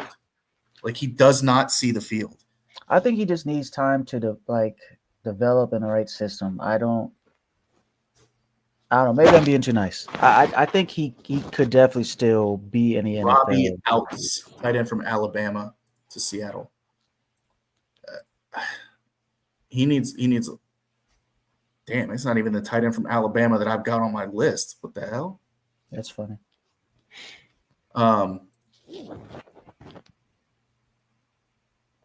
Yeah, I don't know. We'll see about that. Whatchamacallit someone asked about the tight end that we got, Mark Gray and Mary Beth. I have a biased opinion. I mean, Alex kind of.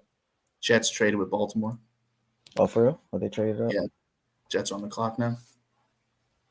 But Anyway, the tight end that we got, he's solid. He's not going to be a burner like the streak down the field, but he has great hands. He makes really good contested catches. Tyler Barron. Oh, he just got drafted Mm-hmm. by the Jets. Mm-hmm. That's good. What was it? Aaron Glenn? That's the head coach. Yeah, he'll use him right.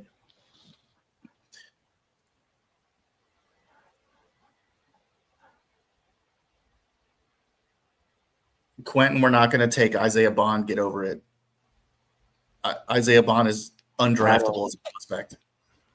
I mean, even without the off the field issues, I'm Gucci on him, bro. Like just watching the film, I'm fine.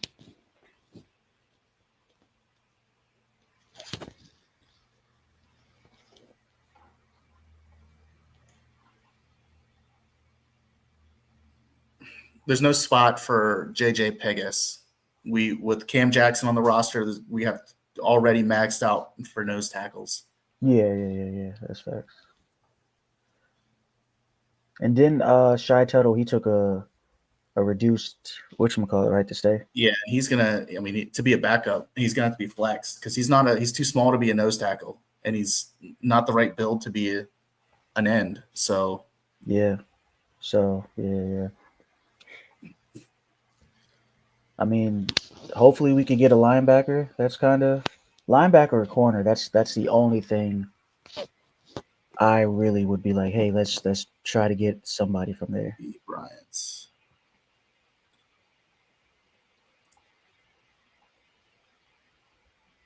Kobe Bryant's 23, but he will be 24 before the season starts. So he's an older prospect. Yeah, he's okay, but like, nah. Looking at his film, I wasn't feeling it. I mean, I am leery about drafting non-obviously elite people from Big 12 defenses because it's not exactly good defensive conference. Yeah, he was getting burnt. And even in some of his highlights, you could see like. All right. But they're interviewing Mike Tomlin. Mike Tomlin. Mm-hmm. He's getting interviewed on NFL Network. Mm-hmm. Bro, we have so long until our pick. It's going pretty fast though, at least. It is, but man. At least the Bills pick is in, so round 6 has started.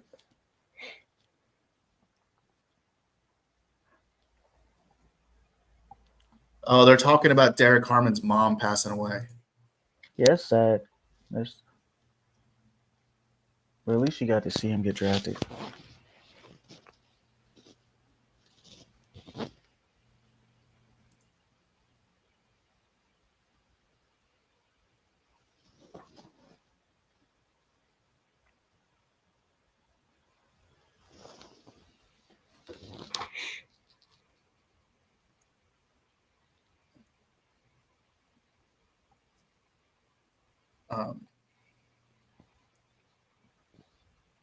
You got Kyron Lacey on your board still?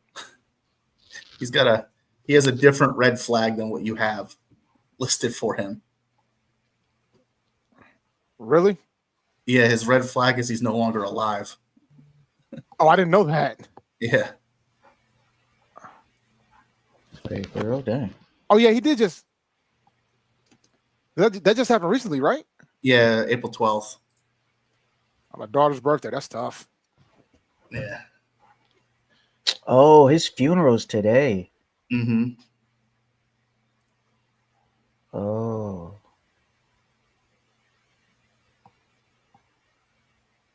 Yeah, I don't think he was going to get drafted anyways. His off-the-field stuff is... What was this? Oh, yeah, this is the one that had all the guy from LSU, right? Am I tripping? Yeah. His off-the-field stuff was insane. Mm-hmm.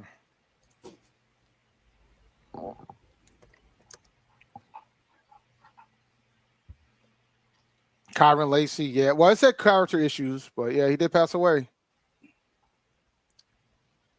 I'll leave it there for now. I don't want to change it right here live. Yeah. No, it's tough, man. I think he was battling a lot of things mentally, and I don't think he ever got the help he needed. Besides the stuff that he was going through, the stuff that he did that was out of pocket. Yeah, I don't know the full story, but His RIP. charges and his incident is the exact same thing that got Henry Ruggs thrown in jail. Like literally the exact same. You can carbon copy it. Yeah, but like even before that incident, right? My point is that he had other things. He had other things that he was going through. Yeah, he didn't have the proper, guidance with regards to that. But then when that happened, it didn't make it any better. Mm. All right, they starting to slow down now. We were rolling. What is going on here? Somebody got Windows going. Sorry, I'm trying to fix this. Well, I guess I'm going to lose my NFL network here soon. I have it set up running through an alternate screen, and it's not charging, so I'm going to lose that TV soon. Oh, well. No big deal. Pull it up on my phone.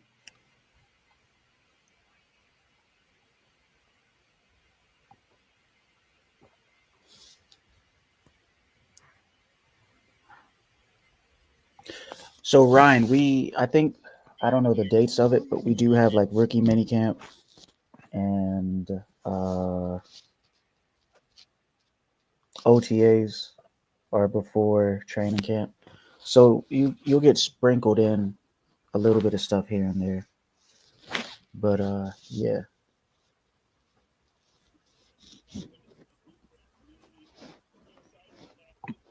So you might better find an XFL team in the meantime. Oh, that's too loud.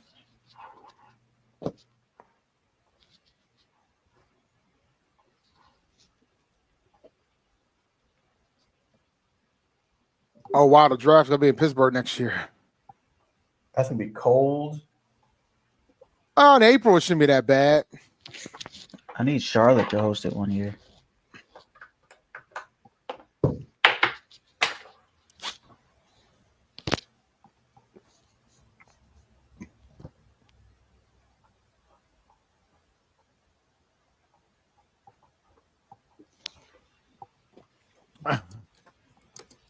Tre'Davious White go back to Buffalo this offseason? Who? Tre'Davious White. Yeah.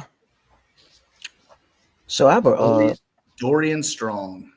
I have a random question. When does the Hall of Fame get announced? Because I feel like it's been quiet since like February or whatever. I'm trying to see if Luke's getting in. He didn't get in. They announced it. They announced who was getting in. He didn't get in. Oh, they did? I'm tripping. Yeah, he didn't get in. He wasn't first ballot. I'm tripping. Yep, I thought today was Sunday. I got everything all mixed up. Yeah, they announced it. They announced it right before the Super Bowl, I believe. It typically announced right before the Super Bowl. And it was kind of a mess this year because I guess they changed what the requirements was to get in, so it was making it harder for first ballot because Eli wasn't first ballot either. Right. No, I remember because Jared Allen made it. Jared Allen got in. Yeah, I don't know. I can forget about that. Yeah. A lot of folks weren't happy with who got in at the time.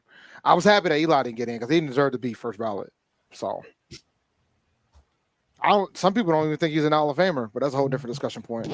I think he's a Hall of Famer. I mean, if Troy Aikman's a Hall of Famer, Eli Manning's a Hall of Famer. Just not first ballot or second. You go pull up Troy Aikman's career numbers and everything else beyond that. He's not. He's in because of that team, because of everybody on that team and how dominant they were, not because of that him. was a stacked team. That team Ravens was ridiculous. Ravens. And we beat them. Yeah. We beat them. 1996. We beat them. Yep. I let my boss at work know that every single time he opens his mouth. Remember that, guys? That year you were supposed to win the Super Bowl that our team came out of nowhere and beat you in the playoffs. First playoff win in franchise history. Yep. Yeah, and we started. Dallas has never beaten us in the playoffs, like ever, and they never will. That's good. We started that drought. That whole drought. We started their streak. Yep, we started that. Bilal Cone. That's the guy I was kind of hoping we would get up UDFA. He's 257 this year, I think, is Mr. Irrelevant. I'll double check. I see 216. No, 257 is the final pick of the draft. Is it? Yeah, I'm about to check right now. Man, I was kind of hoping this guy that just got picked by the Ravens would have made it to UDFA. I see the lowest I see is 216. 257. No, that's probably for the 6th round, but there's 7 rounds in the draft. Yeah, you were tripping all day, my brother. I'm tripping hard, bro.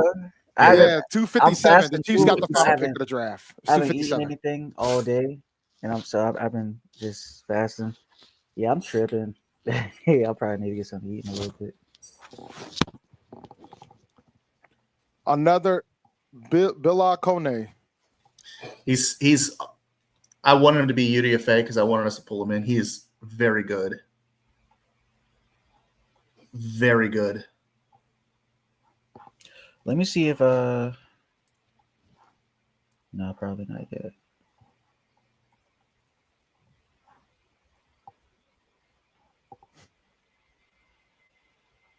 Yeah, what is going on with Cameron Williams? Shoot, he might be UDFA. Get a bigger bag. I don't know. We better throw whatever the hell he wants to come in. If he pick is in from Miami.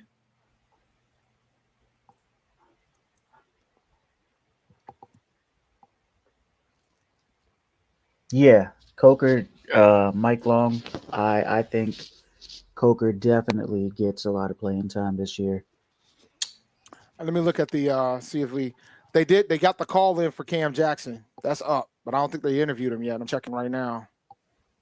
That's a big deal. Will he fit on the screen? That's 6'5", almost 400 pounds, bro. That's crazy.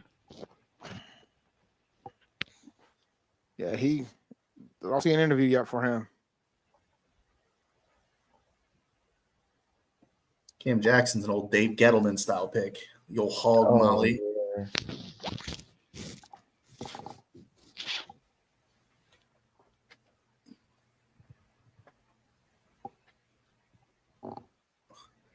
Yeah, because Coker's role is still unique, right? Like you have XL, playing the Y, and you have T-Mac at the X. I almost said Tet, but you have T-Mac playing the X. So, yeah, you definitely have Adam Thielen and Coker splitting that 3 and 4. Ollie Gordon to Miami. That's Ollie solid. Gordon the third, another running back. That's solid.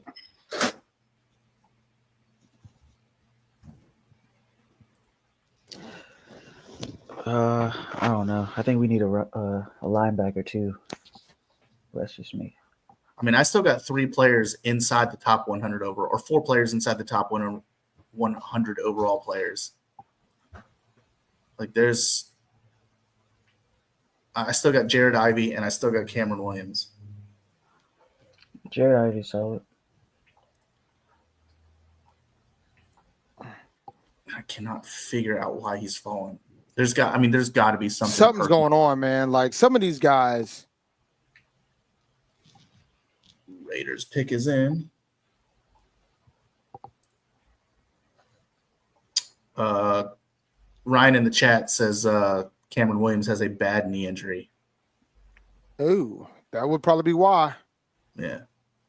Yeah, but so did I know he was a tight end, but didn't you remember 2 years ago when Pittsburgh took that big tight end, Washington? Yeah.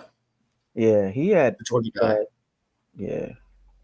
But he was a blocking tight end primarily. So it's a little bit different. You're not asking him to do much.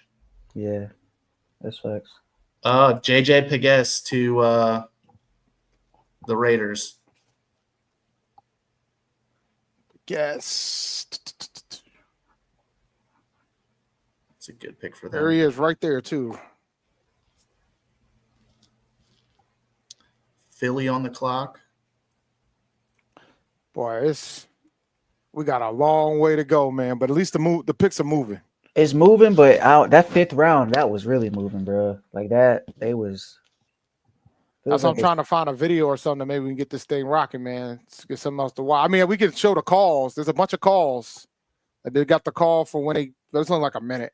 They got Mitchell Evans draft call. I guess they stopped interviewing these guys. I guess I'll show these draft calls. All right. We got 3 of them. Go to Mitchell Evans. All right. Let me pull it up real fast. Bear with me. We got a couple calls. That's tight end number 2. Watch Mitchell Evans. Look at you, man. Some people are in the chat. Some folks on Twitter are saying he's better than Sanders. I don't know. Maybe. I don't know. But I got him better than Tommy for sure. Respectfully. I mean, they're Tommy and Mitchell Evans are 2 totally different types of player, though. I mean, that's fact. We'll go ahead and start from the top. Yeah. Hey, what's up, man? This is Dan Morgan with the Carolina Panthers. Kyle You doing McCord. all right? I'm doing good. Good. Who you with right now? With my family. Awesome, man. We're going to take you right here, all right? Is that good with you? Yes, sir. Awesome, man. We're excited. Yeah, let's get it, man. Thank you. Let's get it. Thank you. You ready to go? I'm ready to go. Awesome, man. Hey, Lathan, how you doing? Good. How you doing? All right. Family excited? They excited. I think our coach was an old safety one time, but he's not nearly was ever as good as you. So just take pity on him a little bit here, okay? Here you go, coach. All right. Lathan, what's up, man? What's up, coach? We're fired up to get you here, bro. Really excited. No, I'm fired up. Love it, man. Love the way you play. The culture that we're trying to build here, man. It's really important as we build this thing. I'm going to pass you over to Coach Shedeur here, our defensive coordinator. Latham, how you doing, brother? Congrats, man. I'm doing good. Yeah, well, we're excited to get you up here, man. Get to work. No, I'm ready to get to work. Hey, you want to rewatch that Oregon game again? Let's do it. Let's do it. Congrats, man. I'm excited to be working with you. You're going to bring a great play style and love your energy. So let's get to work, my man. No, let's do it. All right. I'll talk to you soon, okay? Appreciate you. Yep, for sure. All right, Lathan, hey, go enjoy the family and celebrate this. We're excited for you. Can't wait to see you, brother. Yes, sir. Appreciate you. All right. So is it me? Is the vibe this year kind of different? It seems more like, in a good way, like they seem more looser. Last year seemed like they were a little kind of stiff. Well, I mean, it's the first year together with the new GM too, to give him some grace. I'm gonna go do Travis because we didn't do Travis as either. So I'll pull up Travis as well here.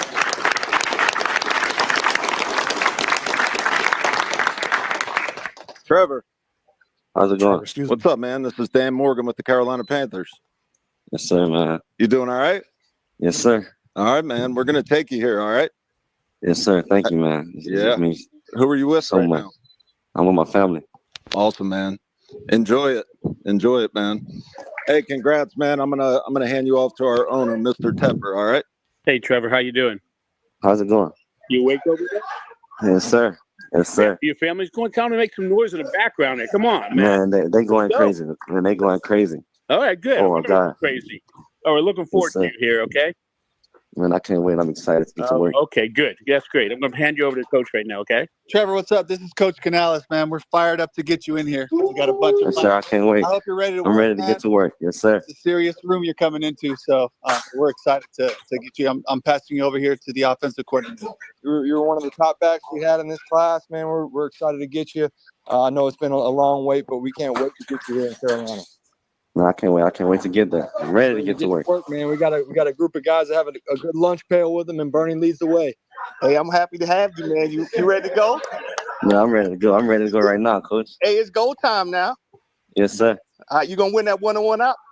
Oh, yes, sir. I know it. Come on, Coach. I know it, man. Let's go get it. Yes, sir. All right. All right. Yeah, Trevor's going to be solid, Yeah, I think he's gonna be good, man. I think he's gonna be good for us. especially catching passes for us. Yeah. All right, cool, sweet. Nope, that's not the one I want yet. Hold on, where we at? I want to do Cam Jackson's next. Hey, Cam. Dan Morgan with the Carolina Panthers. You doing all right? What's up? Yes, sir. All right, man. We're going to take you right here, all right? Yes, sir. Yeah, baby. Hey, who are you with right now? I'm with my family. All right, man. Enjoy it, man. We're excited to get you, all right? Yes, sir. Appreciate it. Hey, Cam, how you doing? Hey, how you doing? Where you sitting at? Where you sitting at right now? What state? We in Houston, in my uncle's house right now. At your uncle's house. Oh, that's good. That's good. Good food. Yes, Good sir. food there. Yes, sir. Yeah. All right. We're excited to get you, Cam. Okay. I'm gonna give you over to Coach. Cam, what's up, big fella? Hey, how you doing? Oh, I'm doing great. Doing even better now, man. This thing's coming together great. Can't wait to get you here and go to work. Okay, we got a lot of big plans for you here. I'm gonna pass you over to our DC, Coach Shedeur. Hey, what's up, Cam? Hey, how you doing? Good. Congratulations, brother. Yes, sir. Appreciate y'all. Well, you ready to get to work? Oh yeah. Let's get to it. Okay, man. All right, here's Coach Wash. Cam, congratulations, buddy. Yes, sir. Appreciate you, Coach. Tell you what, you put your good foot forward and you're up here and good things happen, right? Yes, sir. All right. Well, I look forward to working with you. And when you get here, we'll go to work. All right. Yes, sir. All right. Congratulations again. Enjoy your day. Yes, sir. Appreciate y'all. All right. Take care, buddy.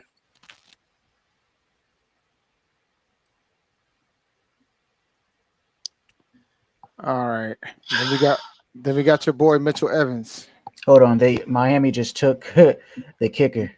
Borealgas just got drafted by the Patriots. Yeah, my bad. The Patriots. Yeah. Oh, the Patriots took him. How you spell his last name? Oh, and okay, 1-8. Oh, I'm behind. Oh no, I'm not. I'm not that behind. Let me see. Borealis.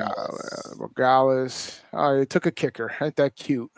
Yeah, he did kind of look like Bill Goldberg a little bit. Bill Gold. Oh God, they talk about a blast from the past. Bill Goldberg. All right, we got one more left.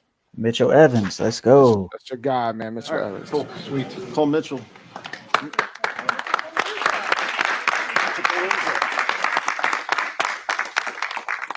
Mitchell, what's up, man? How you doing? It's Dan Morgan with the Carolina Panthers. How you doing? Doing good, man. You hanging in there? Doing great, yeah. Hey, we're gonna pick you right here, all right, man? Who you with? Awesome. I'm with a lot of family and friends right now. Awesome, man. Well, we're excited to get you. That's awesome. I appreciate it. I'm excited. Hey, Mitchell, how you doing? I'm doing great. How are you? All right. How many people with you over there? Oh gosh, 20, 30? I don't even know. A lot of people. A lot of people. All right. We're really happy to have you here, okay? That's awesome. Well, excited. I'm excited. We're excited too. I'm going to give you to the coach, okay? All right, Mitchell, congratulations, man. Are you pumped? Oh my God, I don't even know what to say right now. I'm in shock. We're fired up, man. I'm in He's shock. part of what we're doing here. I'm going to pass you over to the OC right here, Brad Idzik. Hey, what's up, man? I'm next in line. What's going on? Oh my gosh, just hanging out here with some family and friends. I know it's a long wait, man, but we're ecstatic to have you here, man. Seriously, you're a well-rounded player. We got a lot of ways we're going to use you. You're going into a great room with a guy who's dealt with a lot of different guys in the past too, and Pat McPherson. 100%. I appreciate it. It's gonna be awesome. No doubt. Here's Pat for you. All right. Hey, Mitch, you excited? Oh my God, you don't even know. I'm pumped. You're about to get the most out of me every single freaking day, so I'm ready. Great. We're excited. We know we're going to get everything out of you. So yeah, 100%. We're excited to have you, and we can't wait to get you here. All right, sounds good. All right, see you, bud. See you, Mitch. See you. All right, cool. All right, that's all of them for now, at least. Saints pick is in. Marcus Harris by the Titans. Tighten up.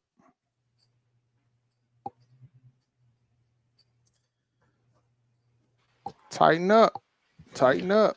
Yeah, Tepper does seem looser this year. I think part of that goes to Dan. Him not being as involved. Well, I mean that too. Yeah. that's my fact. guy's relaxed, bro. Yeah, he can sit back and kick back. Yeah, man. That's what you should do as an owner. Let the football people do the football jobs. That's what you should do as an owner. Yeah. Especially, he has to be happy after seeing the first two rounds, because some people had Nick mocked to us in the first, and so it's like getting him in the second round is Devin Neal. Crazy. Kevin Neal. Devin Neal, running back, Kansas. Kansas. All right. That's pretty good value for them. I hate him, but, He's Kansas's all-time leader in rushing yards, rushing touchdowns, 100-yard games. And he was on the board. Oh, Jesus. Yep. Natural receiver, solid pass blocker.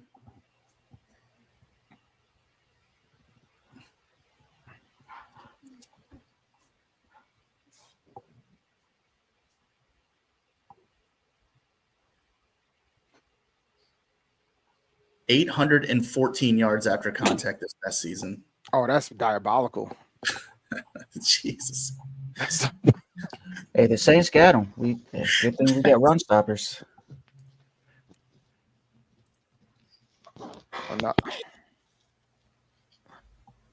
Palmetto Panther, Neal and Etienne are two totally different style of receiver or running backs. Yeah. So I'll see what the chat out here talking about. Yeah, we got a long way, bro. They still talk about Etienne. He'll be solid. Etienne's gonna be fine. Yeah, he's gonna be fine. On third Especially down on catches, yeah. If we use Etienne similar to how Philadelphia used Gainwell, we'll be all right.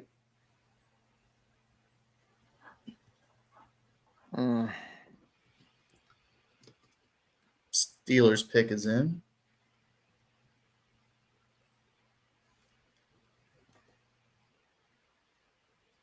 I can't believe the Eagles drafted a quarterback right after trading for a quarterback. That's crazy.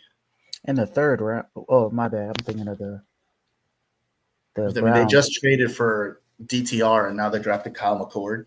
That's pretty interesting.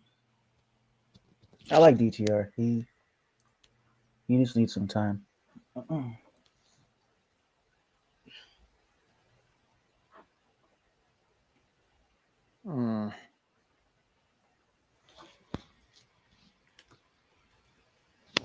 Quentin Isaiah Bond is definitely going undrafted. Absolutely 100% chance that happens.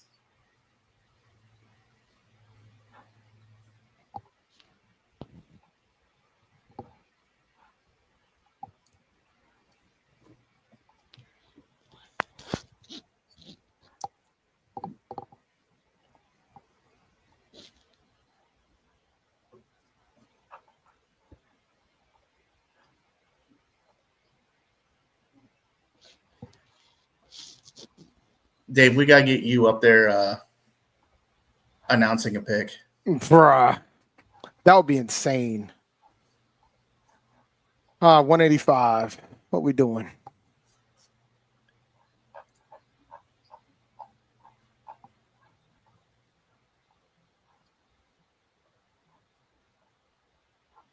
You could get your North Carolina A&T chant up.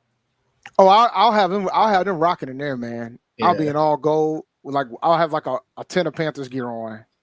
I'll be in gold doing me. A Panthers hat in with everything else North Carolina. Yeah, everything gonna be straight gold. But they're probably gonna make everybody. They probably make folks that do that wear a Panthers jersey, which is fine. I'll wear a Panthers jersey. Yeah.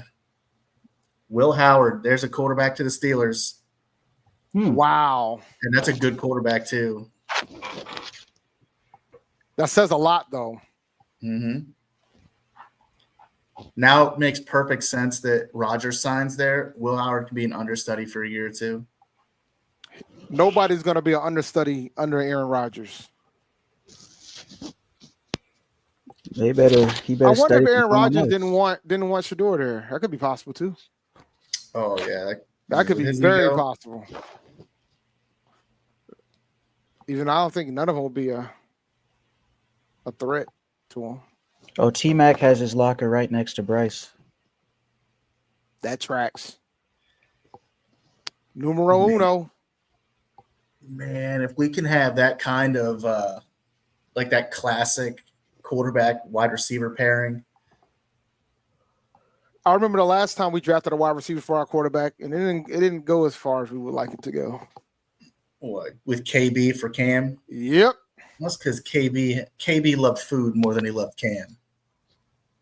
He should have been a tight end, though, low key. Well, that's Gettleman's fault too, man. Because we could have had, man. Oh God. Oh, I'm about to get angry thinking about it. Rob Smith, that's funny. He's quoting you. He said, "With the Panthers' last pick, I told y'all." I told y'all.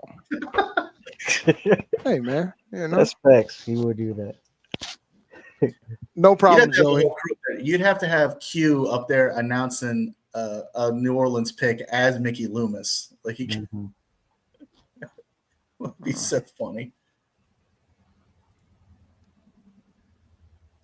You know, guys. With the 173rd overall pick, the New Orleans Saints. We drafted quarterback Leon Sandcastle. Who that? Oh man, I can't wait to talk to Big Q. I can't wait for the next round table, the post-draft round table. I cannot wait. I'm going to be dropping some ignorant super chats. I got to see how he's going to talk about his two quarterbacks. How are you still paying Kirk Cousins, man? I got to see his excuses because he be having some good ones. Hey, no problem, Joey. Oh yeah. Dave's definitely hold it down. I tried to jump on just to help him out. Nah, I appreciate it, guys. Because it could get boring just solo doing this. So I wasn't. I promise you, if I would have been up here by my damn self, I would have been up here this long. I could guarantee you that. Or y'all would have seen my kids coming in here back and forth. It would have probably been some crazy hours. Yeah, well, I saw the crash out. That crash out was hilarious. The crash out was classic. Did Q hold it together on his stream? Did you go back and watch? I have not watched the stream yet, but I promise you, I'm going to find that pick and I'm going to watch the reaction. I can't. I like, and because I know that I'm going to be off of here probably within the next hour or two, I know I'm going to have time. So I am looking forward to it. Like, he's so funny. So it's going to be hilarious. It's going to be hilarious. Because I was crying when I saw that crash out, man. Wonder if Mickey Loomis finally lost his invitation to the cookout with that pick. You're assuming that he had an invitation to the cookout. Yeah, that's true. You're assuming that the cookout invite was there in his inbox.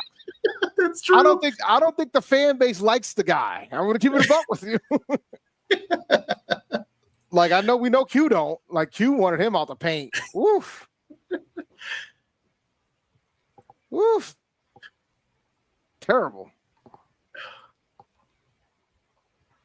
I don't think what they say on Coming to America. He good. No, good and terrible. I don't think any fan base clowns on their owner like the Saints fan base. I really don't. Telling you, man. Like I always thought the Jets hated their owner, but then I heard Q, and then I saw some other New Orleans, even Pelicans, like even the Pelicans, like YouTube people were making fun of Mickey Loomis. It's bad, man. Like it's bad. And guess what's on the cover of ESPN.com? Brown straight up pick QB Shedeur Sanders in the 5th round. Like that happened hours ago, and it's still up there. Just saying. He should have went to the Jets, man. Like Shedeur in New York it just works. I mean, the Giants would have probably been better. Like the Jets was like the stepchild team in New York. You know what I'm saying? It is, but imagine if he could have helped make the Jets relevant again. Like they be talking about him the same way they talk about whatchamacallit? Joe Namath. Yeah, but they just signed Fields to that contract. Yeah, but you think he's the quarterback of the future for them? Like for real? They think that. Another kicker has been taken. I guess Justin Tucker's days are officially numbered. Tyler Loop. I mean, he's gonna be lucky if he avoids a civil lawsuit, or maybe even. Oh yeah. The more people talk about that, the worse it gets. They got to do something. Like, you can't keep him on the roster, bro. Like, you can't, Yeah. no matter how great he was. And he wasn't that good last year, truth be told. But this dude doesn't even have a draftable grade on my list. He's 4'11" on mine. Yeah, I get mine goes down to 365, and he ain't even on it. He's 4'11" on mine. It's right here. Matter of fact, I haven't pulled it up in a minute. Let me see. Stop that screen. Add.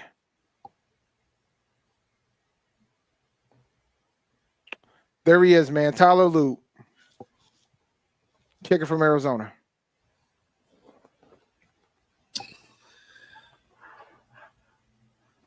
So the Patriots drafted kicker because they needed one. The Ravens need one too, because they're gonna have to move him. Yeah.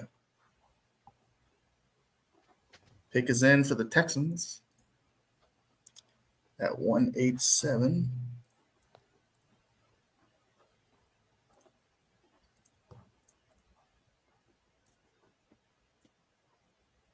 Jalen Reed, Penn State.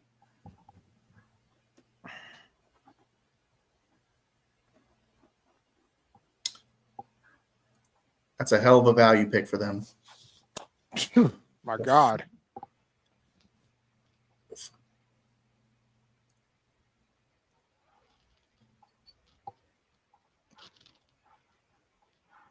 Kalo official, Penny's not, or Eddie is not under contract from us right now. We have no kicker on the roster. We don't need a kicker.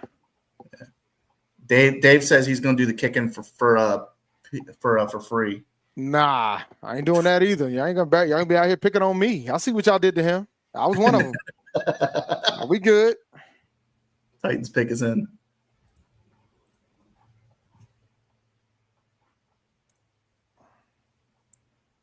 I've never seen such a bad course correction too. Freaking Eddie talking about he's the most accurate kicker in the world, and all of a sudden he can't hit shit all season long. He kept it for a while because Tucker was being pretty terrible too. Yeah. Oh, we do have one on the roster, by the way. Let me pull it up. We do? Yeah, I think we picked one up not too long ago. Khalil Mullins from Michigan. I think Wright, I think his name. We signed a kicker.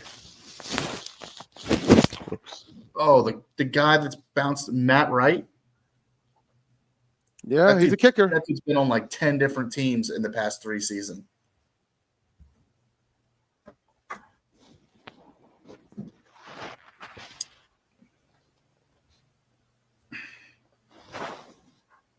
I see David Newton on ESPN quoted by this one page says that the Panthers had trade talks with other teams before the draft about Jadeveon Clowney.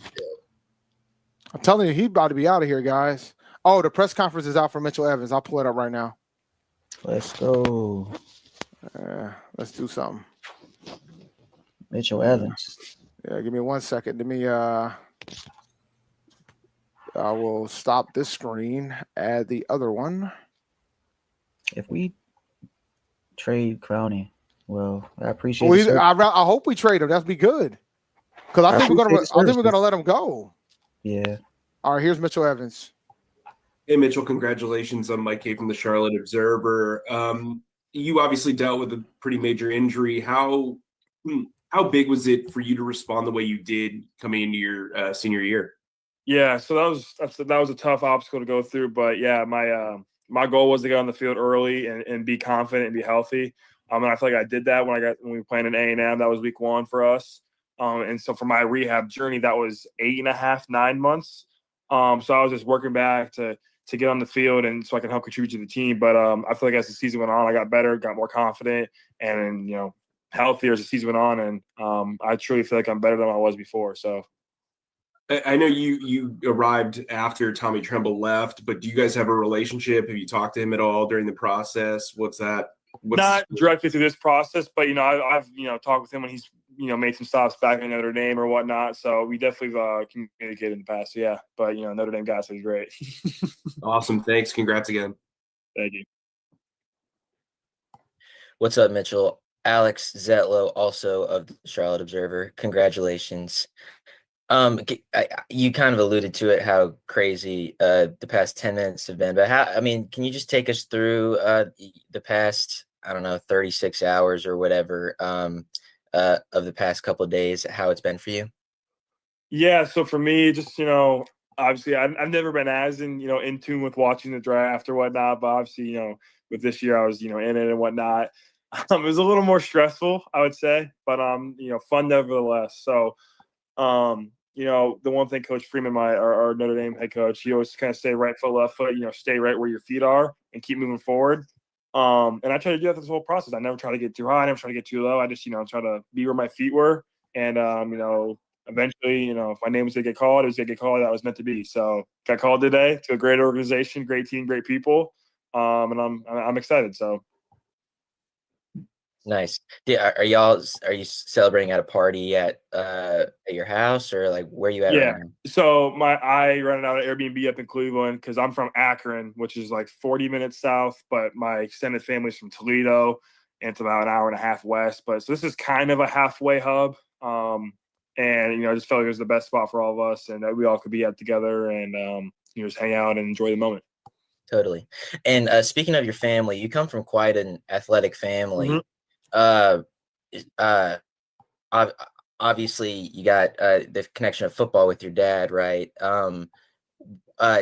Did you ever, strange question, did you ever contemplate playing volleyball? I know you're a basketball player as well, but did you ever contemplate playing volleyball? Because your mom's a volleyball player, or was a volleyball player. Your sister currently is. Like, did you ever take up that sport? Obviously, it always crossed my mind, but there was never really an opportunity to do that where I'm from. They never had boys volleyball growing up. But yeah, I was exposed to it from a young age. Just traveled with my sister and my family, and it was a fun sport. So definitely, if I would have had the opportunity, I definitely would have played it. But just never had it. I imagine you would have been a center or something, right hitter or something. But cool, man. Thank you so much. Appreciate it. Thank you. All right, we will go to David, followed by Cassidy. Sorry, never getting off. David Newton, ESPN.com. Congratulations. I know you've done well as a receiver and blocker, but I'm wondering which one you feel like is your strength, or do you feel like the versatility is your strength? I truly feel like my versatility is my strength, and I know a lot of people, kind of doubted my ability to kind of come back from this injury in the past game specifically. But I truly feel like to elevate my next game, or to elevate my game at the next level, I'm gonna have to get better at blocking, just kind of get back into it and stuff. But I truly feel like my versatility is being able to do both, line up in line, out in space, and be able to create space against linebackers or safeties, or be able to block the ends. I feel like I can do it all. But I truly feel my versatility is my greatest strength. And I know, I think with 3 touchdowns last year, but the Panthers are looking for more threats in the red zone, particularly that position. What makes you a guy you think can be that? I just feel like the way I kind of see and understand the game of football, like the way I read defenses, process it, just because of how I learned. I grew up, as a quarterback, and so like how I learned the game of football, I think has really helped me as a player, and how I learned reading defenses and understanding offense as a whole. And when you get down in the red zone, it's all about execution. So you need to be dang near 100% perfect, in tune with your steps, your footwork, your depth, your timing, and your spacing with the quarterback, and also your route. So I feel like I have a great understanding of all that, and ready to show that at the next level. Appreciate it. Thanks. Yep. Hey, Mitchell. I'm Cassidy with the Panthers. Congratulations. Thank you. You said you grew up a quarterback. When did you make the switch? So my all through high school, I was quarterback my freshman, sophomore, and senior year. But my junior year, I was dealing with a little bit of a back injury, and so I couldn't twist, and it hurt to rotate my hips. So my high school coach and I had a discussion of all right, I could still move, still need to get on the field. So we just made the pivot to tight end because I was pretty big compared to other people. Put me there. Had a good year. Made a great highlight tape, I'd say. I made it myself on Huddle, which was great. Nice. And then was good enough to get recruited, and I got recruited based off of that highlight tape and year. So the plan was always to play tight end at the next level and going into college. So I'd probably say to college. I don't know. I only played 1 year in high school. I don't know, but probably college, yeah. And then just to clarify, you said something at the beginning. Did you play in that first game this season against Texas A&M? I did. I played in every game this year, but it was a limited. It was like 9 or 10 snaps, which I knew that was going to be the possibility, or that was going to be the reality. Coming back so early and with the timing of everything, because that was a little less than 9 months for me with an ACL. It's a longer process of rehabilitation. So for me to get on the field was just a true milestone for me. And then each week I just slowly increased my workload and just got back to where I was. So. In that game, either when you were on the field or maybe through film study, what were your impressions of your new teammate, Nick Scornton? Dude is a certified baller. He's strong, fast. He's got it all. He's going to be a good teammate to, one, go against and practice and get better going every single day. But, I would hate to game plan against him because that was tough for us. That's awesome. Thank you. Yeah. Yep. All right. Any other questions for Mitchell? All good? All right. Well, thank you so much for taking the time. Appreciate it. And congratulations again. We're excited to have you. Thank you so much. I'm really excited.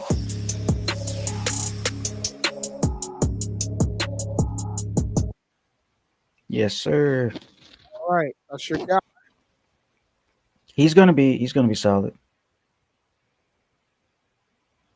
Hold on a See second. the Colts drafted another Mike K from Charlotte. Oh, wait. Let me see here. There we go. Oh, Cam Jackson's here too. Might as well do it now. How'd you get that hat so quickly, man? We had them all sitting out here, and once I told my family and my agent, who it was, they instantly handed it to me. So you had all 32 teams, huh? Yes, sir. Yes, sir. Now what are you going to do with the rest of them? I put them away. Hey, you are like now, I think, the third SEC defensive player taken. And some of these guys, including you, have been to more than one place. So I apologize if I'm mixing this up. But what experience do you have with Nick Scorton, if any? I guess thinking more about Princely and just what's it mean to have all these SEC defensive guys in this front seven of this defense? It means a lot. Because them guys who one of them I played with for a year. The other one I played against, but I believe he was at the Senior Bowl with me, if I ain't mistaken. So just bringing in that talent to Carolina and just coming in and work and helping this organization win. Were there many guys that you ran into over the course of your career that were bigger than you? Not too many. I think the only guy I really ran into was probably my defensive line, my teammate Desmond Watson. He was probably the only guy who really just made me look small. He got the ball a couple times, right? Yeah. He ran it against Tulane last season. You never got the ball? Nah. Thank you, Cam. Yes, sir. Hey, Cam, Mike K from the Charlotte Observer. Congratulations. Nice to meet you. Being teammates with, both, ETN and Princely at UF, how cool is it that you'll have guys that you know relatively well coming into a new place, right off the bat? Just excited to, be in the building with them guys. I was actually just talking to my family about that. I'm excited to, get to reunite with Princely and Trevor again. And I know we finna come in and work and, compete with each other. And like I said, just coming in to help this Panther organization and just trying to, get this team, far. But like I said, coming in to work and just ready and just excited to be with them guys and get ready for a rookie minicamp. With this NIL atmosphere, a lot of guys are transferring and making professional decisions. How did going from Memphis to Florida prepare you for the next level, going into a new locker room, going in with new coaches and a new scheme and all that stuff? So going in, like you said, going in from Memphis and transferring to SEC is totally two different atmospheres for sure. And I feel like when I transferred to Florida, just them guys, they was locked in. Just they took it serious for sure, and I knew they wanted to change their organization around there. And we just had a bonding relationship, and everybody just trusted each other. All right, we will go to Alex. Hey, what's up, Cam? This is Alex Zetlow with the Charlotte Observer as well. Congratulations. Yes, sir. So just curious, like even growing up, were you always the biggest guy on the football field? I say probably around the time I got to junior high school. I was small in Little League, so yeah. Yeah, I wasn't just always the big guy until I got to like junior high, probably around middle school. Oh, nice. What position were you playing in the youth leagues? I was playing defense end. Oh, okay. Yeah, I was still playing defense. Okay, nice. So you've been a defensive end or a defensive guy your whole life. Yes, sir. That's really cool. I mean, I've asked this a couple of times to a bunch of players, but is there like a part of your game, a misconception about your game, perhaps that you want to prove differently at the NFL level? Just wanna, keep improving on my pass rush. That's a thing that, I always say I want to work on. So that'll be a big thing, just improving on that for sure. And then finally, I remembered it while I was fumbling around in my head. Derek Brown is an important part of this defensive line, was a Pro Bowler 2 years ago, also an SEC defensive line guy from back in the day. What do you know about his game? What do you know about his game, and how excited are you to play alongside him? Very excited. I heard a lot of good things about him. So just ready to go in and learn from guys like him and the other veteran D lines, and just ready, like I said, just excited to get in the building and ready to work. Wonderful. Thanks, man. All right, we will move over to Cassidy. Hey, Cam, how's it going? Hey, how you doing? Good. Congratulations. Appreciate you. I wonder what today has looked like for you. Did you kind of have an idea of where it would be, and was it a surprise? Like, how has the day kind of unfolded just for you personally? It was really a surprise for me. Just like everybody else, just sitting there, waiting on your phone to ring, and when it rung, I answered immediately. So. Did you recognize the area code, or did they have to tell you who it was? I seen Charlotte, North Carolina. Mm-hmm. So, and then I just answered, and when they said, when they said their name, I was like, oh. Had you met with the Panthers kind of through this draft process? I came on the top 30 visit. Okay. What were your impressions during that visit? I enjoyed the facility a lot. I enjoyed, meeting with the coaches, just learning from them. And then just last thing, tell me about your chain. Who is that on the chain? Is that you? Oh no, this is my cousin. This is my cousin Jamarcion Jackson. Okay. Why? How did he make the chain? He had passed away in February of last season. Yeah. I'm sorry about that. Yeah. So why was it important to you to have him on your chain? I say just because he done been with me through everything, and I say he like my guardian angel. So just watching over me as I was going through this process. That's awesome. I'm sure he'd be proud today. Thank you. All right, Cam, thank you so much. Appreciate you taking the time. Hey, y'all. Yeah, and congratulations. We can't wait to have you here with us in Carolina soon. Yes, ma'am.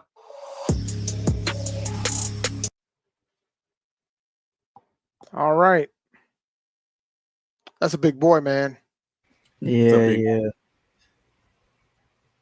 comes the Lions pick. 196. Getting close. Getting very close. It went, it went during those interviews. It flew. It was flying. No, you're right. Yeah. It was flying. Now this is gonna slow it down because you got, CBS Sports gave the Dylan Gabriel pick to the Browns a higher rating than Princely pick or the Tataroa pick. Well, it's Pete Prisco. That's all you need to know.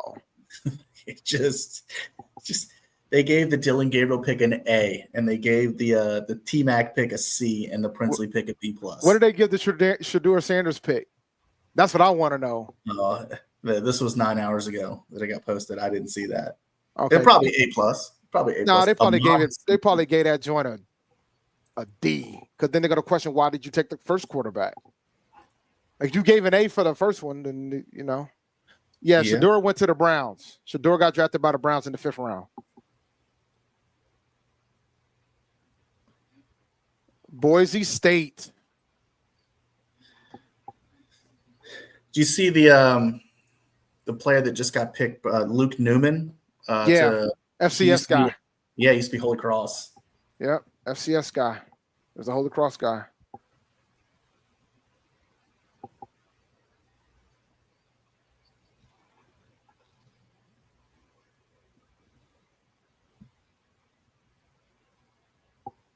Yo, man, Rich Eisen is hype about this guy. Ahmad Hassanian. Yeah, from Boise State. 34 tackles for loss in his career. Let me look him up real quick. Hey, give him to Dan Campbell. The rich get richer, man. 6'3", 270. 16% pass rush win rate, 82 grade and pass rush grade, 80 run defense grade, 76.9 pass rush grade. Improved every year, 734 snaps last season, 17 hits, 35 hurries, 10 sacks. Year before, 31 hurries, 14 sacks, 8. Yeah, dude just gets in the pocket and lives there.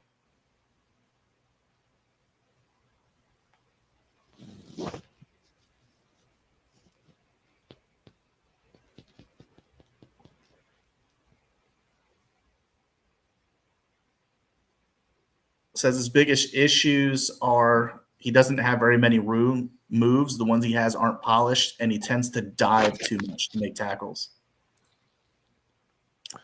Picks in for the Texans. We getting close, guys.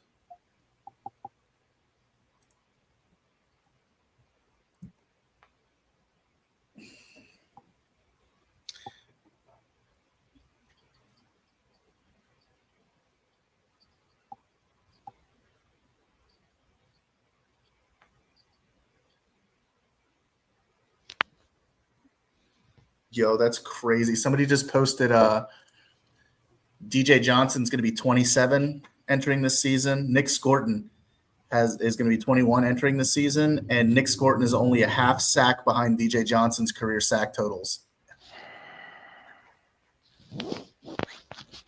That's nasty work, bro. It's terrible. That's nasty work. Oh my God. Oh, that's brutal. Oh, that's brutal. That was the Evero guy, by the way. I just want to continue to remind you guys of this.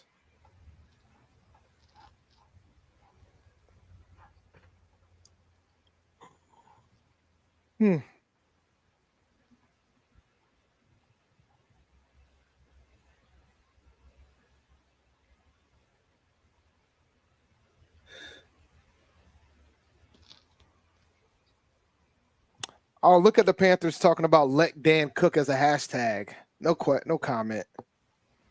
Guess I'm going to retweet it though.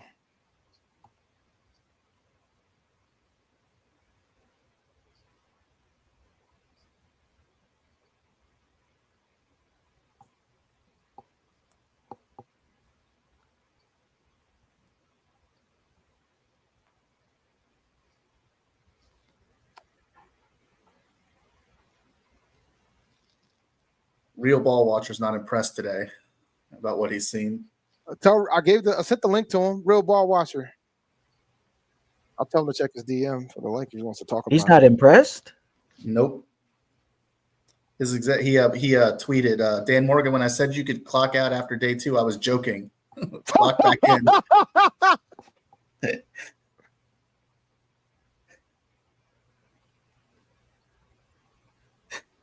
That's hilarious. He's like, I don't think it's the best idea to take backups with starters at positions of need available. Big Q just hit me up. Hold on a second, guys. Let me I'll get him in here, please. Yo. Hold on. I gotta grab the new link. I gotta give him the new link. Hold on. Okay. He replied to me around 2-3 o'clock. So I just saw it because I did it on the PNP joint.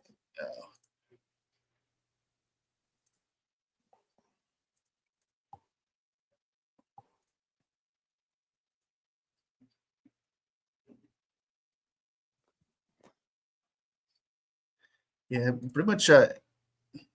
Ejiro is going to have absolutely no excuse this year to not show improvement defensively. Not with the tools that he's being given. You want a pass rush, you got it. You wanted run stoppers, you got it. Yeah, I think he will though. I think he will be solid. I mean, all the guys who've drafted so far on defense. I mean, obviously not Cam. Well, even Cam, because he moves pretty well for his size. Yeah, I just sent him a message. All of them move well, and all of them are flexible. Because I even think there's an argument to be made that you could have almost like a jumbo defensive line set in an obvious run situation. Put Ashawn Robinson, Derek Brown, and Cam out there. Yeah, especially on the goal line. Yeah. Yeah. Well, yeah. Maybe that's different, but yeah. I'm talking more like midfield, 4th and 2, whereas last year we would cough it up all the time. You could probably plug the lanes, putting those 3 guys out there. Bobby Brown, of course, too.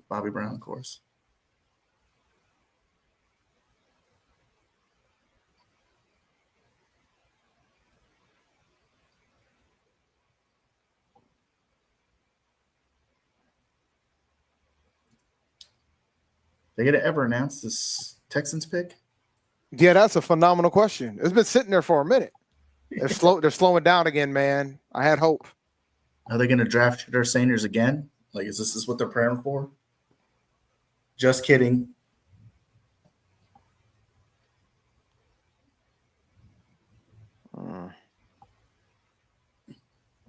Let's see what Texans have done this so far. The Texans had Jaden Higgins.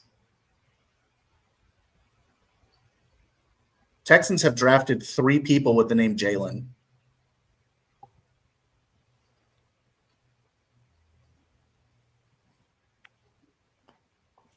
And they've drafted 5 people whose names start with J. That's about all I can say about their draft class. Let's see.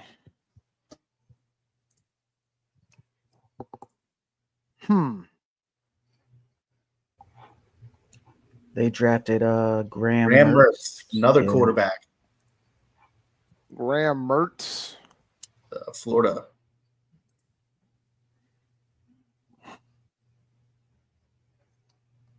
Graham Mertz, Texans.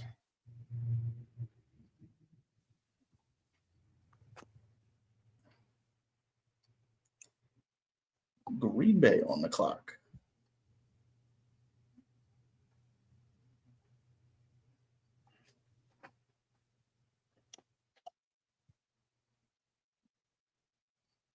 I guess you should pull up the board so you guys get an idea where we're sitting. Hold on. Jared Ivey's still out there. Does anybody in the chat know why Jared Ivey is still there? Is he injured just like Cameron Williams? I'm wondering I don't know if the gray means anything, but because I know there were notes being put in for him, but But look, man, Isaiah Bond's still sitting there. But I know we don't probably gonna take no wide receiver. I mean, just Jared Ivey, though. He's got a 90 pass rush grade, an 82 run defense grade, an 87 pass set grade, a 16.8% rush win rate grade. If you take him, well, maybe they don't think he's a fit for a 3-4 scheme, but I don't know, man. You gotta point the value is too good to pass up.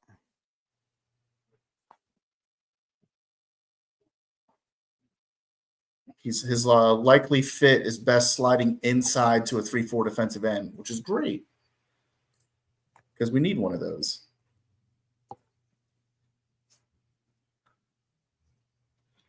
Pick is in.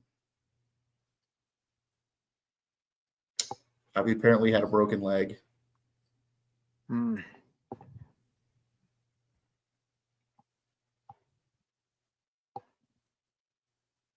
Low athleticism.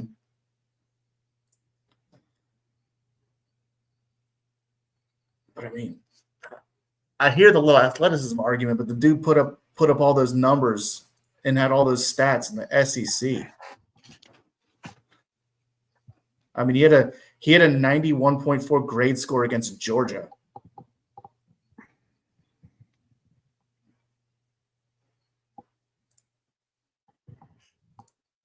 Oh, Ivy had a broken leg. Analysts say he's super raw.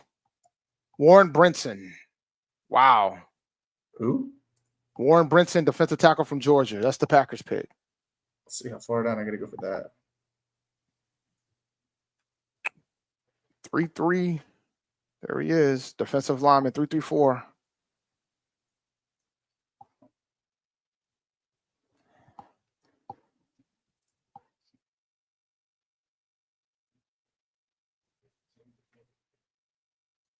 That damn blue field, man, by Boise State. This stuff is hard to look at. Is this boy not even? Nope. I don't even have him. We're at the point where you're not going to have a lot of these guys, really. Picks already in for the Chargers, too. That's what I like to hear. Yeah. It's 208. These picks are running now.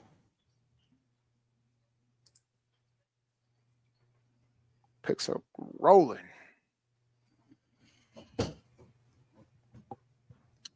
We're in hour 5 of the stream. I do not like the Chargers draft. I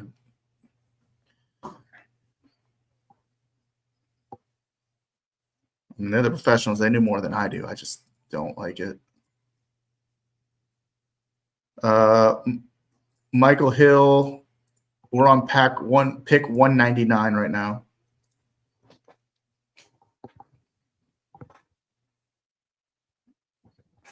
Branson Taylor. Rob Smith, we are not picking Shiloh. There's Why no do chance. we're not picking him. Nobody's picking Shiloh Sanders. Maybe he'll be Mr. Irrelevant. That would be hilarious. That would be the ultimate troll if the Chiefs drafted him for Mr. Irrelevant. Yeah, Cleveland should pick him. Keep the And whole all family together. and all jokes aside, that would be dope because Shiloh is the comedian of the family. He put up some video talking dancing in front of his mother to Must Be the Money. Like, he is a comedian, bro. All right, he's just a comedian. Branson Taylor to the Chargers. Yep.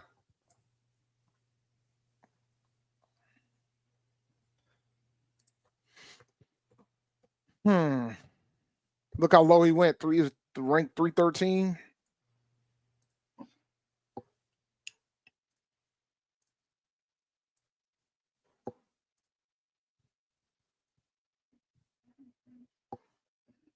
All right, man. We're close. We're almost there. We're at 200. Pick is already in for Jacksonville.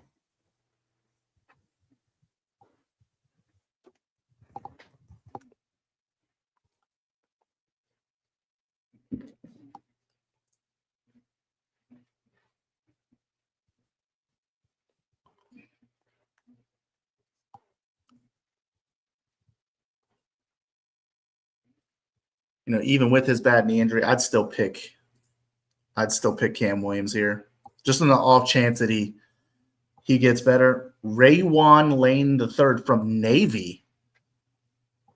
They picked a Naval Academy player. Navy's been pretty good over the past couple of years, man. Yeah, but it's all about getting that release from the Department of Defense. They won't have a problem. They out here letting folks go every day, B. So they should be all right. Yeah.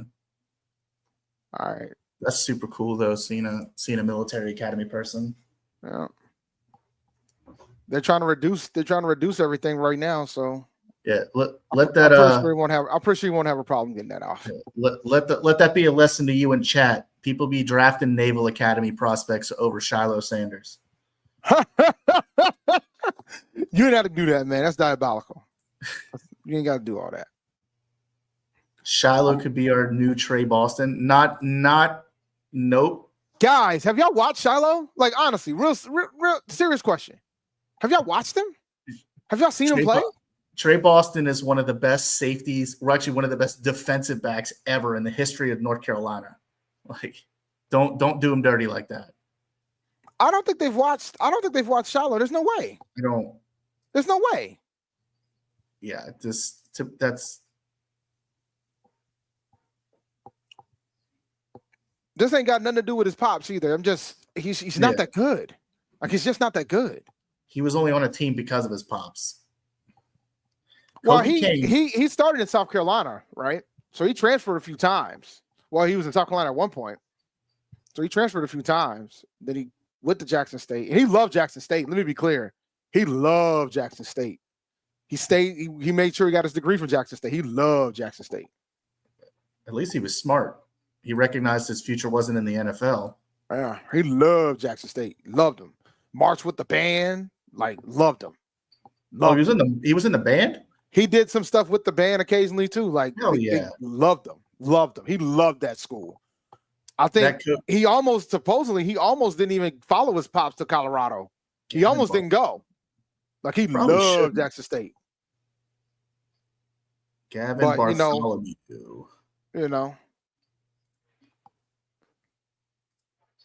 Well, y'all keep saying y'all want. Well, you got your safety already. So what you need him for at this point? Gavin Bartholomew. He ain't on my list either. Did I miss 201?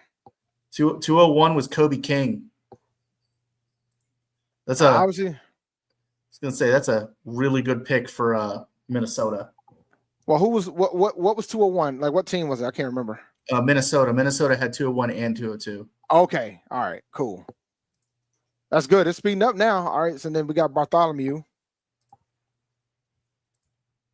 There we go. Vikings 201, 202. And the pick is already in for the Ravens.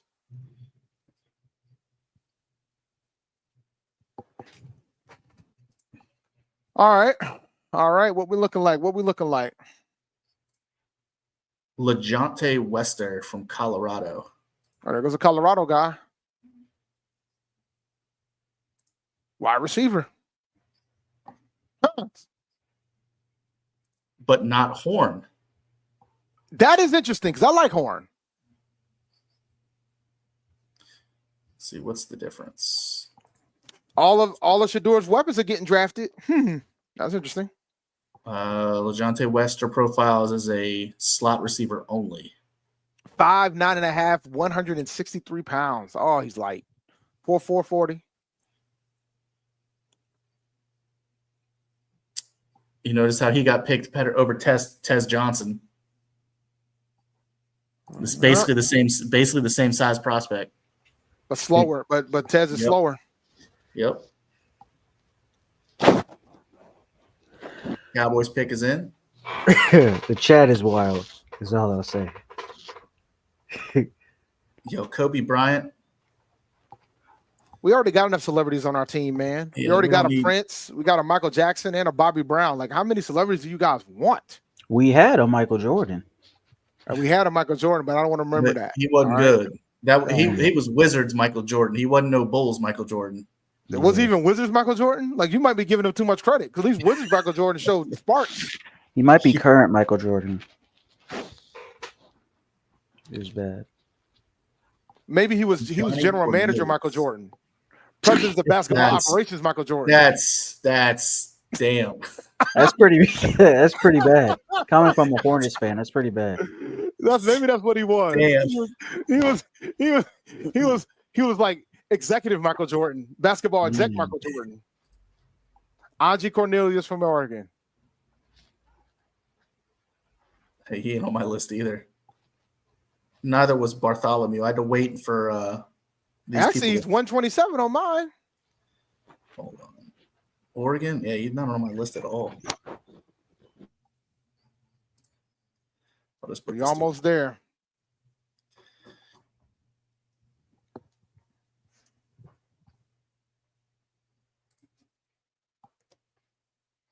Oh, I had it filtered. That's why I didn't see him. He played tackle. I was looking through the interior offensive line.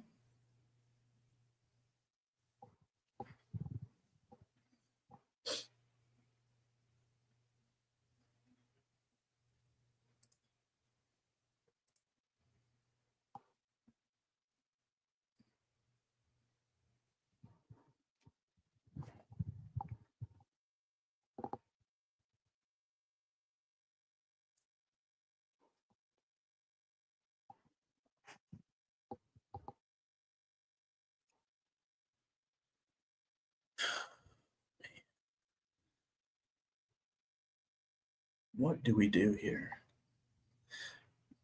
You know, Seth McLaughlin is still out there. He's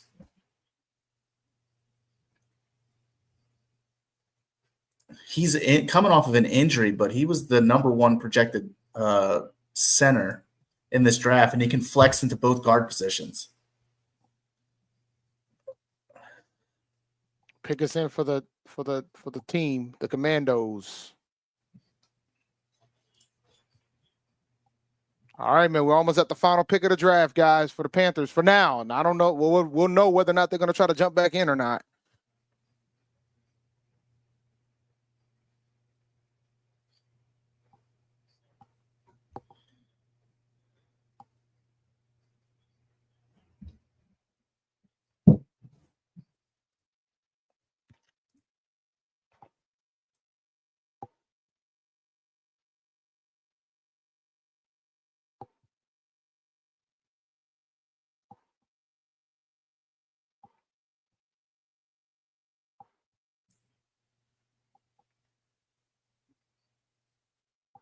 Most likely to start, Jackson Dart or Tyler Show.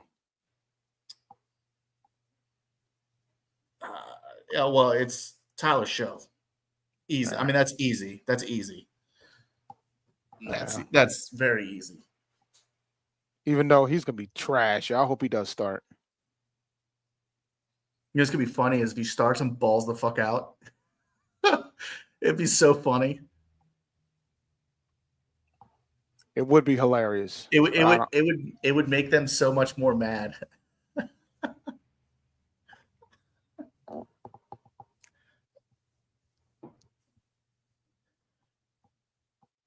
Yeah, I'm starting to think this is going to be it for us after we take this pick. So what are you guys thinking, man, with pretty much 2 picks to go, because Buffalo's on the clock. They just haven't announced the Washington pick yet, but what are you guys thinking? I mean, honestly, I wouldn't mind taking one of these quote unquote injured players with that performed at a super high level. You know, if Ivy truly is hurt, coming off a broken leg, take him, or Cameron Williams, or Seth McLaughlin, just one of these people that had a higher projection prior to the injury. You know, see if they can get that status. Kane Medrano. That don't sound like somebody that's going to be on my board, but we're going to find out. Or he's on my board, 351. Yeah, this is where we swing for the fences. All right, I'm gonna go ahead and let you guys know right now, for the folks in the chat. After the Panthers pick, I'm not doing any more of this. We're done here. I'm done. I'm not going to add any more. I'm not going to update the spreadsheet after the Panthers selection. I think we're going to be done for the night, but we're going to see. I think we're done for today. Bills. Pick is already in for Buffalo. Man, we are almost there. Yeah, we're close, man. Now, bruh, Cash. 5 hours and 15 minutes. You're damn right. I am going to wait around, though. I'm going to wait and see if we get the interview. But I'm not going to. I'm not going to wait. I'm going to shoot a text to Shaw to see if he wants to do another show tomorrow, or maybe we just hold off to Tuesday to go over the UDFAs. But we'll see. Chase Lunt, tackle for UConn. Oh, he's not good. Immediately. Like, immediately.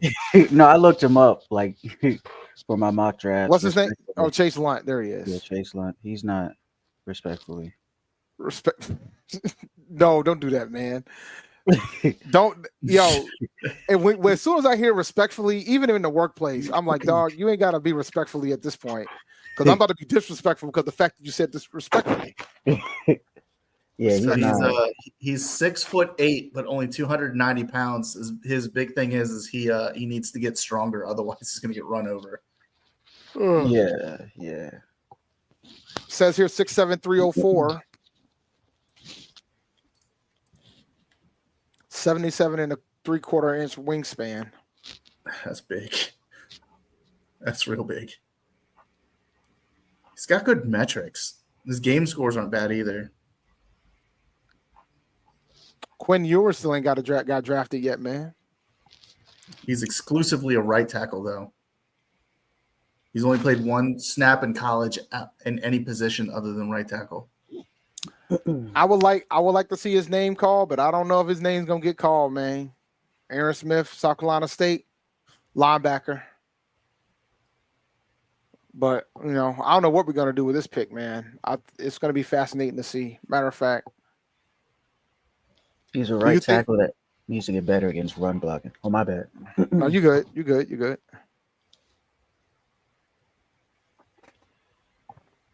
People are pretty funny. Is Shaq Thompson still available? We need another linebacker. They could re-sign him, man. The way they left off, though, it kind of felt like a goodbye. I don't know. What's the point, though? If you need a linebacker, he can still probably play. I mean, it was a tough injury, but it might be. He'll definitely come back. He took a pay cut to stick around in Carolina, man. Like, change. Shaq's going to retire. He ain't announced anything yet. I mean, maybe mid-season he could come back.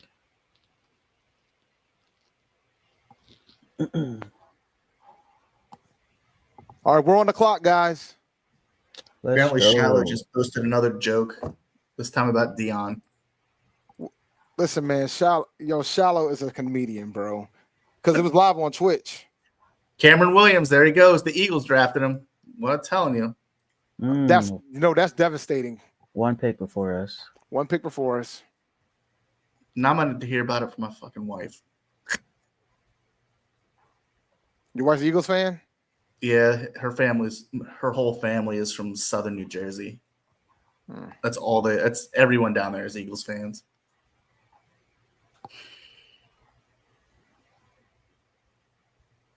Damn. I think we go corner. Probably get Zai Kobe Bryant is still there. No. I hope we draft a corner that is not Kobe Bryant, just despite the chat. Zai Alexander. Yeah, that's what I think we get. Well, we're on the clock. I mean, they're hell bent on SEC schools, so that means Kobe Bryant ain't even gonna be on the list. Or maybe BJ Adams. What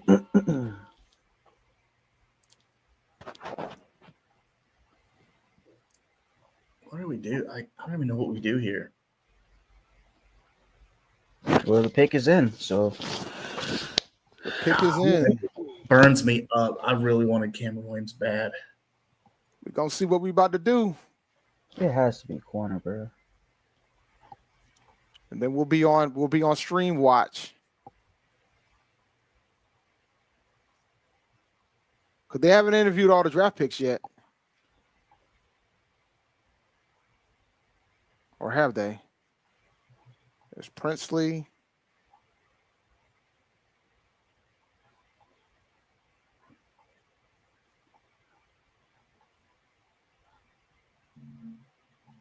think they have because they had I think they've Mitchell, interviewed better.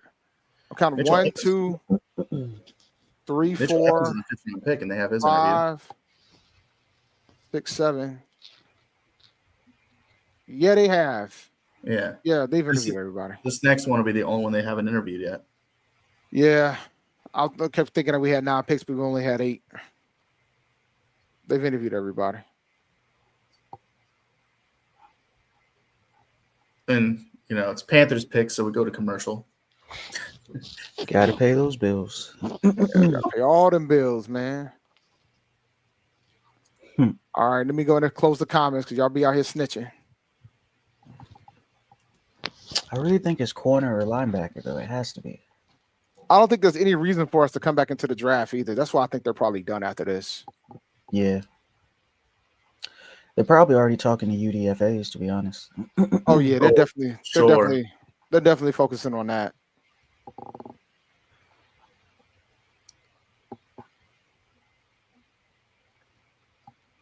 Offense was ranked 23rd.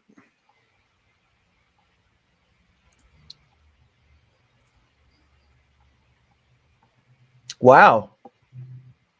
Jimmy Horn. We double dipped at wide receiver. We took Jimmy Horn from Colorado. Yeah. Wow. No corner, no linebacker. Well, that's going to be interesting. I don't like that at all. No O-line. That's going to be interesting. I do not like that at all. They must really trust Brady. Oh boy, I know y'all ain't gonna. Y'all kept asking for wide receivers. Y'all kept saying y'all wanted wide receivers. Now what? 4'4", 640, 5'8", 174 pounds. All right, let me go ahead and break this down to the Panthers draft picks. So we have made it. He's not fast. He's slower than Leggett. Why you all in the chat keep saying he's fast? 4'4", 640. He's fast. He's not fast. Here's his 40 times. 4.46. Yeah. I mean, Etienne was faster. I ain't gonna hold y'all. All right, here are the Panthers picks. I'll go ahead and hide this one. You don't need to show that one anymore. There you go. Here's your Panthers picks for the draft as of right now. Oh wait, I gotta pull it up. How about I do that? Boom. There we go. So there we go. This is who we drafted. I think we're done tonight. I think we're done for today. I think everything else is going to be UDFAs, but I find it fascinating that we decided to go 2 wide receivers. We in bookends too. Took one in the first pick and closed it with the last one. I don't understand this one. I don't understand. You know what the more fascinating thing is for me? We took 2 edge rushers, 2 wide receivers, took a safety, a defensive lineman. So we pretty much did 4 offensive guys, 5 defensive guys. 4 offensive guys, 4 defensive guys in the draft. Yeah. We're pretty even. Considering how dire the need was defensively, I found that fascinating. Oh, they said that Jimmy Horn was the 10th best wide receiver in Steve Smith's list. Y'all in the chat, when you're 5'8", 4.46 is really not that fast. It isn't. He's 5'8". He's 5'8". He's 5. You said 5'6". Did you say 5'6"? No, he's 5'8". No, I said 5'8". I said 4.46 is not fast for 5'8". It's all 4.46 is crazy fast when you're 6'3", but 4.46 is not crazy fast when you're 5'8", 170 pounds. It's not fast at all for that height. I'm more worried about whether he's got to be a slot guy off that alone, because he can't be outside, not at that height. No, he is. But Coker had height, guys. You can't compare Coker to him. Coker had height, and Coker wasn't that slow either, by the way. Coker is half a foot taller. Coker's like 6'3". How are you guys comparing him to Coker?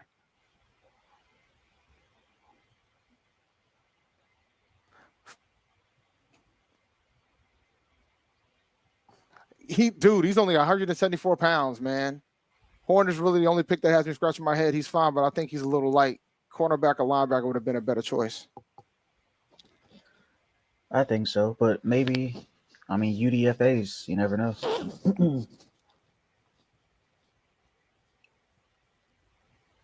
If Horn was that unique of a prospect, he would have been picked before the end of round 6. Mm-hmm. And he wouldn't have been the third Colorado wide receiver drafted.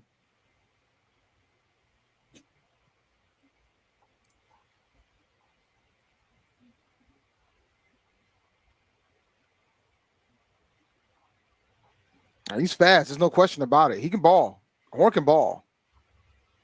Appreciate the super chat, A-Cash. We also need to remember too. Jimmy Horn is fast on the field, but not 40 fast. All right, we're gonna see JM. Sure. So he has only a 33.3% contested catch rate for his career. His receiving grade for his career is 65. His grade versus man coverage is a 57.6. His yards per route run is 1.64. He's never even gotten close to 600 yards receiving for an entire season. His yards per reception is about 12 if you add them up together.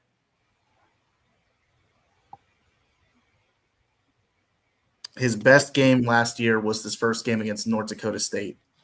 Every other game was significantly worse. And they almost lost that game, by the way. Yep. But North Dakota State has always been their perennial power in FCS. If he got hurt last year, somebody in the chat said he got hurt last year. He played 11 games last year.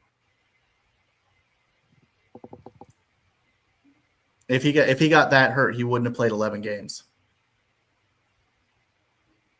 I mean, he must be a returner.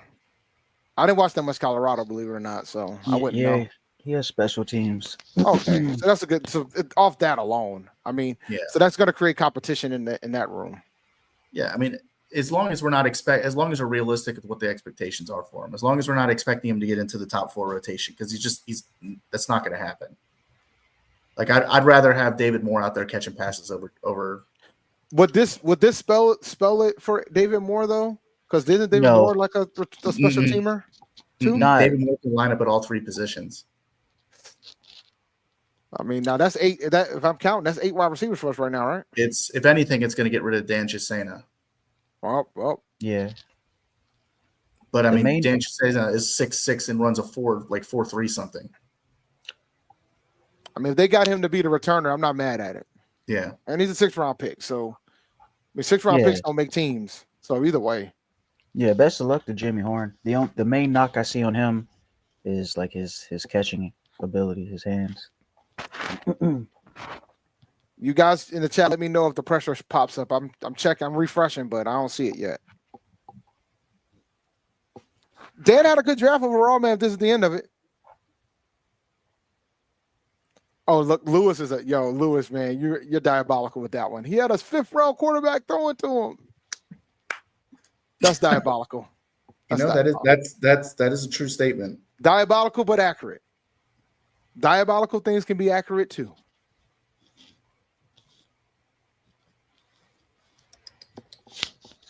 Let me see.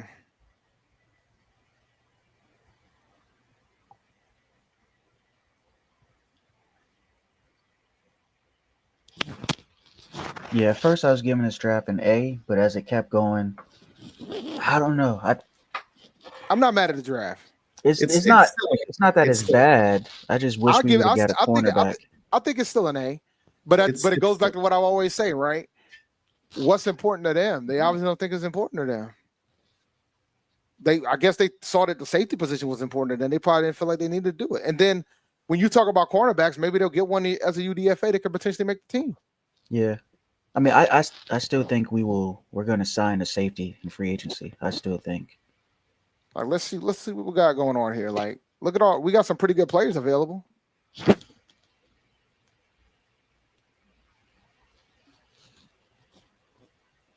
I like Mike Jack. And Chow, he's solid. Look at all these players we got. Look at all these cornerbacks we got available. Yeah, we got plenty. We got plenty of all these cats ain't getting drafted today.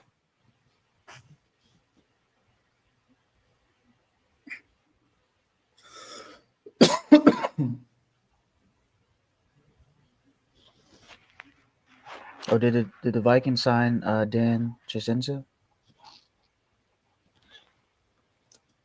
Don't know. That's what someone in the chat said. Oh, the Vikings sign. Okay.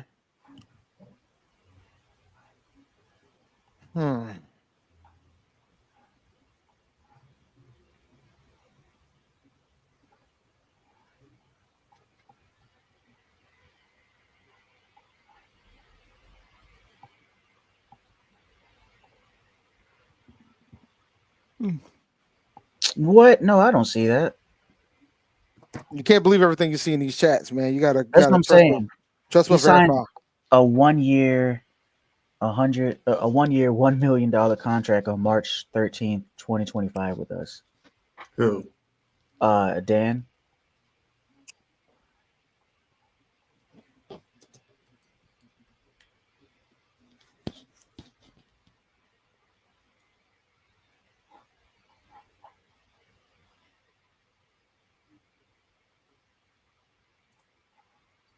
Yeah, he's still with us.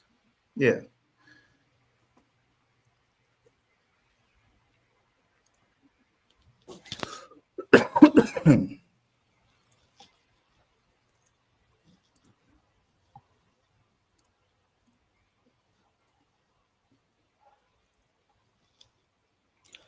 I didn't think Jimmy Horn would be so divisive in the chat. That's the biggest shocker besides Well, Shedeur folks, there Feldman. were folks that weren't the biggest fan of the Tet pick initially either. I was kind of shocked of all the reactions after the Tet pick happened. I didn't want him at 8, but I thought he was a good. I was with you, Dave. I thought he was a good prospect. It's just like with all the help and defense, I didn't think they would do it, but they made up for it by taking 2 edge rushes in the second and third round. Yeah. Like when I saw that, I was like, all right, I'm happy now. I'm happy. Like I got it. I understood why. Then I learned about the shoulder injury that he had, that Walker had. I was like, oh yeah, nah, it tracks. And then after that point, once I saw what we did on day 2, I was like, all right, I'm good. I'm happy now. Yeah, it's been a solid draft all Yeah, around. I'm happy. Because I think for me it was about trying to fix the pass rush, man. Like the pass rush has been so bad. Because the thing is, I felt like at the time, if we didn't get Mason Graham or Walker, I'm cool with taking T-Mac. But then when I heard about the injury situation with T-Mac with Walker, I was like, all right, now I'm definitely fine with T-Mac. Because I felt like Mason Graham was the pick if he was there at 8, but without him there at 8, it's gonna be T-Mac. So I was cool. And then when I saw what we did in the second and third round, when we got Scorton and got Princely, I was like, let's go. I'm good. Because we're fixing what we needed to fix. I know folks wanted a corner. We got our safety. I know folks wanted a safety bad. We got one. So A draft for me, man. It'll be fascinating to see how it goes. I'm pretty sure they're probably not gonna get no A's with the pundits and the critics. But we'll see. Yeah, I think I'm looking forward to Jimmy Horn. We'll see. I'm just happy we got some solid people like all around. Press conference is up. It's not on yet, but it's up.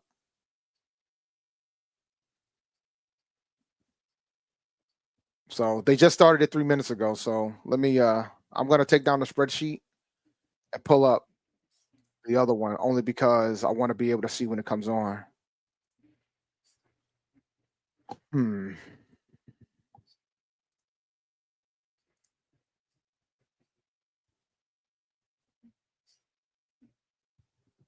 All right. It's there. So when it comes up, we'll be ready to rock. Wow. Just watch for Mitchell Evans, though. I'm trying to tell y'all, that's tight end number 2. I'm trying to tell y'all if he can stay healthy. Y'all can hear this, right? Y'all can hear that? All right. Just want to make sure. Just wanted to verify. That's all.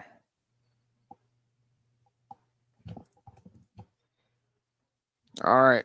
Looks like they're done for the day, ladies and gentlemen, which is good. We'll see how long it takes before the pressure comes on, but. All right, about 5:30, I'm heading out. So don't worry, I'm not gonna be too far behind because once the pressure ends, I'm shutting this thing down. I'll give my final thoughts and I'm gonna call it a day and go deal with the chillings. Yeah, I think I'm gonna get some pizza. You kind of inspired me. Bro, Yeah, one thing pizza. I'm promising myself, I don't think I'm going to get pizza. So Don't worry, I'll get it for you. yeah, I've had like when I went to go, the GameStop near my house is closed. So on the way home from work, I swing by the GameStop in Fall River, and they still had Switches available for pre-orders. I did that, and of Really? course in the Are you same, gonna do that? and then at the same shopping center, there's a freaking Little Caesars there. So I grabbed Little Caesars. I ain't had that in a minute. So I grabbed some Little Caesars. And then yesterday, because I had both kids, I said, you know what, let me just order another pizza. So Little Caesars one day and then Domino's the next. Yeah, the pre-orders, man, the best bet was to just go to GameStop and pull up. Like I got there around 3:00 and I was able to get a Switch. It wasn't with the Mario Kart, but that's not a big deal. I wanted to try to get 2, so I got 2. I'm gonna tell my sister to go to GameStop. It's too late now. I'm pretty sure it's sold out at this point. But she said there was 5 left. They got like 80 total. They got like 50 of the Mario Kart bundles and 30 of like just the Switch 2s. So they're getting a pretty good. These stores are getting a good supply. So, There's a quarterback to the Raiders. Tommy Malone, Montana State, FCS. They had a pretty good year last year too. I think they're playing the championship game, if I remember correctly, against North Dakota State. Damn, this dude's numbers jump. Richard Faring asked you, Dave, what grade would you give the Cam Jackson pick? I'll probably give that one an A. I mean, because to get Shot Tuttle out the paint, I ain't gonna say no to that. I mean, I think he's probably gonna be more on the developmental side, which is fine. But that's a pure nose tackle, something that we've overdue needed for the 3-4 scheme. Why buy 2 switches? I got kids, bro. I got a 10-year-old that plays Switch, and I got an 18-year-old that plays Switch. And Dave's a kid at heart. So and I'm a kid at heart, and I'm not sharing with them, so they can fight with the other one. I ain't sharing with them. Saying Tommy Malone is going to be shifted to wide receiver. Really?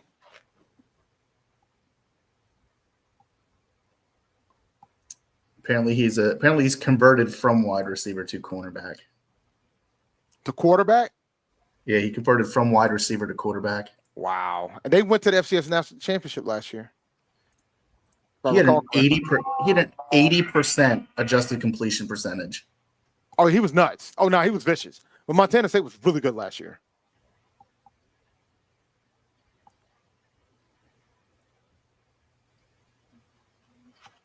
Well, that's a Raiders like pick, but you know.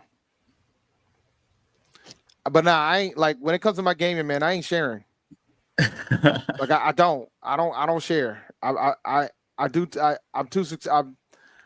busted my behind and now I have to share with my kids this. So I felt like if I can get a second one in tow, I'll get it now. I respect it. Yeah, I'm with it.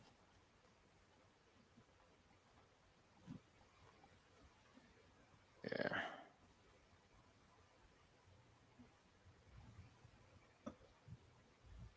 Yeah, how expensive is the Switch 2? Someone was asking in the chat. So the Switch 2, they have one where it's $450. That's just a console. And then they have a bundle that they're releasing with Mario Kart World, which is what everybody's going to get anyway for $500. This is the most expensive. This is the most expensive Nintendo console that they've ever released because they never go over $300. No, usually not. Yeah. So, but the thing that's pissing people off more than anything else is the fact that Mario Kart World, if you buy it separately, it's $80. It's $80.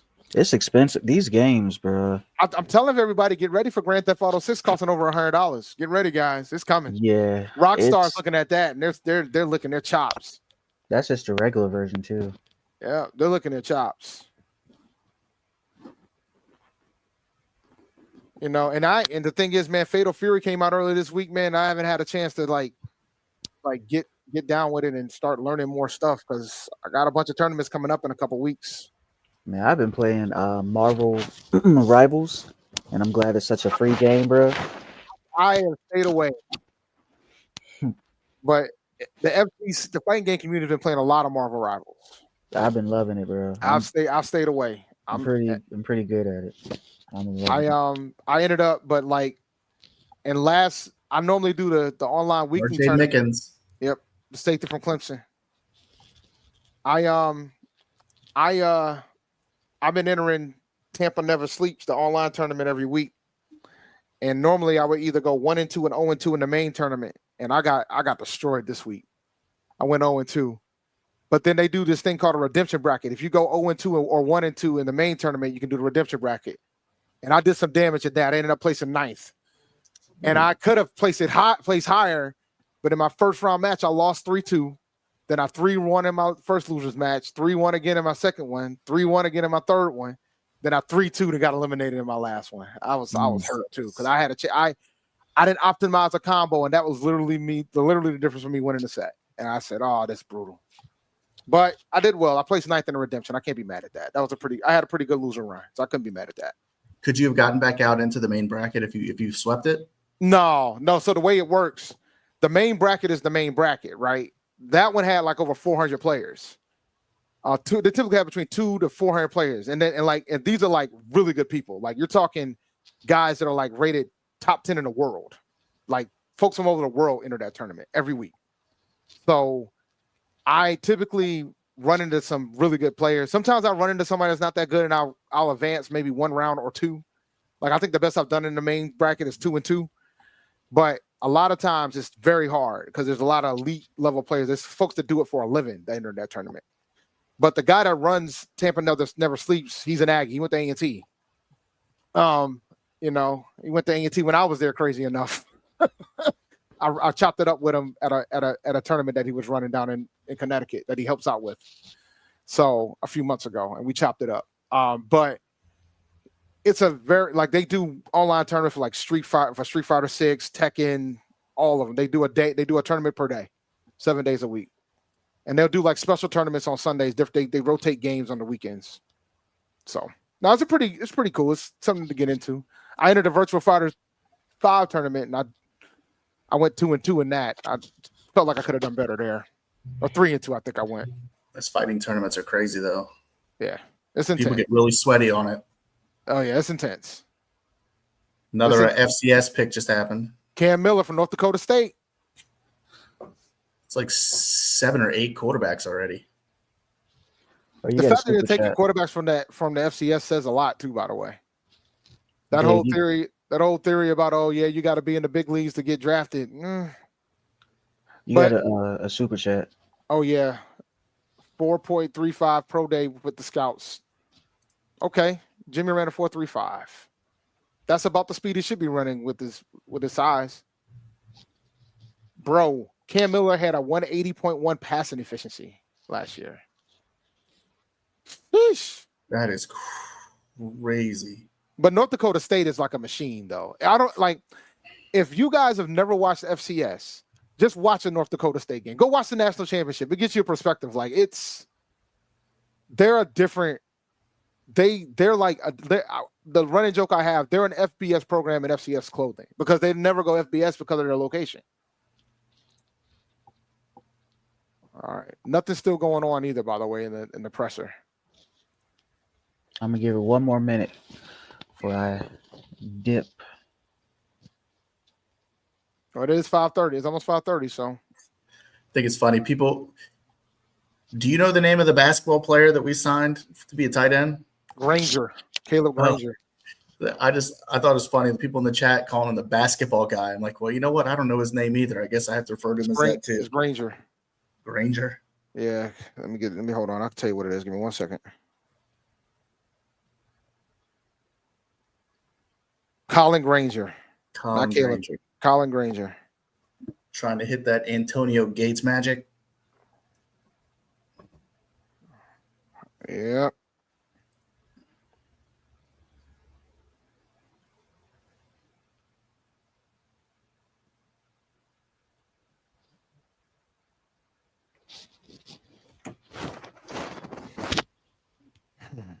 No Nick Cooley. Nobody's gotten Shedeur Sanders yet.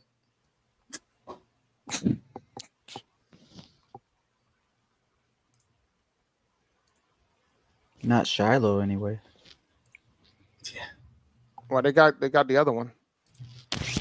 Yeah. Dion's other kid. Yeah,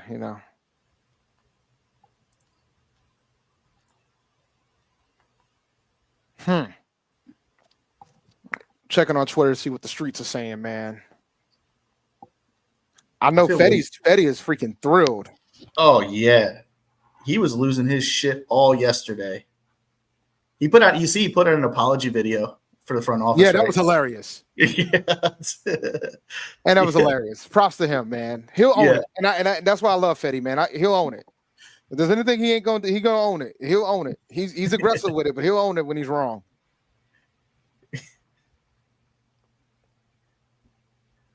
Him and Slick, they both just been going crazy on X the past week.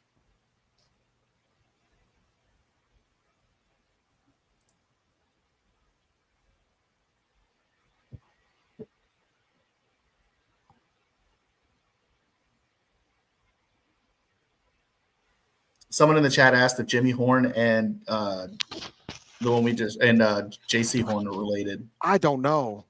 I have no idea. I know I know JC Horn is related to Jimmy Horn, the old Saints wide receiver. Yep.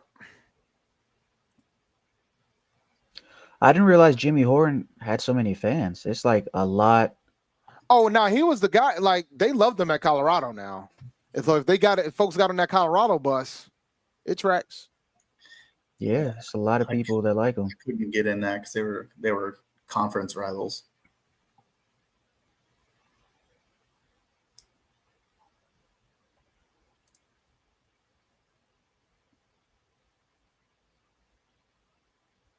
Like, there's a lot of Panthers fans really happy about this pick. They'll stop being happy about it and we'll start complaining that we didn't draft a linebacker. Right, so just to clear it up, Jimmy Horn Jr. is not related to JC Horn, but Jimmy Horn Sr. was an HBCU football player. He played for Bethune-Cookman University, but he didn't make it to the league. Really? Yep. So he played for Bethune-Cookman, didn't make it to the league. He was a truck driver. He had some other issues going on, but I ain't gonna get into. But that's his pops. It should possibly have nothing to do with his son. So from that standpoint, but now JC Horn is Joe's son. All right, they're up. Got a punter drafted. All right, I am about today. to head out, but it was dope being here. Or kick it off with questions. Yeah, Nice it's to just see you, Deontay. obviously we're really excited about this draft class. A lot of hard work was put in, by the scouts, by the support staff, the coaches. It's just a group effort. We felt like everything went really good. We're really pleased with how the draft turned out and just excited to keep building this team and, towards something, special. So, yeah, we're excited. You have anything to say? Oh, just culture fit, guys, that we, all the work that we did on the film, first and foremost, the football players, and then just, thanking Eddie and Deuce for, just kind of the background and making sure that these guys fit into what we're trying to do here, and just excited that again, we got guys that fit our culture and the play style that we're looking for. All right, thank you guys so much. We will kick it off with Joe Person.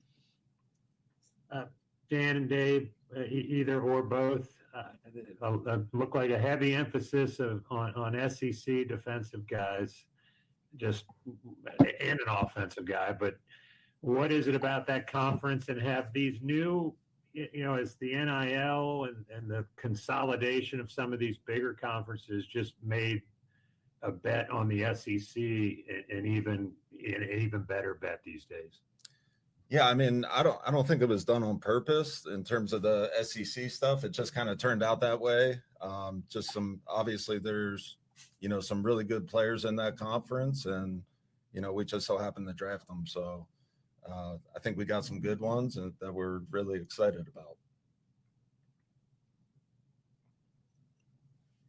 All right, we will go over to David, followed by Jeff. The legend. Hey guys, appreciate all your help this weekend. Wanted to ask you, is there an emphasis on this team? Like now you've got two young receivers. You're trying to go young and develop this team for the long haul, moving on from from some of the older guys you had to get to kind of get where you are this past year? Honestly, I mean, the draft makes you younger, every year. So really just looking for guys that fit in, the profile that we're looking for. And, just by default nature of it, that's the way it works out. But for us, it was just about every year we have this opportunity to go in there and to challenge our roster. And the players that we selected in different spots, give us the ability to create competition in each of those rooms to hopefully just elevate the entire, performance of the group. And you said, Dan, before the draft that you felt like everything was set up in free agency, so you guys didn't have to reach and didn't have to, take somebody you really weren't looking at. Do you feel like the way this went with the number of offensive players, taking 2 wide receivers, that's kind of an indication of taking best player available? Yeah, definitely. I think, we wanted to go by the board and just kind of follow the board. And I feel like, that's when you have your best drafts is when you trust your gut, you stick with your board, and you take the best players. And that's what we did this draft, and we'll continue to do in the future. And we feel like it worked out really well for us. And finally, what's the biggest surprise that you ran into this weekend? What's that? The biggest surprise, player that you weren't expecting to get, biggest thing that happened that really surprised you, stood out? I don't know if there's anything specific that kind of stood out, but I think there was definitely some players that we drafted that I think maybe we had a little higher on the board than where we drafted them. So I think maybe we got a little lucky in a sense, but hey, we're really excited that it happened and we got our guys. Yeah, and I can only imagine that happens across the league as all of our boards are going to be different and we value different things. Attributes as players, attributes as the person that we're looking for. And so there's just this crazy way of all 32 boards just kind of working themselves out and meshing to where you look up and there's no players up there where they shouldn't be. And if one is sticking out, that means we value them, a little bit more than somebody else might have, So that was a cool learning process for me too. Thanks a lot. Greetings, Jeff Hawkins from the Charlotte Post. Considering the contract status of Motown and Nicky and not choosing a natural tackle during the draft, are you secure in extending Motown or did the tackle just not fall into place for you guys? First off, we are going to pick up Icky's 5th-year option just to kind of get that out of the way. I just actually notified him and figured I'd get it out of the way before I talk to you guys. So we're going to pick Icky's option up. And yeah, we love Taylor. Taylor is obviously a really good player. We're excited about him and this season. And, from there, we'll get together and we'll figure out the future. But right now we're focused on the now. Was there a tackle that you liked and just didn't go your way, or yeah, there was some just like the players better? Yeah, there were some tackles that we had on the board that we liked. It just kind of worked out the way that we drafted a different position. So again, we were following our board and kind of sticking with that, and it just so happened that a tackle wasn't the top player at the time. All right, thanks very much. Mm-hmm. All right, we will go to Mike, followed by Alex. It's like a top 10 average, I believe, or top 15 average. Kind of broke news on us, so I'm kind of collecting myself. Just kidding. Dan and Dave, this is for both of you. I know it's weird to just go straight to a 6th-round pick, but Jimmy is kind of a unique player. Can you tell me what he brings to not just the receiving room, but the return game? Yeah, he's a dynamic punt returner. It's really fun to watch. But he's more than that. If you look at his body of work and just as a true receiver, he's got an explosive element to him. He can stretch the field. He's got run after catch ability. And so I think just that whole thing. And then we brought him in, and visited with him and talked to the guy. And I think, we can all say collectively, we fell in love with the guy, and just the passion for the game. You can just feel his energy and excitement and gratitude for the opportunities that he's gotten. And so, whenever you get a guy like that, that's got a lot of depth of character, it's really exciting to pair that up with, with the playing ability. Yeah. And he's not the biggest guy, but he has a love for the game. and he plays the game with a chip on his shoulder. And, you know, we're looking for those type of guys, and just another guy that we're excited to have. And then the other question is, I mean, obviously you guys want to host the kicker competition. Undrafted free agency will eventually start. You can't contact those guys technically right now. How aggressive do you think you're going to be in undrafted free agency with that position? Yeah, I think, you know, not just that position, but yeah, we'll be aggressive at that position and others as well. So, you know, we need to fill our roster out, you know, to the 90-man limit, and we're going to sign the best players. And we'll be aggressive, you know, in post free agency, just like we were, you know, during the draft. So we'll stick to that philosophy. Thanks for all your help this week. Yeah. Hello, guys. Congratulations on getting through the 2025 draft. So you guys drafted Lathan Ransom, the safety out of Ohio State. Is it fair to say that y'all have a type when it comes to investing in that safety position, considering he's a physical guy, kind of like Trayvon Moehrig that you got in free agency? Yeah, I think it's the play style, right? You first and foremost, you look for, you know, the guys that exhibit that kind of effort and juice, you know, the enthusiasm we talk about, toughness, you know, intelligent play that shows up playing smart, you know, and a finisher, you know, and when you get a chance to talk to this guy, you know, he's just they won a championship for a reason, at a core of really talented but also really driven players, and we just love being able to bring somebody that that has that winning mentality, you know, into the building.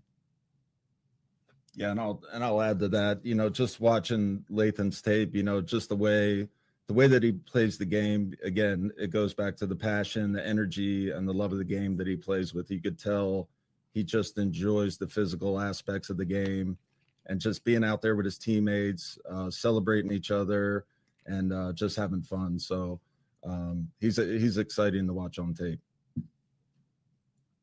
And then y'all drafted 4 offensive guys and 4 defensive guys.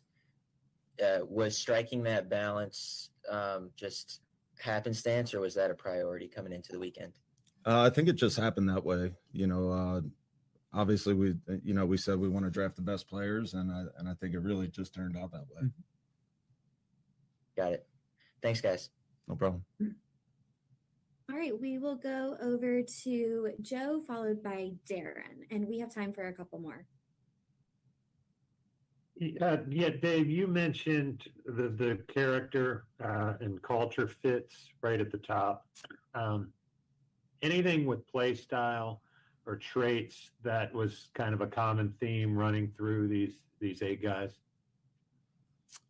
Yeah, all the play style things we talked about. These are guys that, you know, first and foremost play hard, and that have energy about them, about the way they go about their business. And that was why it was so important to meet these guys, you know, in person, and make sure that you can feel, you know, the passion for the game, and in different aspects, excited about different parts of it, you know. But you just go through that, and we wanted to make sure that we, you know, check those boxes first and foremost, so that we know what we're getting. And I think, you know, I kind of talked about this the other day, but being around our players here in the building for a year now, being able to see the expectations, you know, that our players set, the standards that our guys set in their specific position rooms, and then for the units, you know, just kind of making sure that the guys we're bringing in are as serious about winning, are as serious about attacking the day as the guys that we have.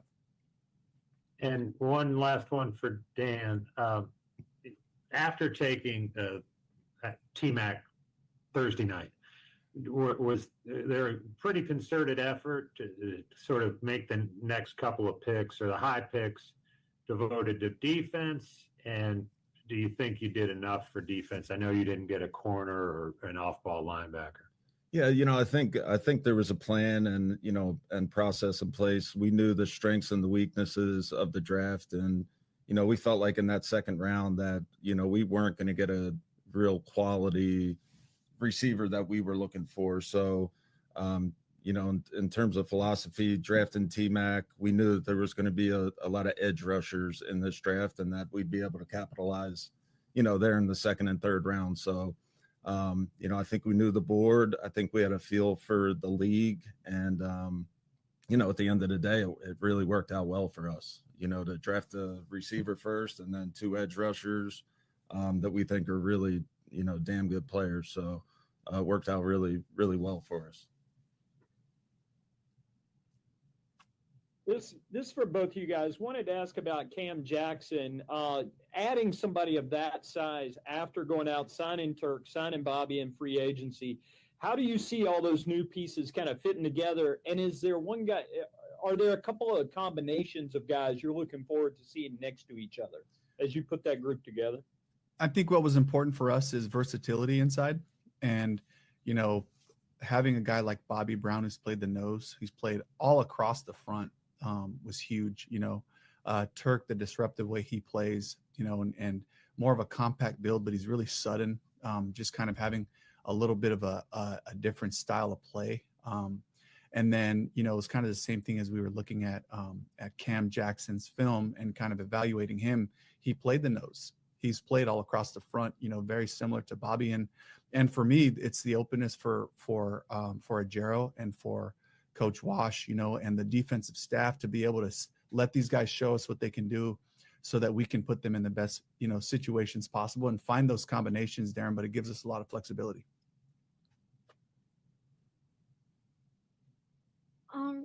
And Dan, specific to Cam, I mean, is there a quality about him that kind of stood out other than just the simple size and length? Yeah, obviously the size and length first and foremost. Like when you see him in person and in his pads, I mean, that's a big man, big long man that can, he takes up a lot of room, occupies a lot of blocks. He's going to keep our linebackers free. But, I don't think many people realize just how mobile he is, for a big guy. He can get up and down the line of scrimmage and make plays out on the perimeter. So yeah, he's not just a big man and space eater. He can move a little bit now too. All right. Thanks so much, Dan. Thanks so much, Coach. Appreciate you taking the time to talk to us today. Thank you. All right. Thanks, guys.